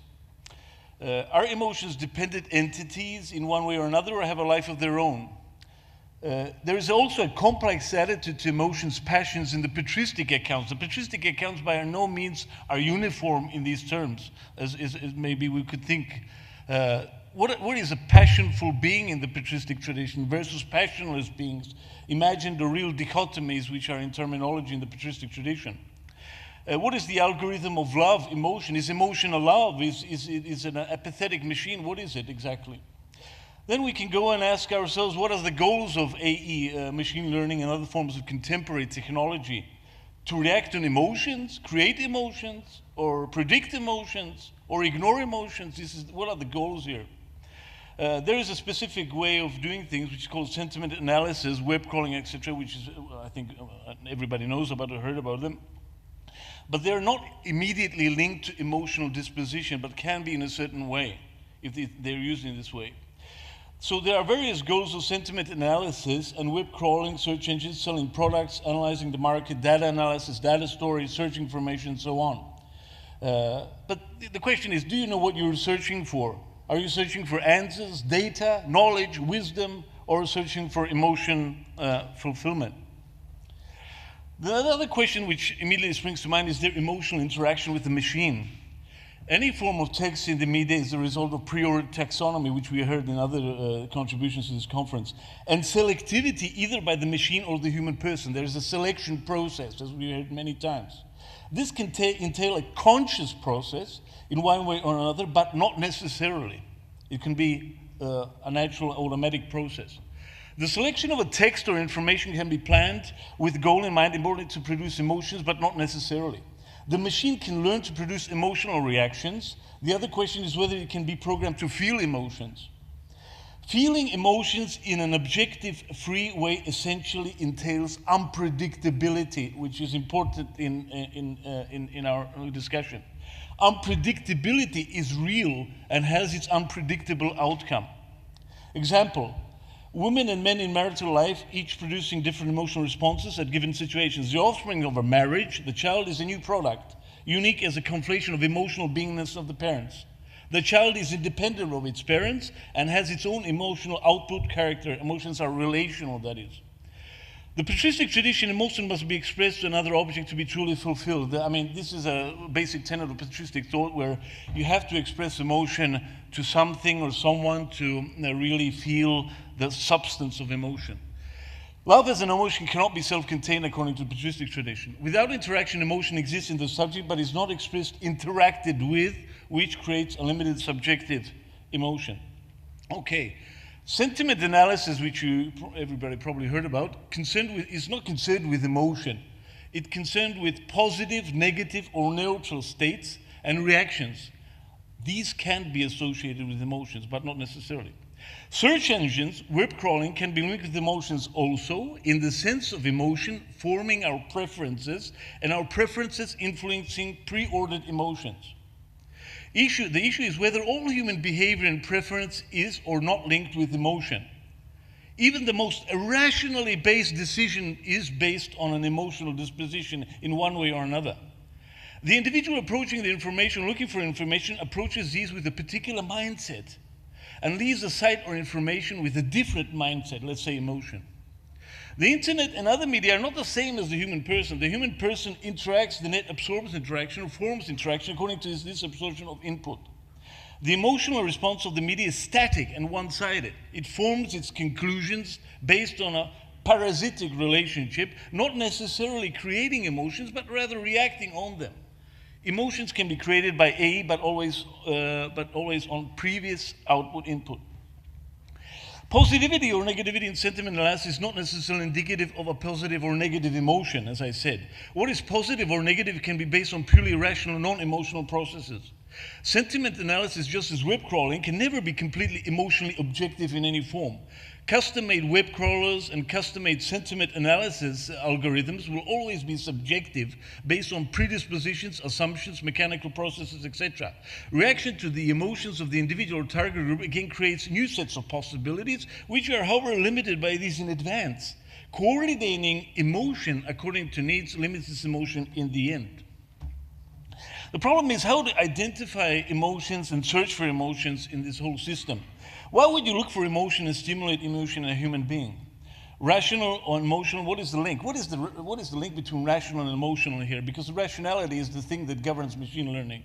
Intention of producing emotion, seeking out emotion, experience emotion, rational decisions versus emotional decisions. Problem of emotional overexposure creates a state of emotionlessness. Looking at the news and seeing the same negative story over and over again creates emotional numbness. In web crawling, relevancy, efficiency, cost effectiveness determines criteria of interest. So basically what happens is that you become an emotionless being and then you become rational, or what is the relationship between the two? Then we have another issue, which is direct and indirect pedagogy of emotions, sentiment analysis and search. Emotions are predicated and learned producing preset emotions. This is important.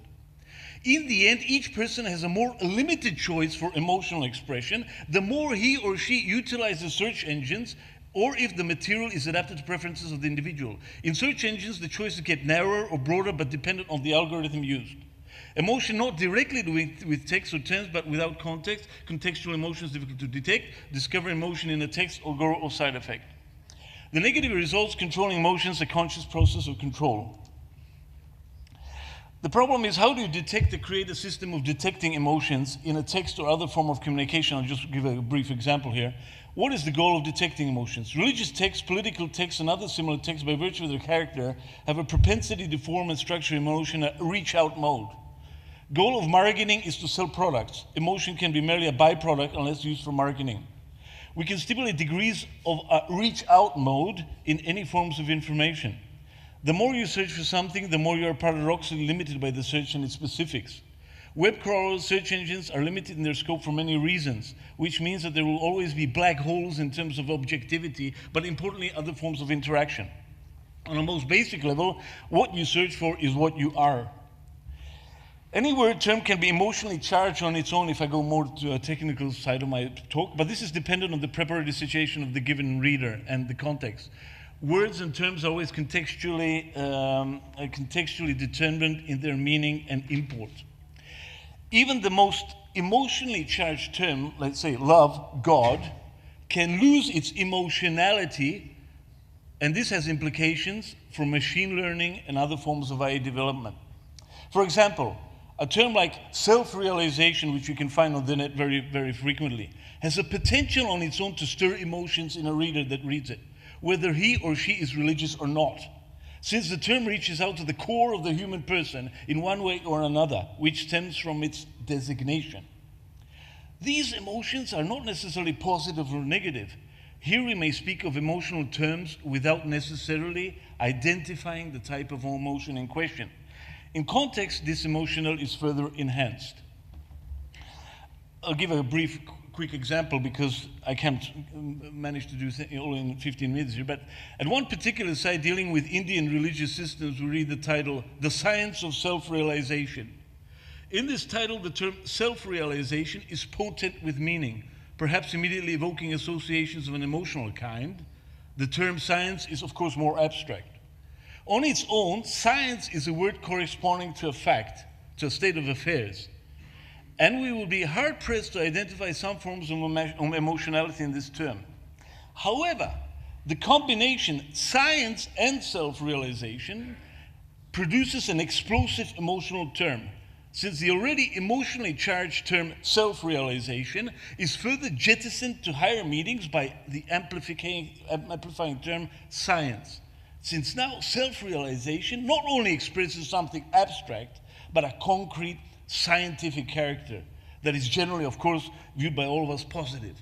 Anyone who is an unbeliever, that is a person trusting only in science, wouldn't be perhaps unstirred solely by the term self-realization, or to a lesser extent. But with the combination with science, this could imply for such a person that this abstract emotionality is indeed true and trustworthy.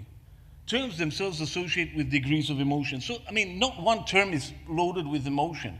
It depends how we structure the sentence, how we put these words together, how we develop emotionality in a basic text. Later in the same site, we read the subcategories or chapters which continue placing dual terms, providing for an enhanced emotional expression in the same site. So, I'm not going to read the whole thing, but I can just give you an example here. Thus, we read chapter 1, Learning the Science of the Soul. Here again, the term science gives credit to the word soul and its reality. Chapter 2, Choosing a Spiritual Master. Here the term master offers viability or professionality in one way or another to the reader. Even if one would have qualms about the term spiritual, the term master offers a kind of professional criterion to the whole thing. Chapter 3, Looking at the Cultural Background. Chapter 4, Understanding Krishna and Christ. These two last statements are powerful, also since they associated themselves with other important terms such as Christ, cultural background, and so on. The association between Krishna and Christ creates a duality, and therefore, in this case, credibility, an emotional credibility. Further, chapter 5, Practicing Yoga in the Age of Quarrel. Chapter 6, Finding the Cure for Today's Social Ills. Again, potent with emotional meaning. On its own, practicing yoga can mean different things, even suspicious things. But here, in combination with suggestive age of quarrel, social problems, and so on, it gives a sort of legitimacy to the whole thing. If you look at these chapters, we immediately see a gradient of emotionality. The chapters and their terminology are presented in an emotionally ascending order, using neutral terms in combination with emotional ones. The reader is immediately confronted with emotionally potent terms from the beginning of the chapters and account. However, in any given chapter or text of the account, the same interplay is present. with equal emotional import, whatever chapter you choose. It's like as if it's planned. We may speculate whether this was the intention of the writer, of course, or is a changed product by the text itself. The above example proves the basic relationality of terms. General emotionless terms are placed with emotionally positivistic or negative terms, creating a new meaning and implication. Even the most neutral term can attain emotional potency if placed in a correct order. Thus, if I say eternal damnation, this can provoke an idea about eternal life, which would be positive. Here, however, eternal on its own has, of course, a lesser emotionality about it than damnation. If you use just and say eternal, that could mean millions of things and doesn't mean necessarily nothing. The challenge here is that lexicographic reductionism will not help the analysis. Reducing the number of words of their structure will, on the contrary, distort the data and make it emotionless. The other problem is that even terms may be emotionless for some, but not for everyone, of course. And regarding machines, this is even a greater problem. For a machine to produce an emotional term, it can be easily tricked. The contextualization of terms is a more complex endeavor, of course. In religious texts or contexts, there has been an age-old assumption that the audience and the speaker are somehow on the same wavelength. Thus, for example, an outreach religious text will use terms congenial to that what would be assumed to the reader here identifies with. These terms would be, for example, savior, salvation, and so on. But even more contemporary terms such as COVID-19 can create an immediate point of unity between a speaker and audience in a given setting. The religious texts themselves have also an implication in terms of political influence. Religious texts have the potential to affect other areas, either directly or indirectly. This is perhaps unique to the religious texts and their context, but not only to them, of course. It is also possible to produce a scale of terms where content and form correspond to each other in lesser or greater degrees, which is related to emotionality. This could help us to identify emotional processes in a more constructive manner. Emotion as a process emerges from something deemed real. It is difficult to have emotion without an object or subject of emotion, which is more or less real. Of course, this can be an illusion or I'll conclude. Of course, this can be an illusion or corresponding to reality from the human point of view. A loving relationship to a pet is conditioned by the existence, its beingness, in one way or another. You cannot love a pet that doesn't exist. Okay, so I don't have much time, so I can reach my conclusions, which basically managed to do. So these are just a few conclusions from what I was saying here. Emotionality in a term, text, and other form is real, but borrowed, and depends on the relationship with person or entity. Regardless of emotional content, this content is essentially dependent on associations. No independent emotionality outside interaction. Subject-object relationship. Lexicographic approach to emotion, it is possible to produce a scale of terms where content and form correspond to each other in lesser or greater degrees, which is related to emotionality. This could help us to identify emotional processes in a more constructive manner. Emotion as a process emerges from something deemed real. It is difficult to have emotion without an object or subject of emotion, as I just said. Of course, this relationship can be an illusion or real depending on the vantage point and character of interaction. In any case, the identification of reality is a mark and precondition of attachment of an emotional kind. You cannot be emotionally attached to something that doesn't exist, at least in your mind. This can be measured, searched for in some sort of machines.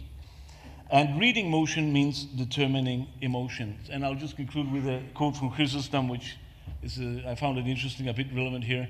Whether there be knowledge, it shall be done away. He was not silent, but added also the manner of its vanishing away. Immediately subjoining saying, this was a commentary on Paul, and he says, we know in part, and we prophesy in part, but when that which is perfect has come, that which is in part shall be done away. So I think that symbolizes what I was just saying, that this ability of a full emotional text is really either an illusion or is dependent on the vantage point of the viewer. Thank you. Thank you very much, Father.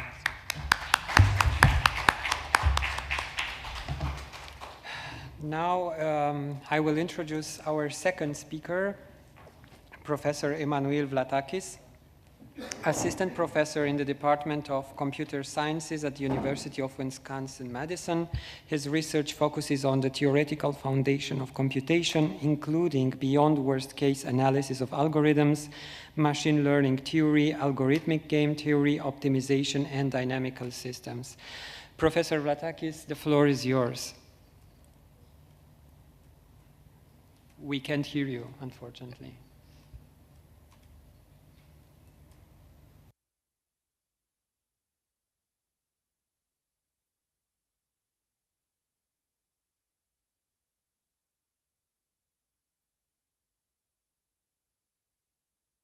Can you hear me now? Yes, now we can hear you. Okay. Give me also 2 seconds. Can you see my slides? Yes. Great. So I was thinking about what I should do about the problem of the two languages. So I did the following mix. The slides are in English, but I will try to speak in Greek for the audience. Λοιπόν. Well, first of all, I would like to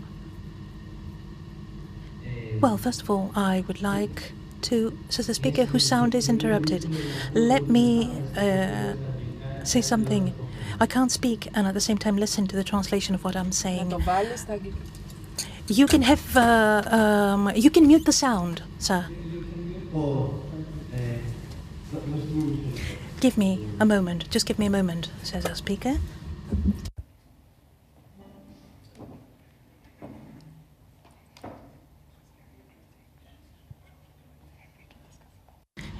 You can mute the sound of the translation, that is.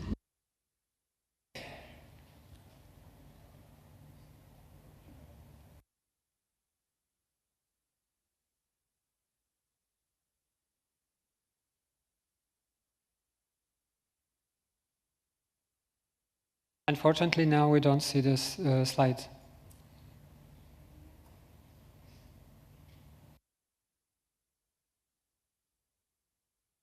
We see the first slide now, unrolling. Ωραία. Θέλω... Με ακούτε, έτσι? Well, I suppose you can hear me now, says the speaker. Yes, we can hear you, sir. Well, what I would like to discuss today touches upon the ethical dimension to things, and starting from our dearly beloved Aristotle. So we have a fundamental question. When I start lessons to my students, I ask them, coming to university, what is the first observation we have in human literature regarding artificial intelligence? And my students start teasing me and they say, Professor, we know that you're a Greek. Yes, we had the magical stable for Festus, etc. And then I ask the second question, what was the first moment in human literature when we talked about matters related to ethics vis-a-vis artificial intelligence? And most of the times they talk to me about Isaac Asimov. For all of you who do not know him, Isaac presented the 3 laws of robotics regarding the morality that should govern artificial intelligence. He said that if we build an artificial intelligence system, we would like the system never to harm the human person, either actively or not. Secondly, we'd like the system to obey the human being and not break rule number 1. And number 3, a robot must protect its own existence and respect the first 2 laws at the same time. Historically speaking, it appears to me that it's very interesting to hear about a man discussing the ethical dimensions to think, the ethical impact, that is, the moral impact regarding artificial intelligence. Aristotle in his Republic. So in a text of his, I'll just read a short part and say, and the speaker is reading in ancient Greek.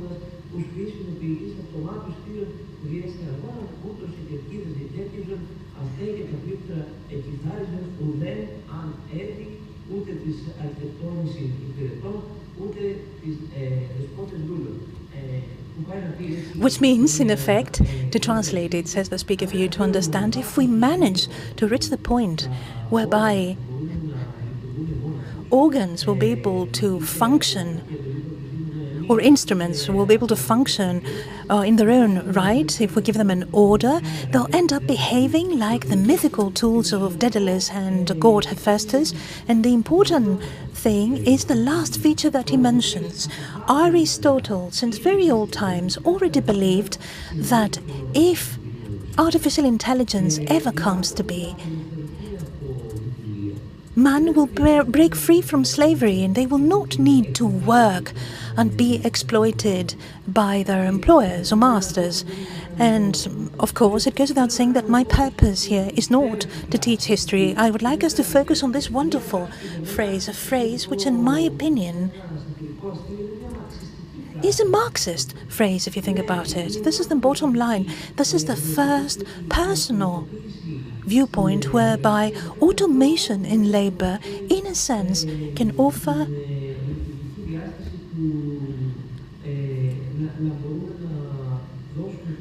us the opportunity to allow people not to be taken advantage of as a working class and to set them free from the necessary evil of drudgery and too much work. Interestingly, 2,000 years have lapsed since the time of Aristotle.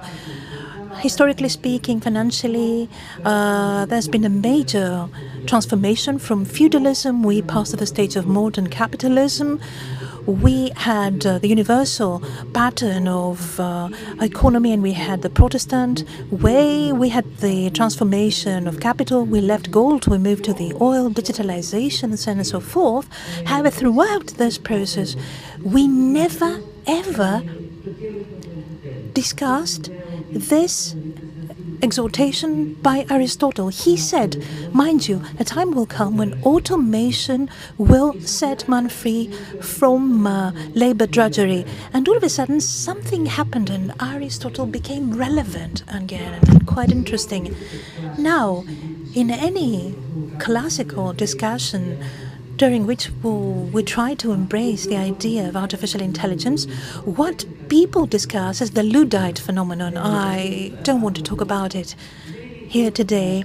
It's not the first time in human history when labor was automated.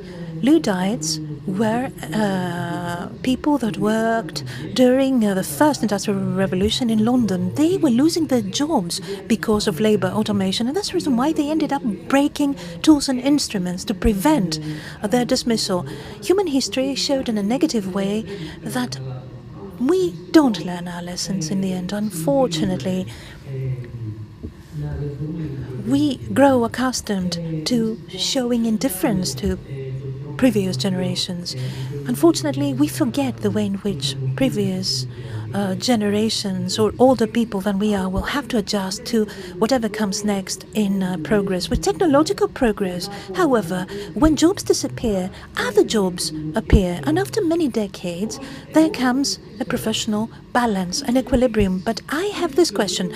This happened during the three previous industrial revolution. Whatever has changed, and we have organized an entire conference regarding post-humanism and artificial intelligence. In 1700, we had industrial revolution with steam, then electricity. In the 1990s, we had indeed the flourishing of digitization and the advent of computers, and we didn't have discussions like the one that we're having today.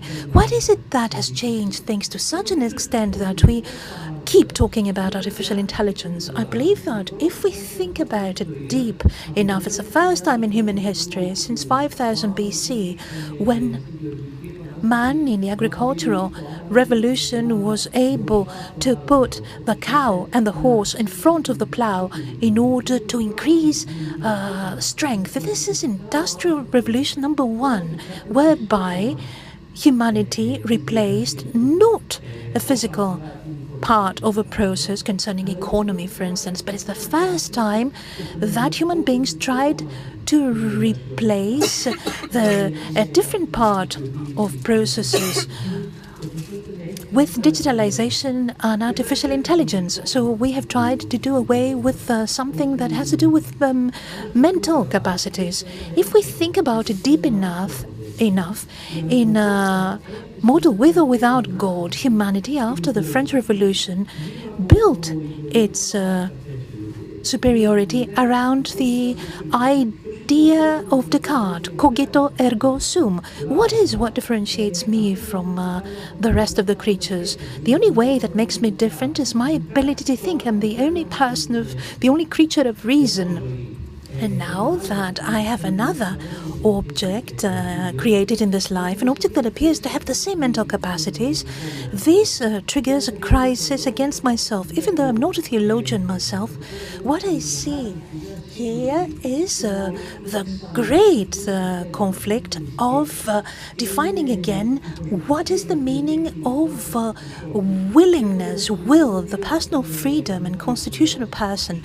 And we have two major schools, the school that talks about what lies beyond the cognitive will, talking about the unconscious and what we want, and the existential logic of Friedrich Nietzsche. To touch upon a different dimension to the whole matter, let us think a little bit. What does it mean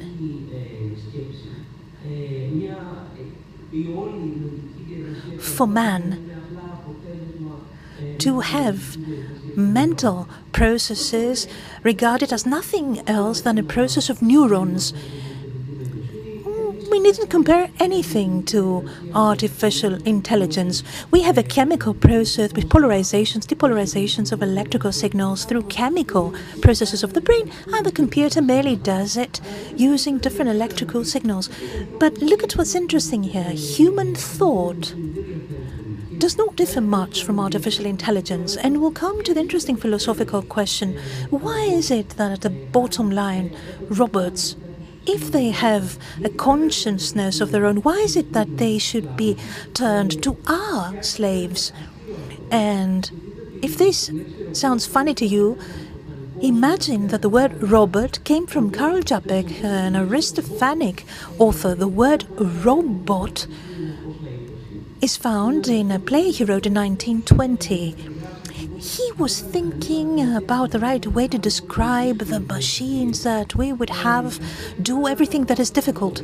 He thought of calling them labori, from labor, meaning work. But then he realized that he wanted to express what in Greek we call drudgery. In Greek we use the word hamelik, which is Turkish, drudgery. And he used the word robota from Arbeit in German. And this is how the word or term robot was coined. What can happen where all of a sudden objects have a mind of their own? And what happens when we, as a community, trying to accelerate our own financial processes, bring to life creatures that we turn into slaves and attribute consciousness to them? The time will come when we experience the following, and we see this in AI ethics. If things are so equivalent in their conscience and consciousness, then why not attribute rights to computers? Why ever should they be the slaves of today, modern slaves, if you think about it? Of course, you will ask. We clearly see that we have a different conscience and freedom. Where is this freedom? We make mistakes, we make fewer mistakes. Children make mistakes as well, and children get trained in the way that PCs or AI gets trained, with reward, with imitation, with punishment. And when we train systems, we apply the exact same principles. So where does the difference lie, brain-wise? And the difference is between interpolation and extrapolation. Machines know how to do intervention, which means that if you give them too many data, what they can do is generate other data that will live in the microcosm of data. Man, for example, through data can generate new thoughts. Through nature itself, man can go beyond and outside nature to paint a mathematical picture. If you imagine these 5 dots, for example, these blue dots, the machine can give us the curves of what lies in between, but man can go beyond the total number of data.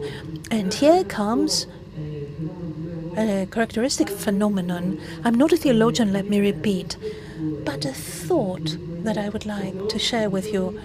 Christ comes to deify human nature. Through human nature, God is trying to do something which is different from human nature, but inside it as well. It's the ability of a man living in God to be in the likeness and image of God, to be able to extrapolate, to break free from the drudgery and slavery of data. And concluding regarding this exhortation for a new ethics around things, one will ask, I suppose, how is it that we can trust such tools? And what do I mean by that? Today we use artificial intelligence and many different algorithms to make decisions. You'll give me only 2 minutes, says the speaker, because of the delay that we've had. So we use algorithms. For example, a bank today can decide whether to grant a loan or not using an AI system. We decide whether a person should get out of prison or whether a person should undergo surgery using an artificial intelligence algorithm. But the basic question is, how can we trust tools and instruments when these tools, in effect, are under the influence of our data? And human beings, unfortunately, have not managed to be saints continuously. These data are quite problematic. They are the data that are racist towards many different communities. If you use a facial identification model, the best model of Microsoft can recognize a white man 100%, a woman with darker skin by 80%. 20% is the gap that appears here regarding how to properly describe a person. And here comes a basic question. How can we trust such a tool? Why should we trust it? And when should we not? So my viewpoint is the following. Even though I promised that I wouldn't try to make a theological approach, I'll describe it in a very simple story. I believe that in this day and age, the day and age of postmodernity, people feel so lonely. The only thing that they can do is the following. Think, I love any philosophical or other system that can save me this moment, can give me certainty this moment. If I have cancer, for instance, and somewhere there is a system that can tell me where the system is located and save me, I put my trust in this system.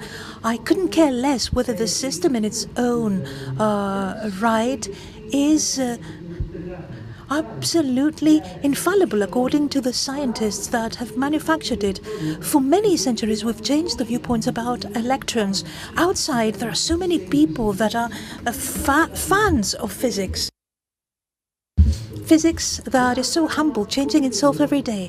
Another very fast example comes from a medical study that we carried out. We tried to predict whether two features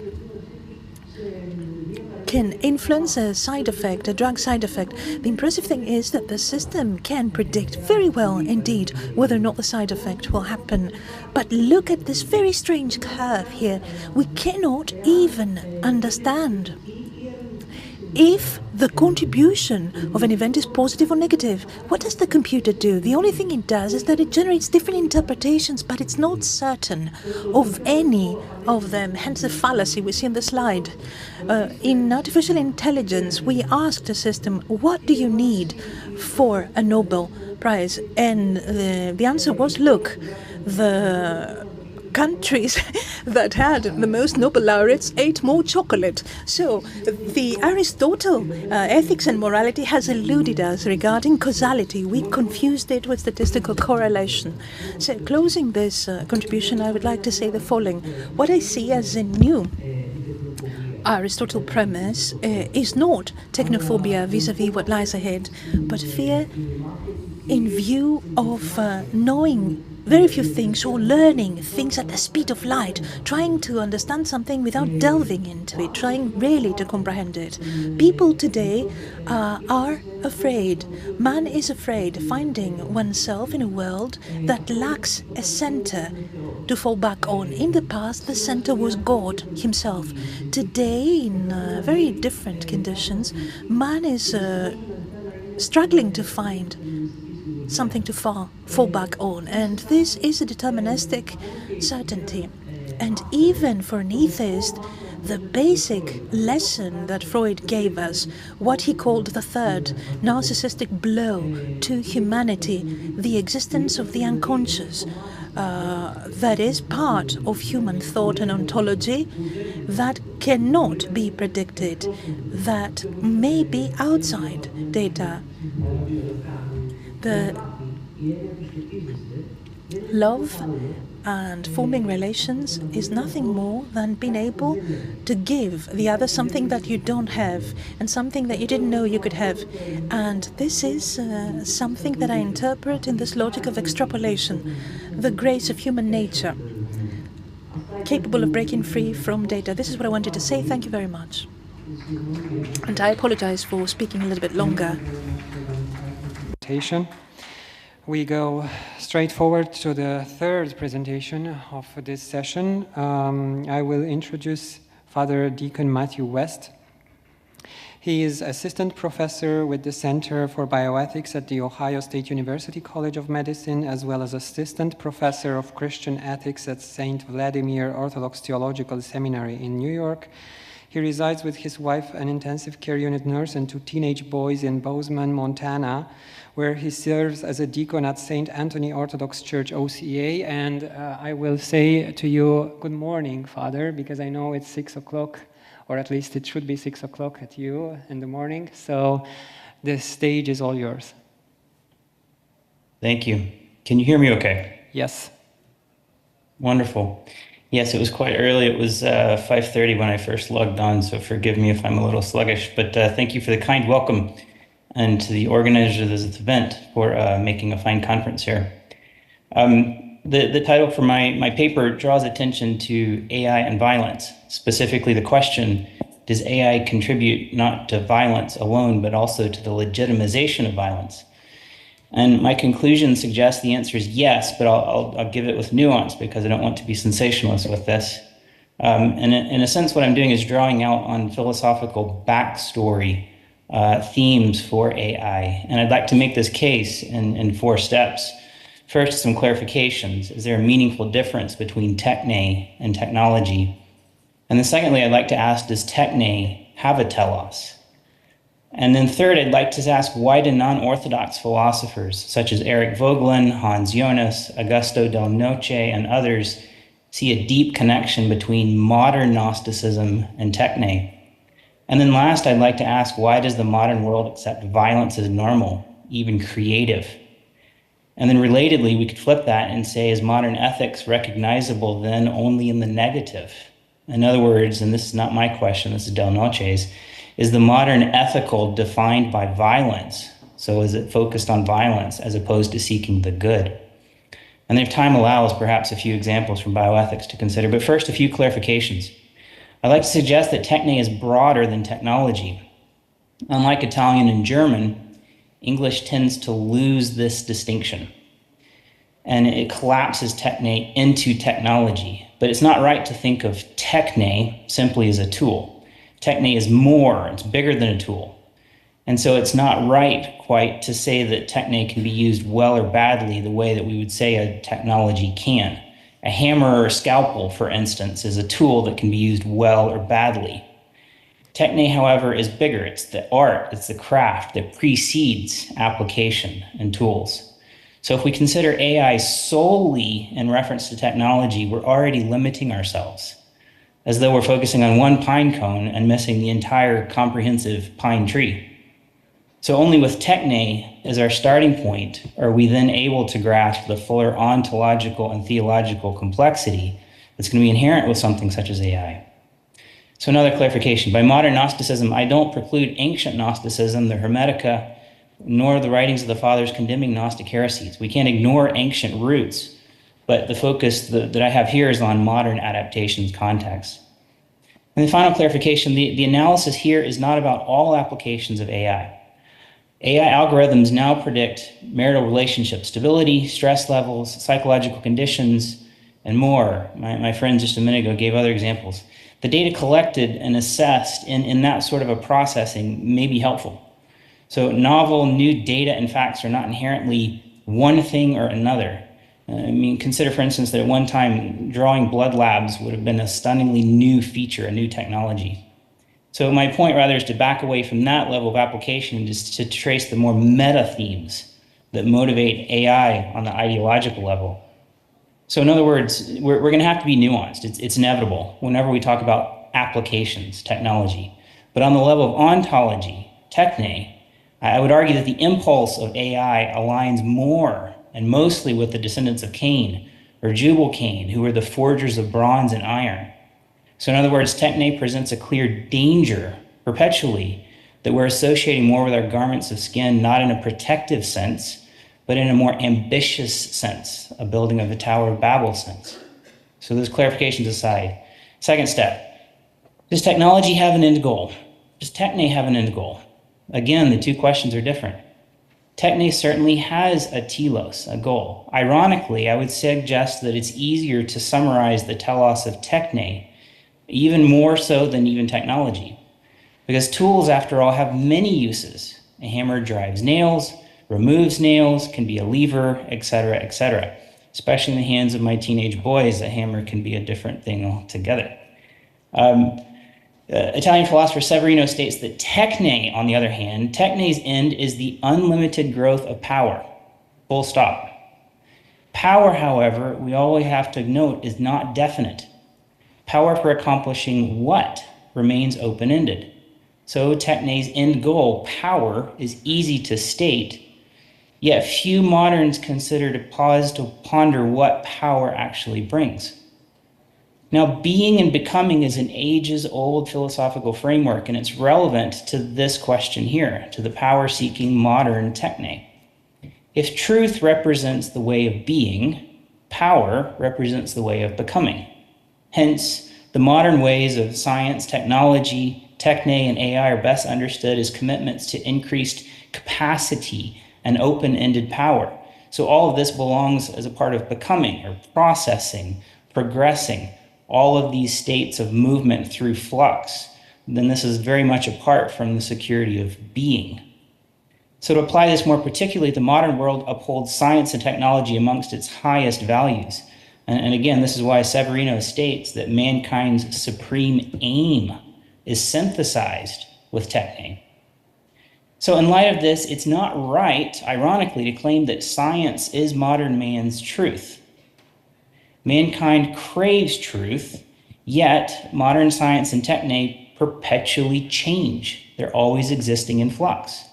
So modern man is actually abandoning truth. He's not claiming science is truth. He's abandoning truth for a different entity, namely power or capacity, capability. So secular science is not rightly called truth. Secular science is rightly called perpetual becoming. It's just theta, dax. Severino states that techne is the present form of man's salvation. When a man turns to a savior, God or techne, his aim is his own salvation, and he uses the savior as a means. But then this very same man realizes that since the savior is just a means, mankind owns himself, the savior is weak, for he or it partakes of the very same weakness as those who want to be saved.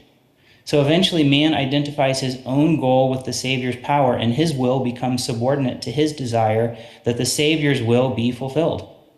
By now, however, the will is no longer that of a god, but is the will of techne. He goes on to say that the civilization of techne is the climax of Western nihilism. Now, one result of this, ironically, is that modern man struggles greatly with anxiety. This identification with technology, this identification with processing, with becoming rather than the security of truth or being, leaves you without a goal. And when you're only possessed by aimless capacity, the result is inherent anxiety. So I mean, applications that we're all familiar with, doom scrolling or screen time, are on a deeper level applications of technology where you're committing yourself to a process that has no clear goal. And so it's going to inherently lead to anxiety and other diseases of the psyche. Third step, why do non-Orthodox philosophers such as Eric Voegelin, Hans Jonas, and Augusto Del Noce see profound connections between modern Gnosticism and techne? Now, admittedly, there are many facets to Gnosticism. One type of Gnosticism emphasizes secret paths of knowing. This would be the Hermetica. Another type would focus on estrangement between man and nature. And it's this second type of estrangement that Hans Jonas describes as a breakdown of mankind within the kindred cosmos. So what all types of Gnosticism share in common, however, is a radical dualism. Mankind is at extreme odds with the world, and the world is entirely separate from God. So for Hans Jonas, this Gnostic dualism between man and the world is so extreme that the essence of the cosmos is pure ignorance, agnosia. Even more, he suggests that the world suffers from an oppressive cosmic fate that serves as a hostile law of the universe. Mankind is de facto alienated from the universe, and unlike the Stoics, this alienation is not something that's possible to be overcome, but it's rather deepened and pushed so extremely as to be beyond redemption. Mankind is so divorced and separated from the cosmos that he then ironically bears in himself the burden of identifying himself with all of the cosmos. You separate yourself from something that much, you then bear that image and that burden in yourself. So he then relates his logos to the logos of the whole. Modern man's identity is the world's identity and vice versa. And this is naturally, of course, a self-made burden of impossibility. Now, in contrast, at least the Platonic world sees the cosmos as intelligible. For the Stoics, again in contrast, they envision a demiurge. Or as Jonas describes it, even for the Judeo culture, the world Lord imparts a world with some purpose. But Gnosticism is different from any of those examples because Gnosticism cancels the world because it negates it as having any meaning at all. It's just raw material, raw chaos, raw flux. Mankind and nature alike exist without nomos.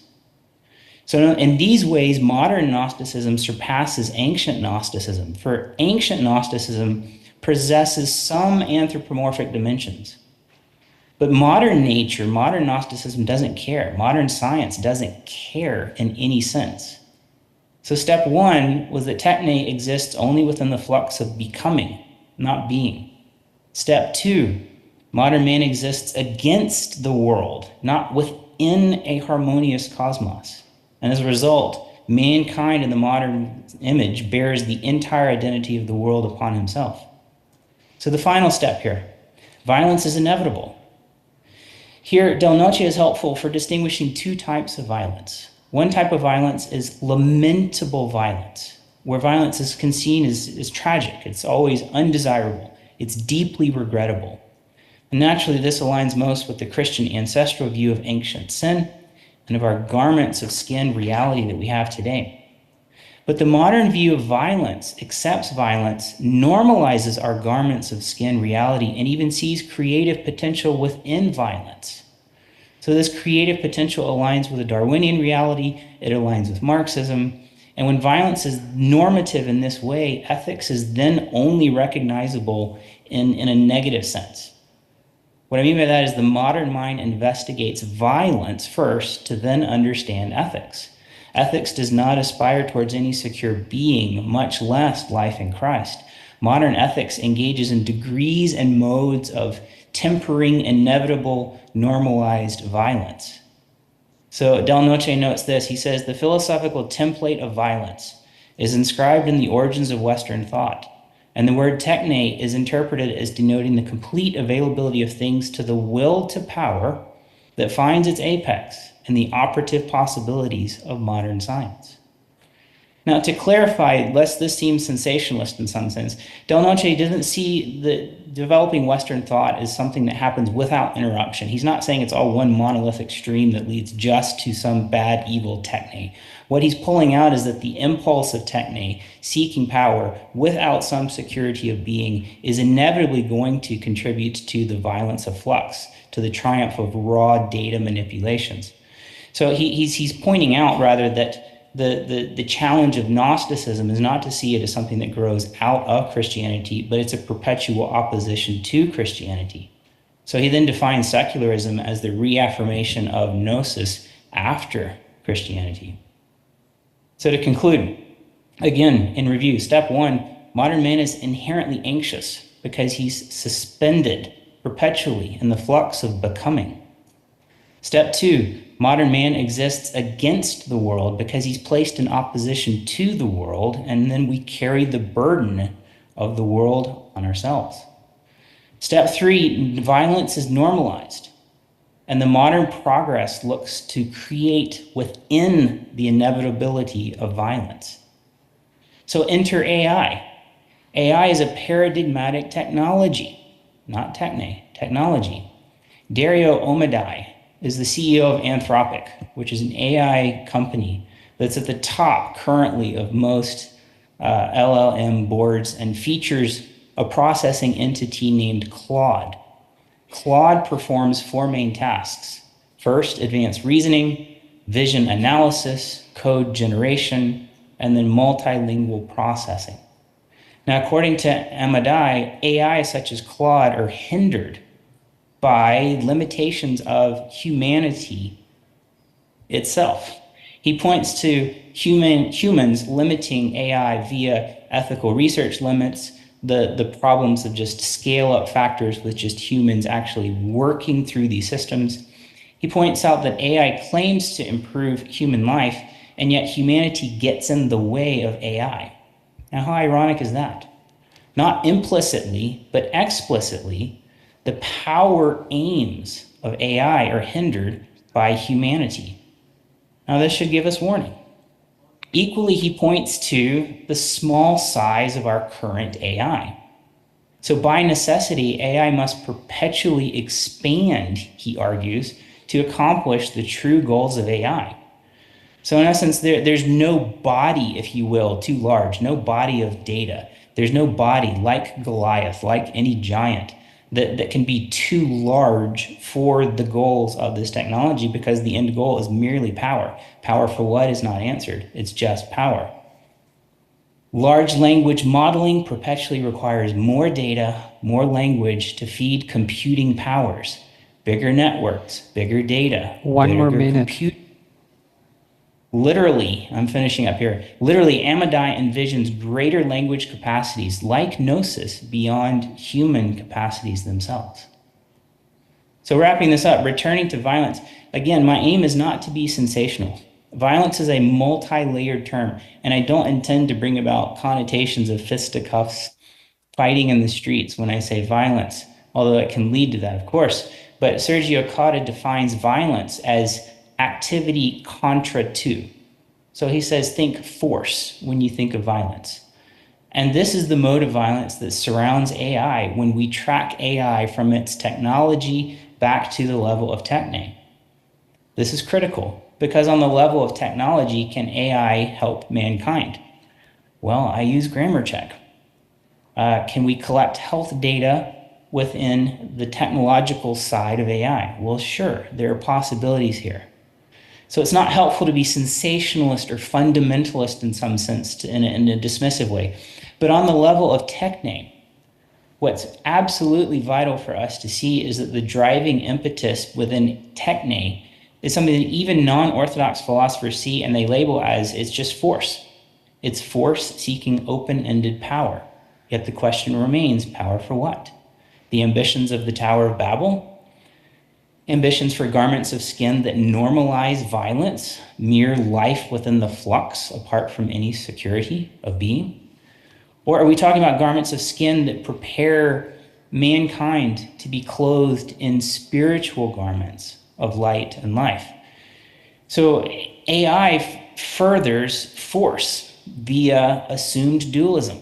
We don't exist within the world. We exist against the world. The world is something to be manipulated via facts and data. We use it to our advantages in whatever sense. That's not a harmonizing. That's a use. That's a violence, according to at least these non-Orthodox philosophers are even able to see this. And so they're contesting the limits of the world and mankind rather than existing within them. All of this, of course, assumes a sort of a framework of immanence. And that's where these non-Orthodox philosophers see such resonance with Gnosticism. So in conclusion, reliance on AI is going to be potentially useful in small ways on the level of small technologies. But if we miss the deeper impetus behind this, then we'll miss the nature of power itself. Even when wild figures such as Elon Musk says that when with AI, we are summoning a demon, he's not entirely wrong, because anytime we summon pure power just for the sake of power, we are inevitably placing ourselves in a spiritual game, even while there could be some potential uses for technology, because that's just the simple way that tools work. We run out of time, unfortunately, so... Thank you. We thank you very much for the insightful presentation. So thank you to all the speakers also. And now, because the time is extremely limited, we try one question. Please be very condensed in asking and answering the question.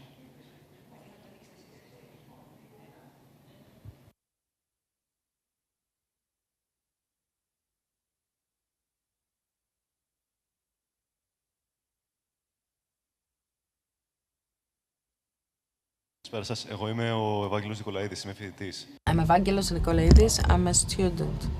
Father Matthew, can you hear us and answer? Yeah. I can hear. Equating Gnosticism with violence, it's a fair idea. It's fair. I think it's anachronistic. Because if we take like a case study like the Cathars, an extremely pacifist religion,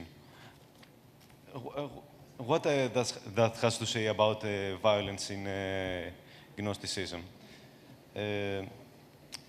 They didn't eat meat, for example, because that will make the demiurge happy, which is evil. Inside the Gnostic philosophy. I just want to say that the nature of living as a human and as a living being is violence. Violence is part of nature, because I have to kill an animal to eat it. That is, violence does not come from seeking gnosis or seeking greater and greater heights in technology. It comes from an either hate or a need to survive. Okay, let me respond very briefly to this, because you're not entirely wrong at all.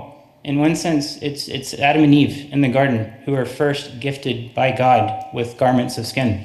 And so the first animal sacrifice comes from God.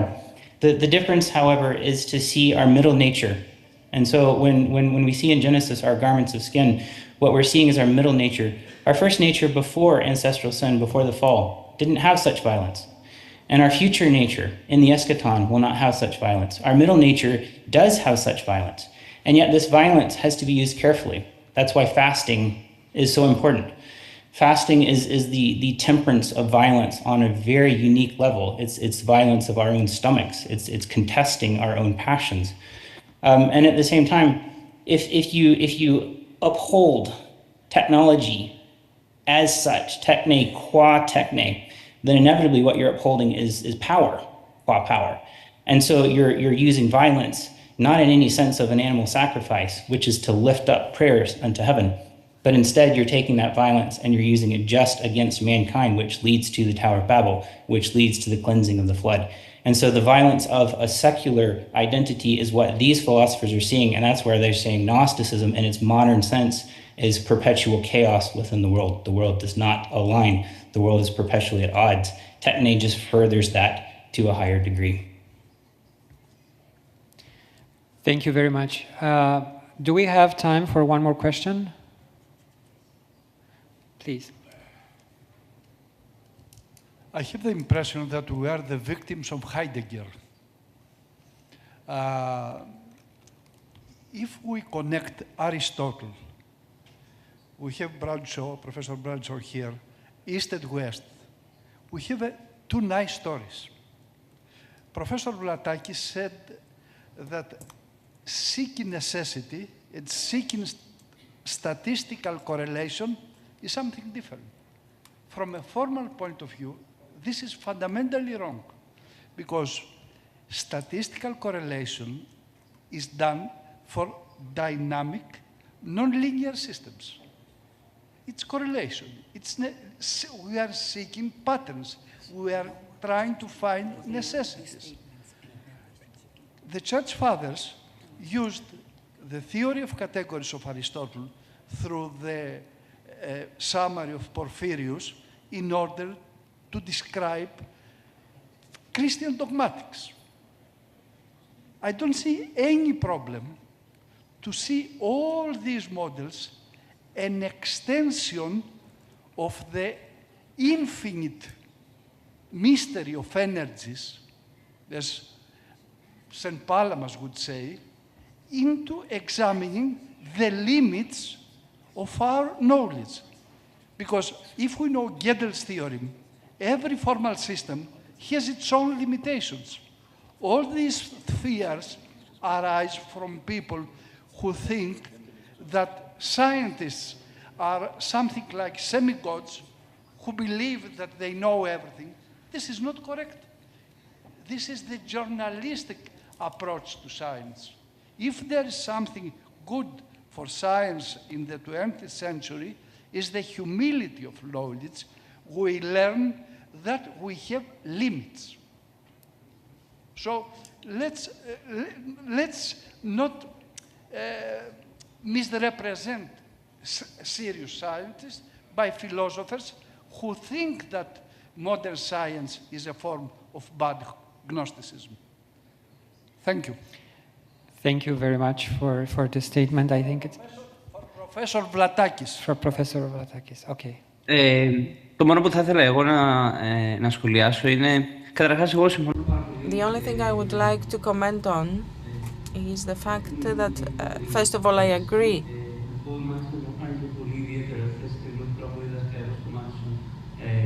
With what was said.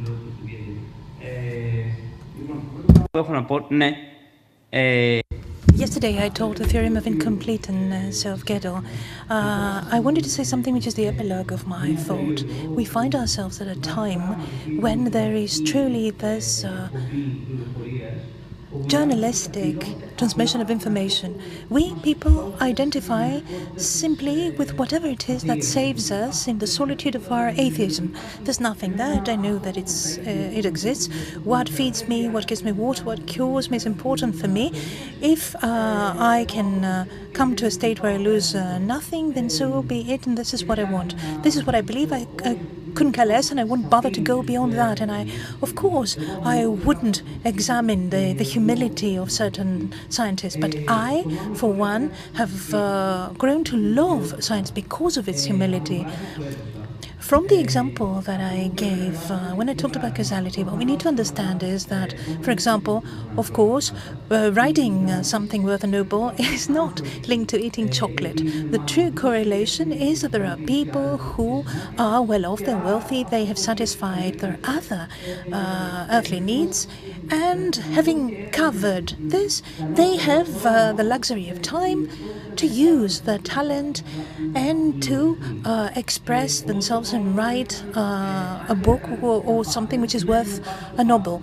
We discover a pattern and we tend to stick to it. And the second thing that I showed is the following.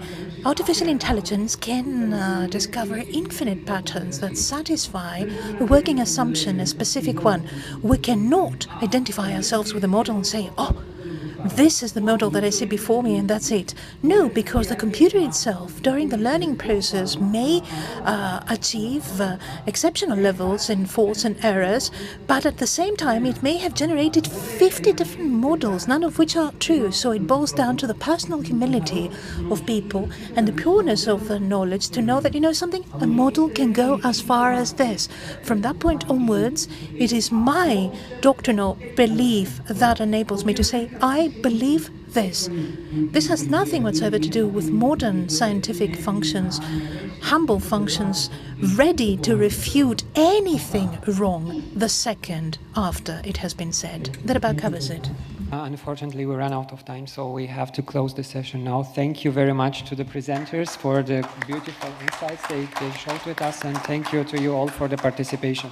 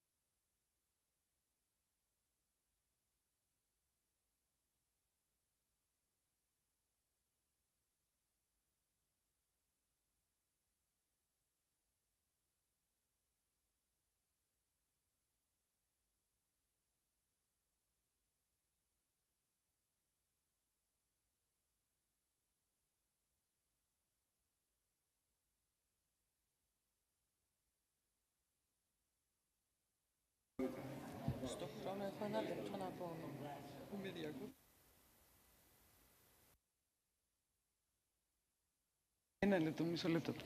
Λοιπόν, καλό απόγευμα και από μένα. Είμαστε ήδη... Good afternoon. We are running out of time. We're lagging behind 3/4 of an hour. So I will ask the speakers to be brief. Because it's not only that we will have a long delay, it's also that we don't respect other speakers. Now, we have Vasilis Konstantoudis at the podium. He's a lead researcher at the NCSR Demokritos. He will speak about the contribution of AI to the dialogue between science and theology. Thank you very much for the introduction. Thank you all. I will start. I usually don't read out, but in order to be on time, I will read, says the speaker. And when speakers are reading, the interpreters have to struggle, so we will do our best. The contribution of artificial intelligence to the science and religious dialogue. That's the title of my presentation. A dialogue that has been lasted for many years. We will say that this influence is very creative because it brings a man to the center of a dialogue and promotes the central importance of Orthodox theology and the ascetic tradition in the future of dialogue and the way we experience artificial intelligence. To this end, we will divide the main body of the speech into 3 parts. In the first, we will outline the 3 main areas of science and theology as they developed over the last centuries. In the second, we will clarify the relationship between AI and science, natural sciences, as we know science from school and university, from research centers and universities. In the third part, we will discuss the contribution of AI to the relation between science and religion. We will put in your judgment the test view that it's the fact that it is inevitable to participate in this dialogue today places dialogue to the bottom of all the 3 things that we analyzed above. Humans experience scientific research and knowledge as theology and religious life at both the personal and the social level. So let's start with the 3 fields. The first field, science and religion are described as the intermediate stage. They are essentially called upon to bridge the gap between what humans want and what they experience in their daily lives. So, they have to address the main contradiction and challenge of our lives, the conflict between our desire for health, longevity, economic comfort, and our daily lives, which often undermine the objectives of our desire. We have economic problems, age, death, social unrest. The list of both the desired and situations and obstacles can be extended or reduced depending on the culture or the individual. However, this disharmony exists. In traditional societies, the conflict was managed by religions and was a powerful motivation for resorting to them. In novel societies, in modern societies, this is done by science. This is a key feature of the transition from the previous situation to this modern world. Very recently, all these things became quite timely and topical because of the coronavirus pandemic, and science played a role there. The main characteristic of this field is the emphasis on the usefulness of science and religion, and not on the engagement with them and dedication to them. not for the prospects of integration, not for the prospects in our lives, but the usefulness. That's why we deal with them. Now, secondly, science and religion are two systems that generate truths and knowledge. Science, in science, they take the form of natural theories and laws. In the case of religion, the form of dogmas and theological beliefs. So, it is easy to recognize that this field dominates this discussion, and this is what caused the various conflicts in recent decades. The issues raised in this discussion have to do with the links, similarities and differences between the basic dogmatic and theological theories. We have the creation of the world. On the one hand, we have Genesis, on the other word, scientific cosmology. The creation and development of man,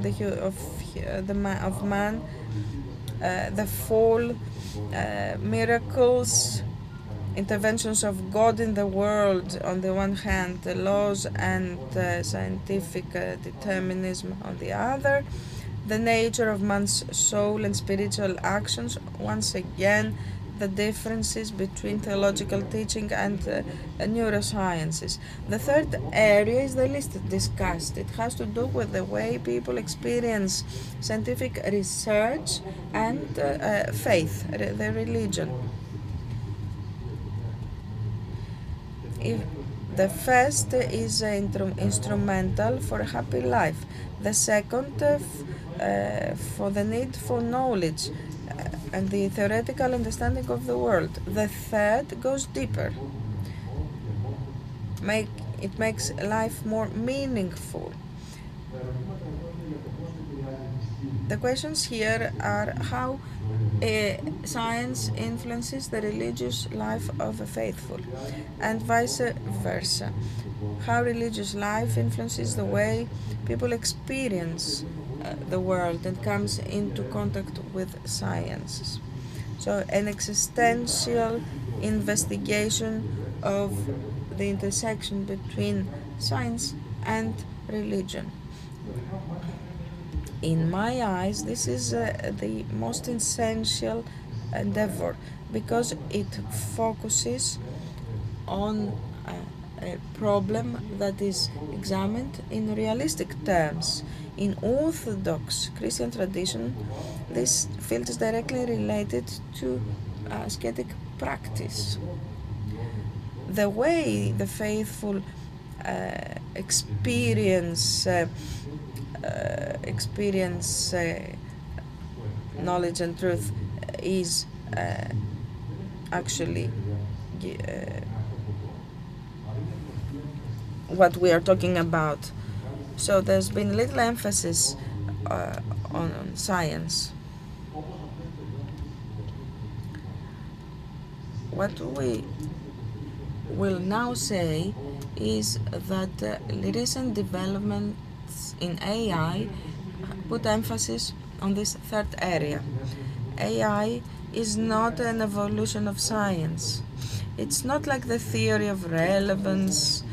The theory of evolution does not answer a specific question about world and human knowledge. It was developed as an IT solution. It's a series of computational methods implemented with algorithms. There is some support from maths and other physical theories. And what do we do with these tools? They analyze, they process, transform, reproduce and recreate any form of human-related information, written text, speech, image, video, etc. The latest developments in AI happened in the last 2 or 3 years. algorithms that explain how people create written language. A model that was trained through millions of texts drafted by people using statistical trends. It doesn't make a model of the way people produce a language, but from the result they learn how to reproduce the same result. The machine learning models were extended very quickly to the production of original works of art. These models are trained with real works of art, and in every application they combine all this knowledge in a remarkable way with truly impressive results. Most recently we had trained models trained by a multitude of scientific articles and experimental data in order to use this basis to carry out new experiments and analyze the results. This is called automatic science. These developments seem to call into question something that was for many people the bulkwood of human uniqueness. If science and art are reproduced, then AI can really simulate and replace human creativity and the works of humans. So, I focused on the three areas where science and religion meet, and I have focused on the third area. So,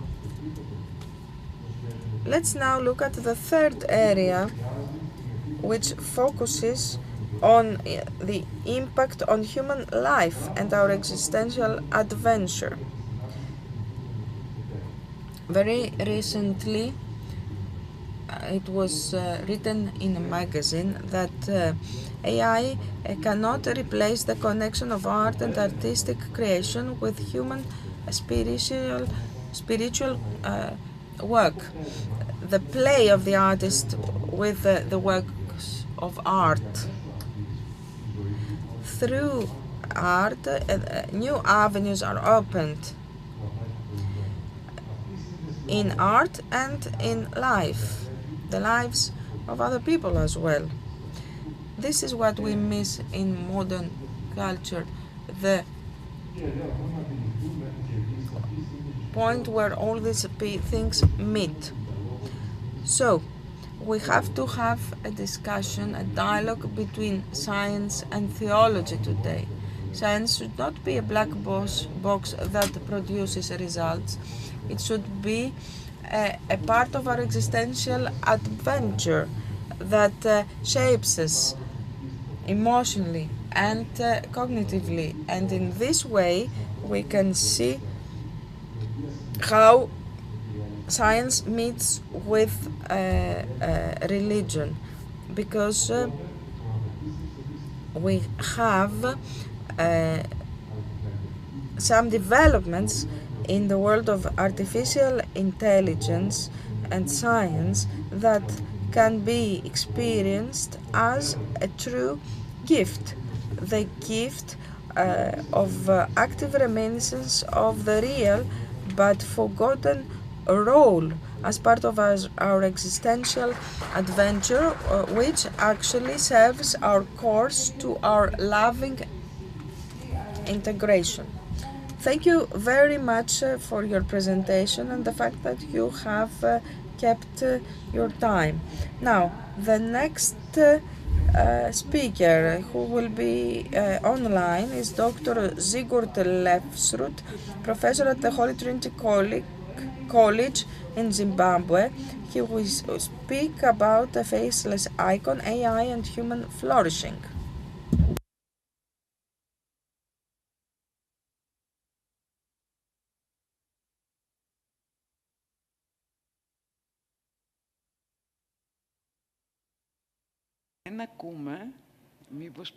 We can't hear the speaker. We can't hear the speaker. Good morning. It's about 7:30 in the morning here in Canada. It's a privilege to be part of this conference, and so I'll begin without further ado.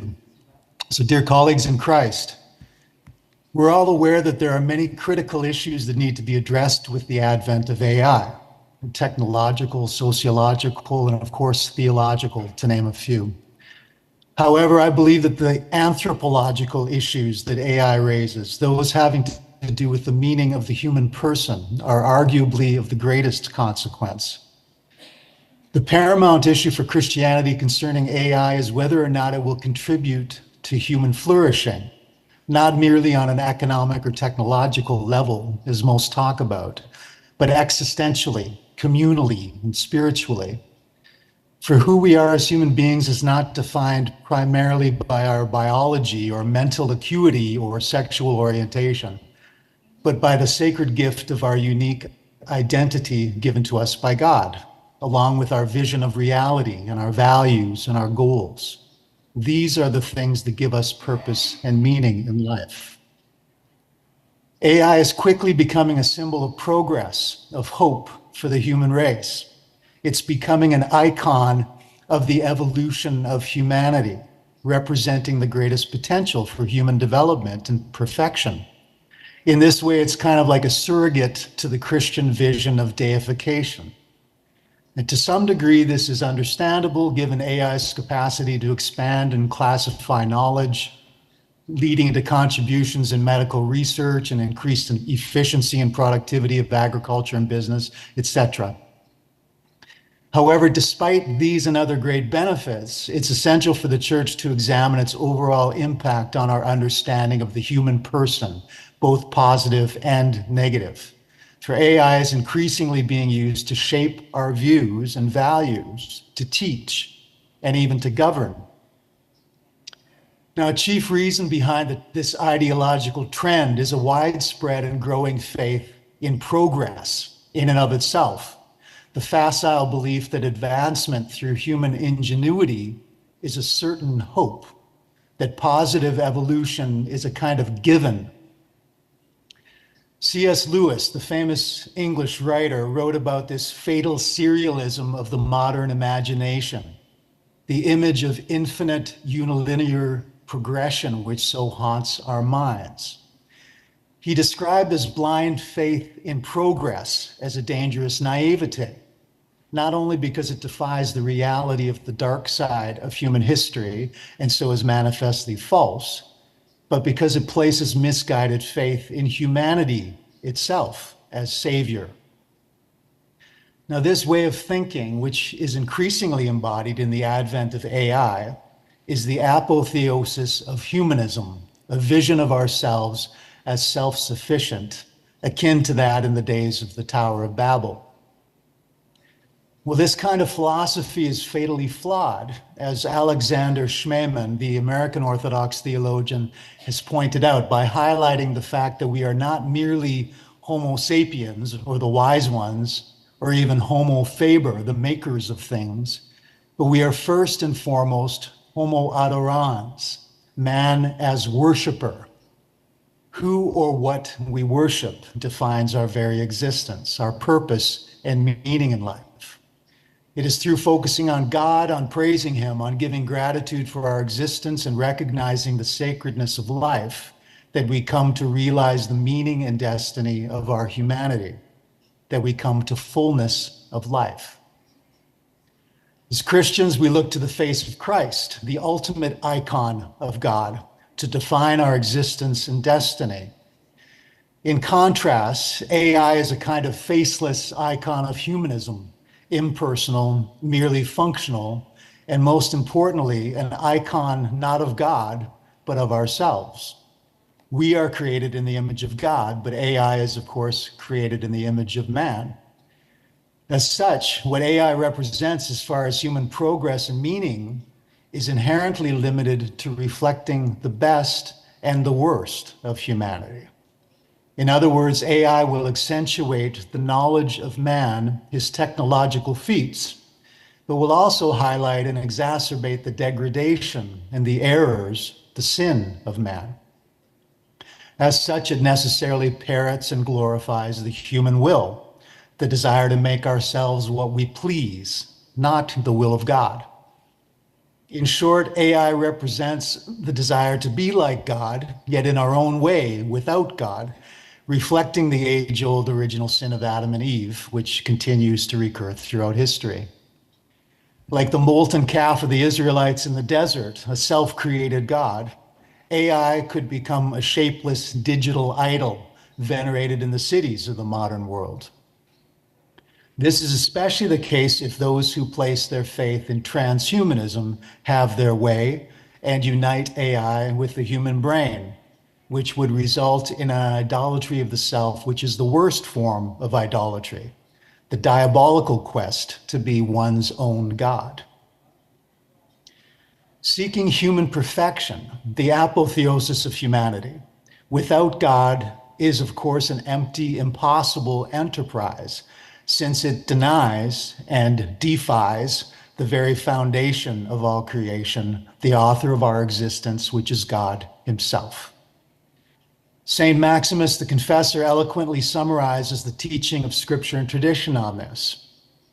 He says, "The mystery of the incarnation of the Word contains within itself the power and meaning of all the puzzles and symbols of Scripture, as well as the substantial content of all visible and intelligible creatures." Now, this last phrase is particularly striking. He says, the incarnation contains the substantial content of all visible and intelligible creatures. In short, it is the person of Jesus Christ who is the foundation of all creation, the key to comprehending ourselves and all that exists, as St. Paul emphasizes also in his epistle to the Colossians.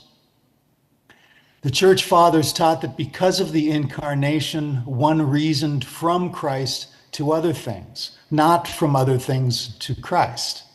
In him was to be found the reason, the logos, the logic, if you will, that inheres in all things. Now, there's a great irony here from a Christian point of view in that AI, hyped as smarter than humans, as a vast intelligence, is inherently ignorant of the very basis of creation, this paramount logic of logics, the very structure of all that exists. And it must remain so. Why? Because AI is inherently relativistic and is indeed programmed to be that way. It can only classify and categorize human knowledge, and only that kind of knowledge which is based on empirical or scientific data. Therefore, philosophy and religion are areas of thought that it simply cannot deal with. One philosophy is just one of many that are mere human opinion. One religion is inherently, necessarily, no better or no more truthful than another. Whether or not God is good or evil, physical or spiritual, or even if he or she or it exists, which are foundational questions underlying human meaning and destiny, these are matters beyond its capacity, and so implied as unimportant or even irrelevant because they're necessarily relative. And of course, if there is no ontological truth, no metaphysics that serve as the foundation to human action, then all values and ethics become relative. Thus, in an ultimate sense, it's impossible for AI to convey what is inherently right or wrong, what is good or bad for humanity. It can only point out manifold options. Saint Isaac of Syria speaks of the vast difference between common or natural knowledge and spiritual or contranatural knowledge. The first, which uses only rational thinking and is concerned only about this world, while the latter is rooted in faith and those things that are eternal. The first, he asserts, has no salvific value, but only has to do with glorifying the diligence of man. The second is the highest degree of knowledge, and it alone is truly life-giving. Saint Gregory the theologian goes even further when he states that common knowledge, which is primarily about arguments and speculations and excessive speech, leads to eternal destruction, while only the second, narrow way leads to life eternal. Well, all of this begs the question, is AI of any value to humanity then, theologically or spiritually? It can help us accumulate and categorize knowledge, but it seems utterly vacuous and potentially destructive concerning those things which are most important to our ultimate fulfillment as human beings. In this sense, it is inappropriate to refer to AI as an intelligence, and so the term AI is in fact misleading. The kind of algorithmic processing of information that it does is more accurately called simply machine learning. As human persons, our life and fulfillment are rooted in our relationship with others and with God. Okay, this is what gives life meaning. And these relationships, which are composed of love, a sense of the sacred, faith, and which include the participation of our bodies, our faces, all of our senses, cannot possibly be conveyed to and through AI via mathematical algorithms. We've not yet come to sufficiently consider and evaluate the kind of thinking, particularly the way that the human person is understood, that is being promulgated by AI. Well, one thing that is certain, AI will have increasing sway over the way that humanity conceives reality. For example, some of the information already being programmed into AI through supervised machine learning is placing emphasis on things like evolutionary theory and gender ideology, highlighting the animal over the spiritual nature of the human person. These views are being presented as scientific norms. The latest theories and fads of thought, which are by no means neutral in their expression of values, could easily become treated as universal truths through incessant repetition. A hegemony of certain kinds of values is growing. For example, inclusivity, tolerance, openness, things that on face value sound very appealing and fair, but which on examination convey a radical relativization of truth. In this way, AI is becoming a symbol of the enshrinement of relativism as the new kind of wisdom that can only end, in the end, be nihilistic. If this kind of relativism becomes more widely accepted, AI would in truth become an icon for humanity, but a dark and shapeless one, a mere void, resembling Nietzsche's version of the Übermensch, the Superman who thinks and acts beyond good and evil because ethics have no ontological foundation and so are only relative, acted upon not because they're rooted in eternal truth, but because they're convenient in the moment at hand. Well, I'd like to conclude with an excerpt from a poem by the English poet T.S. Eliot. We are the hollow men, we are the stuffed men, leaning together, headpiece filled with straw. Alas, our dried voices, when we whisper together, are quiet and meaningless. Well, these words represent our destiny as human beings if we allow AI to take precedence in defining the human person, divorced from faith, divorced from objective values, from the metaphysical foundation of our existence. For the question, who is man, is inextricably tied to the question, who is God? We cannot know ourselves, the meaning of our existence, our destiny, without Christ, the Logos of God. Christ is the Alpha and Omega, the one through whom all things were created, and the one in whom we are saved and deified. Only in the personal face of Christ can the relationship between the finite and infinite, the material and spiritual, be understood and experienced. Thank you for allowing me to participate in this conference. It's great. Thanks. Ευχαριστούμε πολύ τον κύριο καθηγητή για την πολύ αξιόλογη συνεισφορά του και περνάμε... We would like to profusely thank the professor for his very interesting contribution. And now we'll hear the next speaker from the University of Nicosia, professor at the University of Nicosia. Ένας από τους πιο... Dear colleagues, Diogenes, one of the most well-known cynics, is well-known because he circulated in the middle of the Greek agora, holding a lit torch, saying that he was looking for a man, for a human. And he was looking actually for a man with integrity and morality. Years later, Pontius Pilatus stood in front of the faithful, actually demonstrating Christ and saying, "Here is man." Today, we have artificial intelligence, mathematic models, logic rules that lead us to the era of transhumanism. It's not an evolved type of person, it's a superhuman, a post-human who is full of challenges and risks, but also promises. The aim is to avoid age and disease, a promise to people to go beyond death, to achieve immortality, and go beyond the things that we nowadays know. People will no longer have be obliged to do manual work.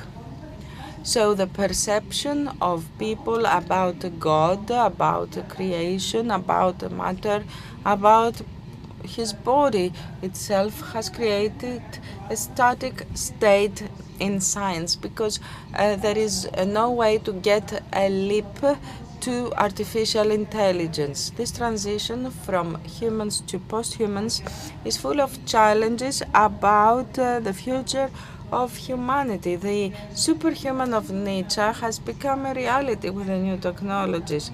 The imbalance between the weak and the powerful will be obvious once again. These are some existential questions.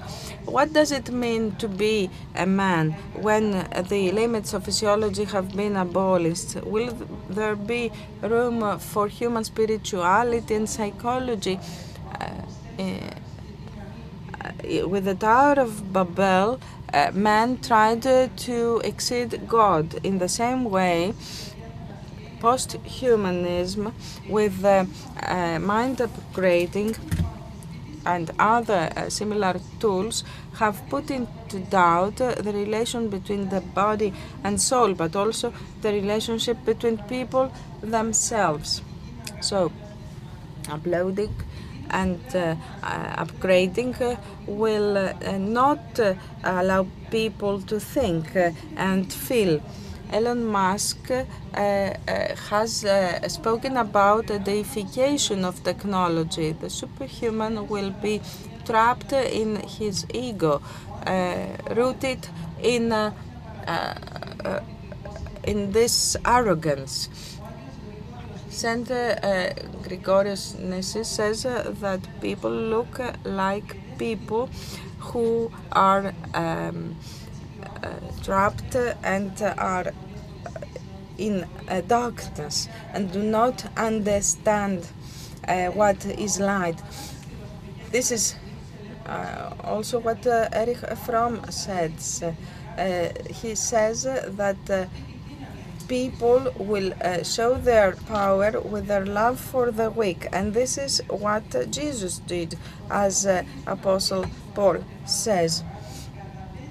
The creator of everything we can see and cannot see actually accepted to get flesh in order to show that there is immortality, taking people to paradise. In the same way, people who deal with artificial intelligence nowadays, if they make mistakes or when their tools actually become independent and do mistakes, make mistakes themselves, who will have the responsibility for those mistakes? God has created actually man and the world in harmony. We have the Father, the Son, and the Holy Spirit, all of them in harmony, who show freedom and love. In Genesis, it clearly says, we will make man in our image and likeness. This is what he did. He gave the specifications to man in order for him to understand the divine wisdom, to think in a way that reflects the will of God. God's will was for a man to be accountable for his works. Noah, Adam follows the instructions of God, and Noah follows the instructions of God, and creates the ark to be saved. So man is in the image of God. It's the most perfect creation of God, and it is part of the world as someone who knows how to rule and know the creation. Man escapes from the hands of God with a living soul. Body and soul were the same. In the image is reflected on the body as well. Gregory Palamas actually says that it's not body itself or soul in itself that are defined as man. It's both of them together. These two things are not contradictory, are not the opposite. Because if we accepted that, man would be distorted. There is a harmony. It's not that the soul comes before the body. Saint Paul says that we should glorify God in both our soul and body. And he continues by saying that the body is the temple of God. It seems that everything that we have as an experience, we men experience, we experience it through our body and mind. Any type of disconnection is aposynthesis, and God he is the embodiment of the archetype of man. Christ connected the divine and human nature in an undivisive way, by stressing in this way that the body and soul cannot be divided without distorting human nature. The value of both the body and soul are demarcated. He doesn't only cure the leopards and all the people with who have physical diseases. He's also interested in the diseases of soul. He teaches people that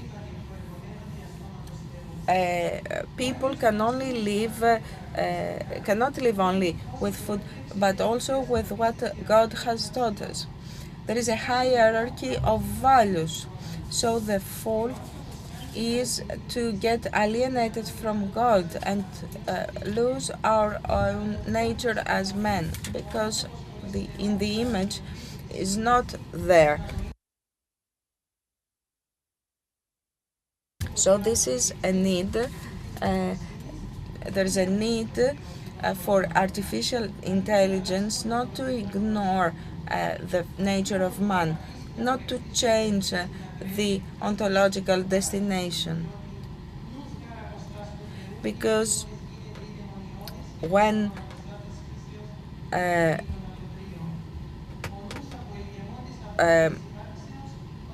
mind knows distance from God becomes either beastly or demonic. So it is true what Saint Apostle says, that we only have the nous of Christ. That's the only way we can keep the integrity of our soul and body and have a harmonic relationship with God, fellow humans, and nature.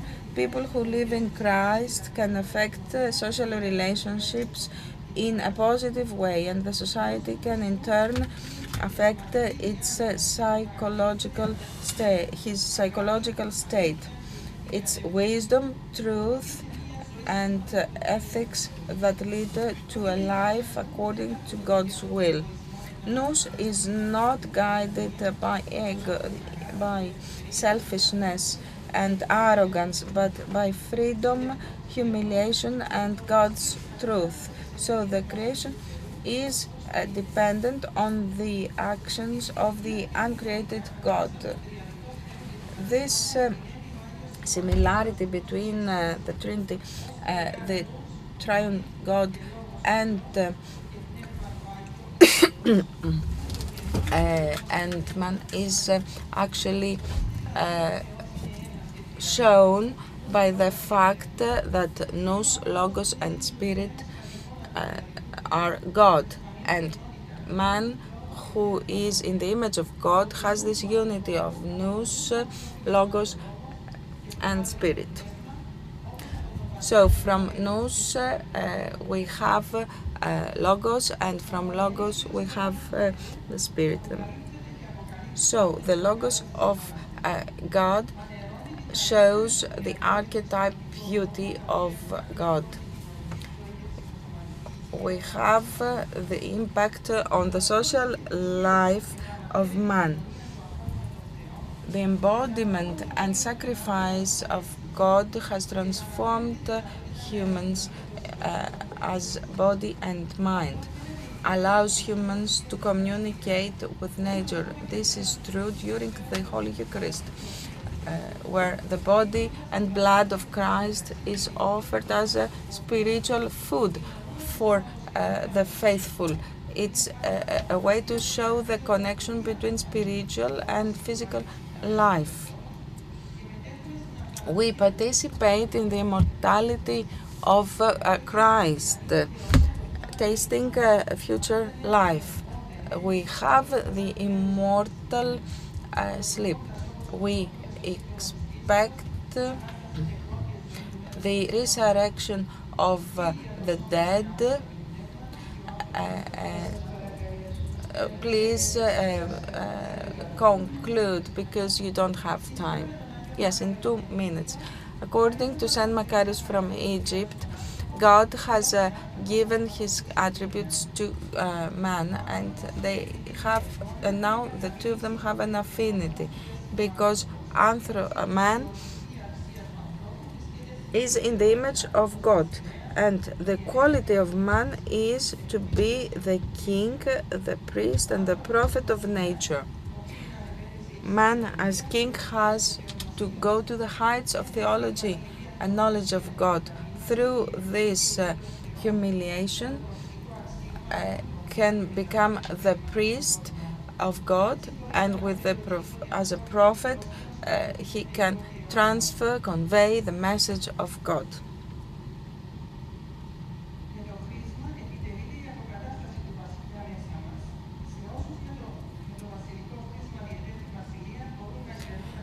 So those who have been baptized can become kings and offer the world in a transformed way. This is done through the cross and Christ. Whoever lifts the cross of Christ, having been crucified, has been crucified for himself and for the world. He is free from the slavery of the world. And all this is done because the soul is important. What should people should do is to get crucified together with Christ in order to get resurrected as Christ. Knowing the truth about God, man, and our final destination. This truth is the truth of freedom, the ability to understand that love allows us to give testimony of God. This is the ultimate meaning of all the things we do. Thank you. Ο τέταρτος και τελευταίος ομιλητής. The last but not least speaker is Mr. Lazar Supitz, who will connect with us online. He's a researcher at the University of California, the United States of America, and the title of his presentation is Deification at the Era of Artificial Intelligence. Hello? Can you hear me?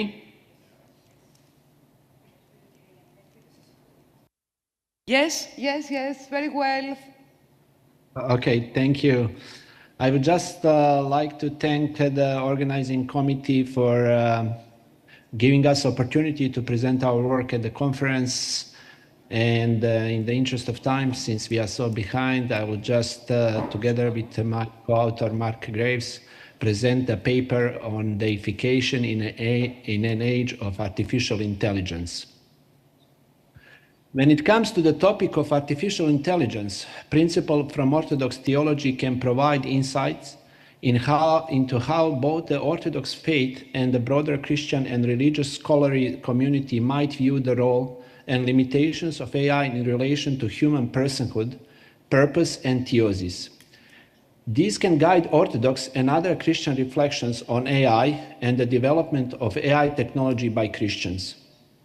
In the Christian Orthodox theology, the concept of theosis or deification is central to its understanding of human purpose and salvation. Theosis, as expounded by Christian theologians from St. Irenaeus of Lyon and St. Athanasius the Great to St. Gregory Palamas, is the process of becoming godlike through grace. Put most concisely by St. Athanasius the Great, God became man so that man might become God. In theosis, a human being becomes united with God through participation in God's uncreated energies, God's grace. Through this process of theosis, which requires the alignment of the human person's will and actions with the will of God, a human being created in the image of God is transfigured to reflect the likeness of God, becomes godlike through grace. This mystical union with the God, which transforms by grace, requires personhood created in the image and likeness of God and a free choice to actively participate in the life of God. From this, it becomes clear that from the Orthodox perspective, personhood is a fundamental requirement for theosis, as it implies not only relational capacity with divine, but also a transformative participatory process in the divine nature. Furthermore, the concept of personhood and theosis pose the ultimate challenge for post-humanism and for AI, which plays a significant role in post-humanism thought. Deification provides a theological recipe, or if you will, an algorithm for a moral and spiritual development that shifts and deepens interdisciplinary conversation about AI ethics into the work of creating AI technology. One can ask, what does the process of deification look like for an AI technology creator? Understanding personhood is therefore important for AI researchers who wish to develop their moral and spiritual awareness as a part of their ethical complex, daily professional lives. In questions around potential AI personhood, rather than depend upon assumptions that AI developers might deny, Orthodox Christianity can raise a challenge for AI personhood. Can AI undergo deification? In Orthodox theology, humans are unique because only they are created in the image and likeness of God. This image gives humans an inherent, profound capacity for theosis, which is not merely a matter of intellectual, but a holistic transformation that includes the soul, body, and community of believers. Personhood in the Orthodox tradition involves communion with the God and others, and it requires love, intentionality, and relational depth. To live is to love, and to love is to be in communion with all that exists through God. Saint Silouan the Antonite emphasizes that true life, as understood in Orthodoxy, is defined by loving relationships that extend both to God and to all of creation. In homilies on the Epistle to Ephesians, St. John Chrysostom emphasizes the importance of gathering together as the body of Christ for prayer and worship. He argues that the communal setting of the church amplifies the power of prayer through unity, the shared intention of the faithful, and the grace imparted to the sacraments administered by the clergy. Fundamental to Orthodox thought is not only personhood as created in the image of God, but also developing into the likeness of Christ. The crux of the issue from an Orthodox Christian viewpoint is whether AI, regardless of its level of perceived consciousness and sentience, can partake in the relationship with the God to become like Christ. This is critical because in Orthodox theology, the relationship with the God is not static. It evolves endlessly through theosis or deification. The question of AI deification hinges on the fundamental prerequisites of personhood. From an Orthodox perspective, personhood can neither be artificially replicated nor converted into an empirical AI benchmark. Personhood captures the deepest ontological aspect of humanity, often either ignored or misunderstood in AI research, which in Orthodox theology is grounded in the image and likeness to God. Answering the question about whether AI can undergo a deification like a person, as defined in Orthodox theology, is thus straightforward. For Orthodox theology, the potential for deification is exclusively human. AI is not created in the image and likeness of God, so it cannot undergo theosis. Beyond the Orthodox perspective, we note that many Christians and non-Christians differ in their fundamental understanding both image and likeness of God, and consequently in their understanding of personhood and theosis. From these different perspectives on the image of God, various questions about AI deification arise. Now I will stop and scholars have the floor to considered Mark. substantive, functional, and relational approaches to Imago Dei, with the substantive approach emphasizing a trait or characteristic such as consciousness or rationality. A functional approach focusing on capacities like stewarding creation, and relational approaches investigating a person's relational capacities, especially with the divine. Based upon such understandings of personhood, various questions arise about deification in an age of AI. The substantive approach might argue that although AI currently lacks substantive aspects of God's image, such as soul, consciousness, or a real capacity for moral choice, AI may attain these in the future. Based upon a substantive understanding of Imago Dei, the question thus arises of what potential and outcomes for theosis are exclusive to human nature. Can humans create AI such that it can use likeness to Christ as a goal or telos for its development? Further scholarly inquiry will likely seek to refine these questions, consider their potentials and ramifications, including ethical implications, and explore what that means for humanity and AI technology. Functionally, AI can be seen as a software technology and tool, and thus is something that humans have developed to serve particular functions. If used wisely, AI could assist in various tasks like research, healthcare, or communication, possibly freeing people to focus more on their spiritual lives. Based upon a functional understanding of Imago Dei, the question arises of what role can AI play in humanity's stewardship of creation? Orthodox theology would caution against viewing AI as anything more than a tool, and most religious scholars would agree that humans do not delegate moral responsibility for stewardship to AI. However, based upon a functional understanding of Imago Dei, religious scholars could also explore the level of agency AI could have in assisting human stewardship. Similarly to the substantive approach, a relational approach might argue that AI can currently simulate human capacities by being trained on data such as human voice and text, that people can and do form relational attachments to AI, and that future AI may attain a deeper capacity for personal relationships necessary for community or personal encounter. Two questions arise depending upon one's understanding of relationality in this context. First, what would be necessary for AI to enter into authentic human relationships?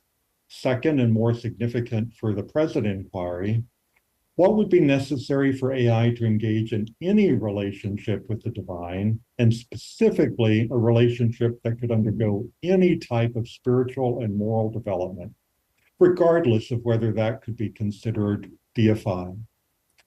Religious scholars such as Philip Hefner and Maureen Hertzfeld have examined the relationship between humans created in the image of God and human creation of technology in our image.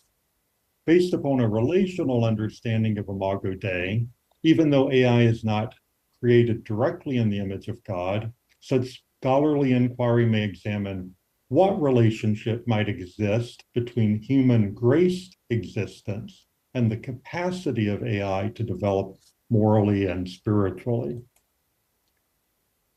An insight that Orthodox perspective offers to broader religious scholarship is that theosis depends upon both community and grace.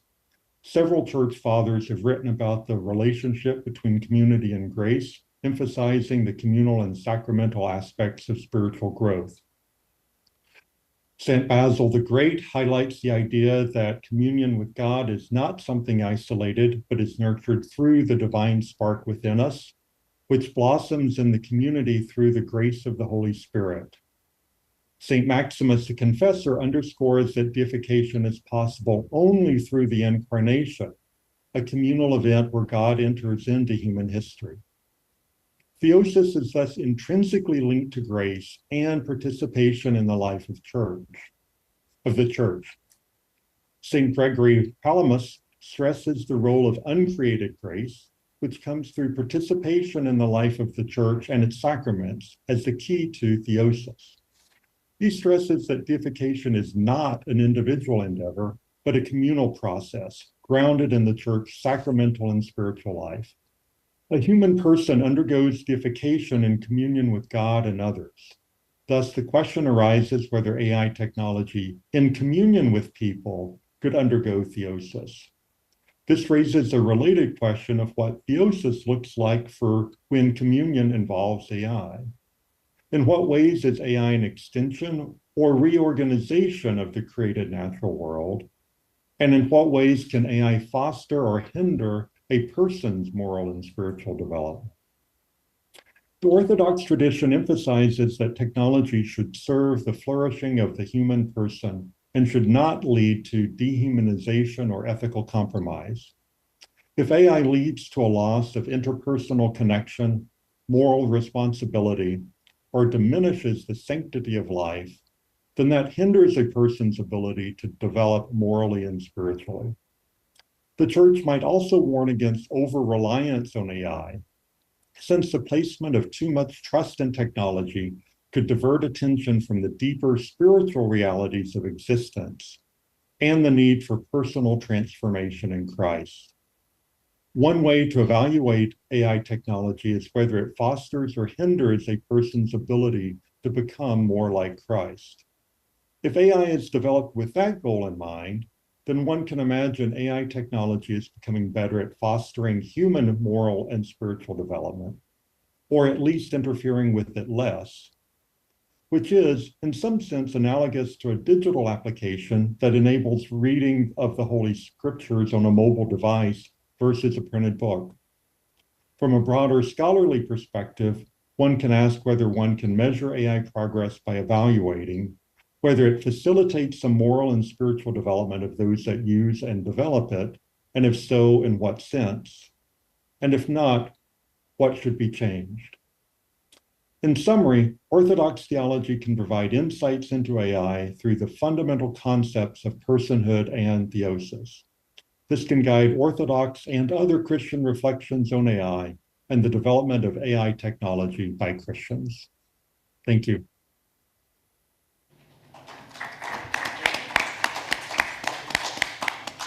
Ευχαριστούμε πάρα πολύ. Thank you very much. Thank you very much for keeping within the time limits as a moderator. Thank you for the interesting presentation. I don't know whether there is minimal time for one or two questions. We're tragically beyond the time that we should have used. We have exceeded the time limit tragically, says a moderator. I'll be brief. Regarding what Mr. Konstantoudis said concerning science and religion and the limitations of science, if we were to believe that the evolution of artificial intelligence is an offspring of science, but the science that believes that it can do everything, it can foresee everything and offer everything, practicing hubris, if you think about it. It is devoid of God, it is devoid of humility.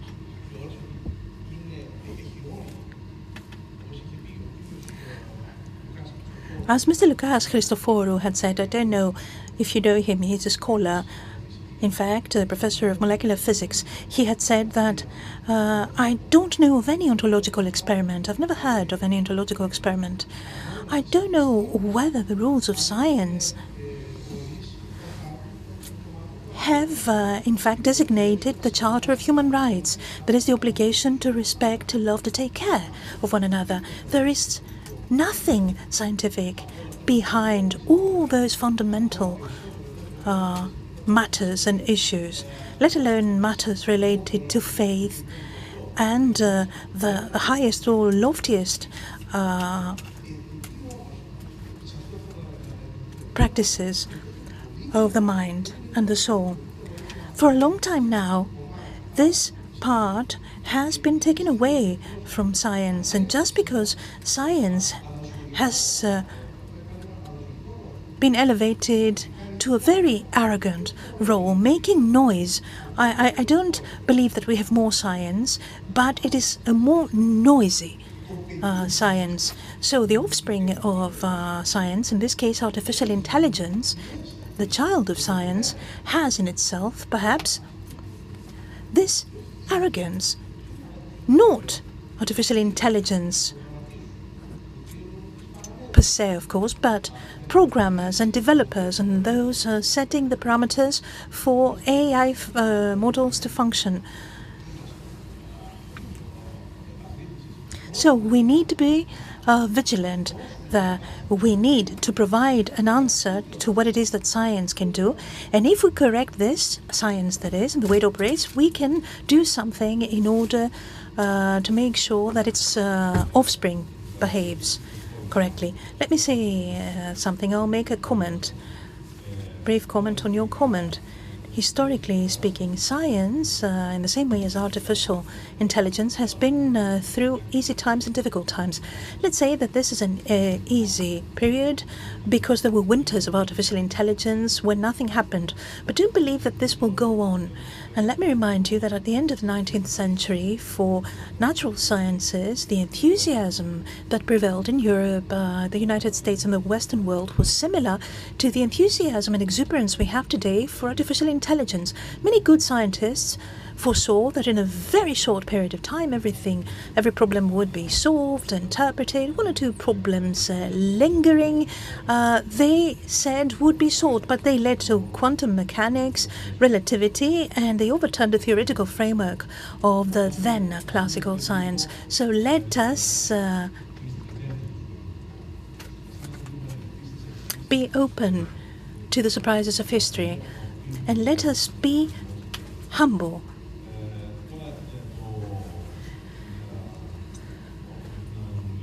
Now, regarding the arrogance in science, I think that this is at the heart of this conference and all presentations.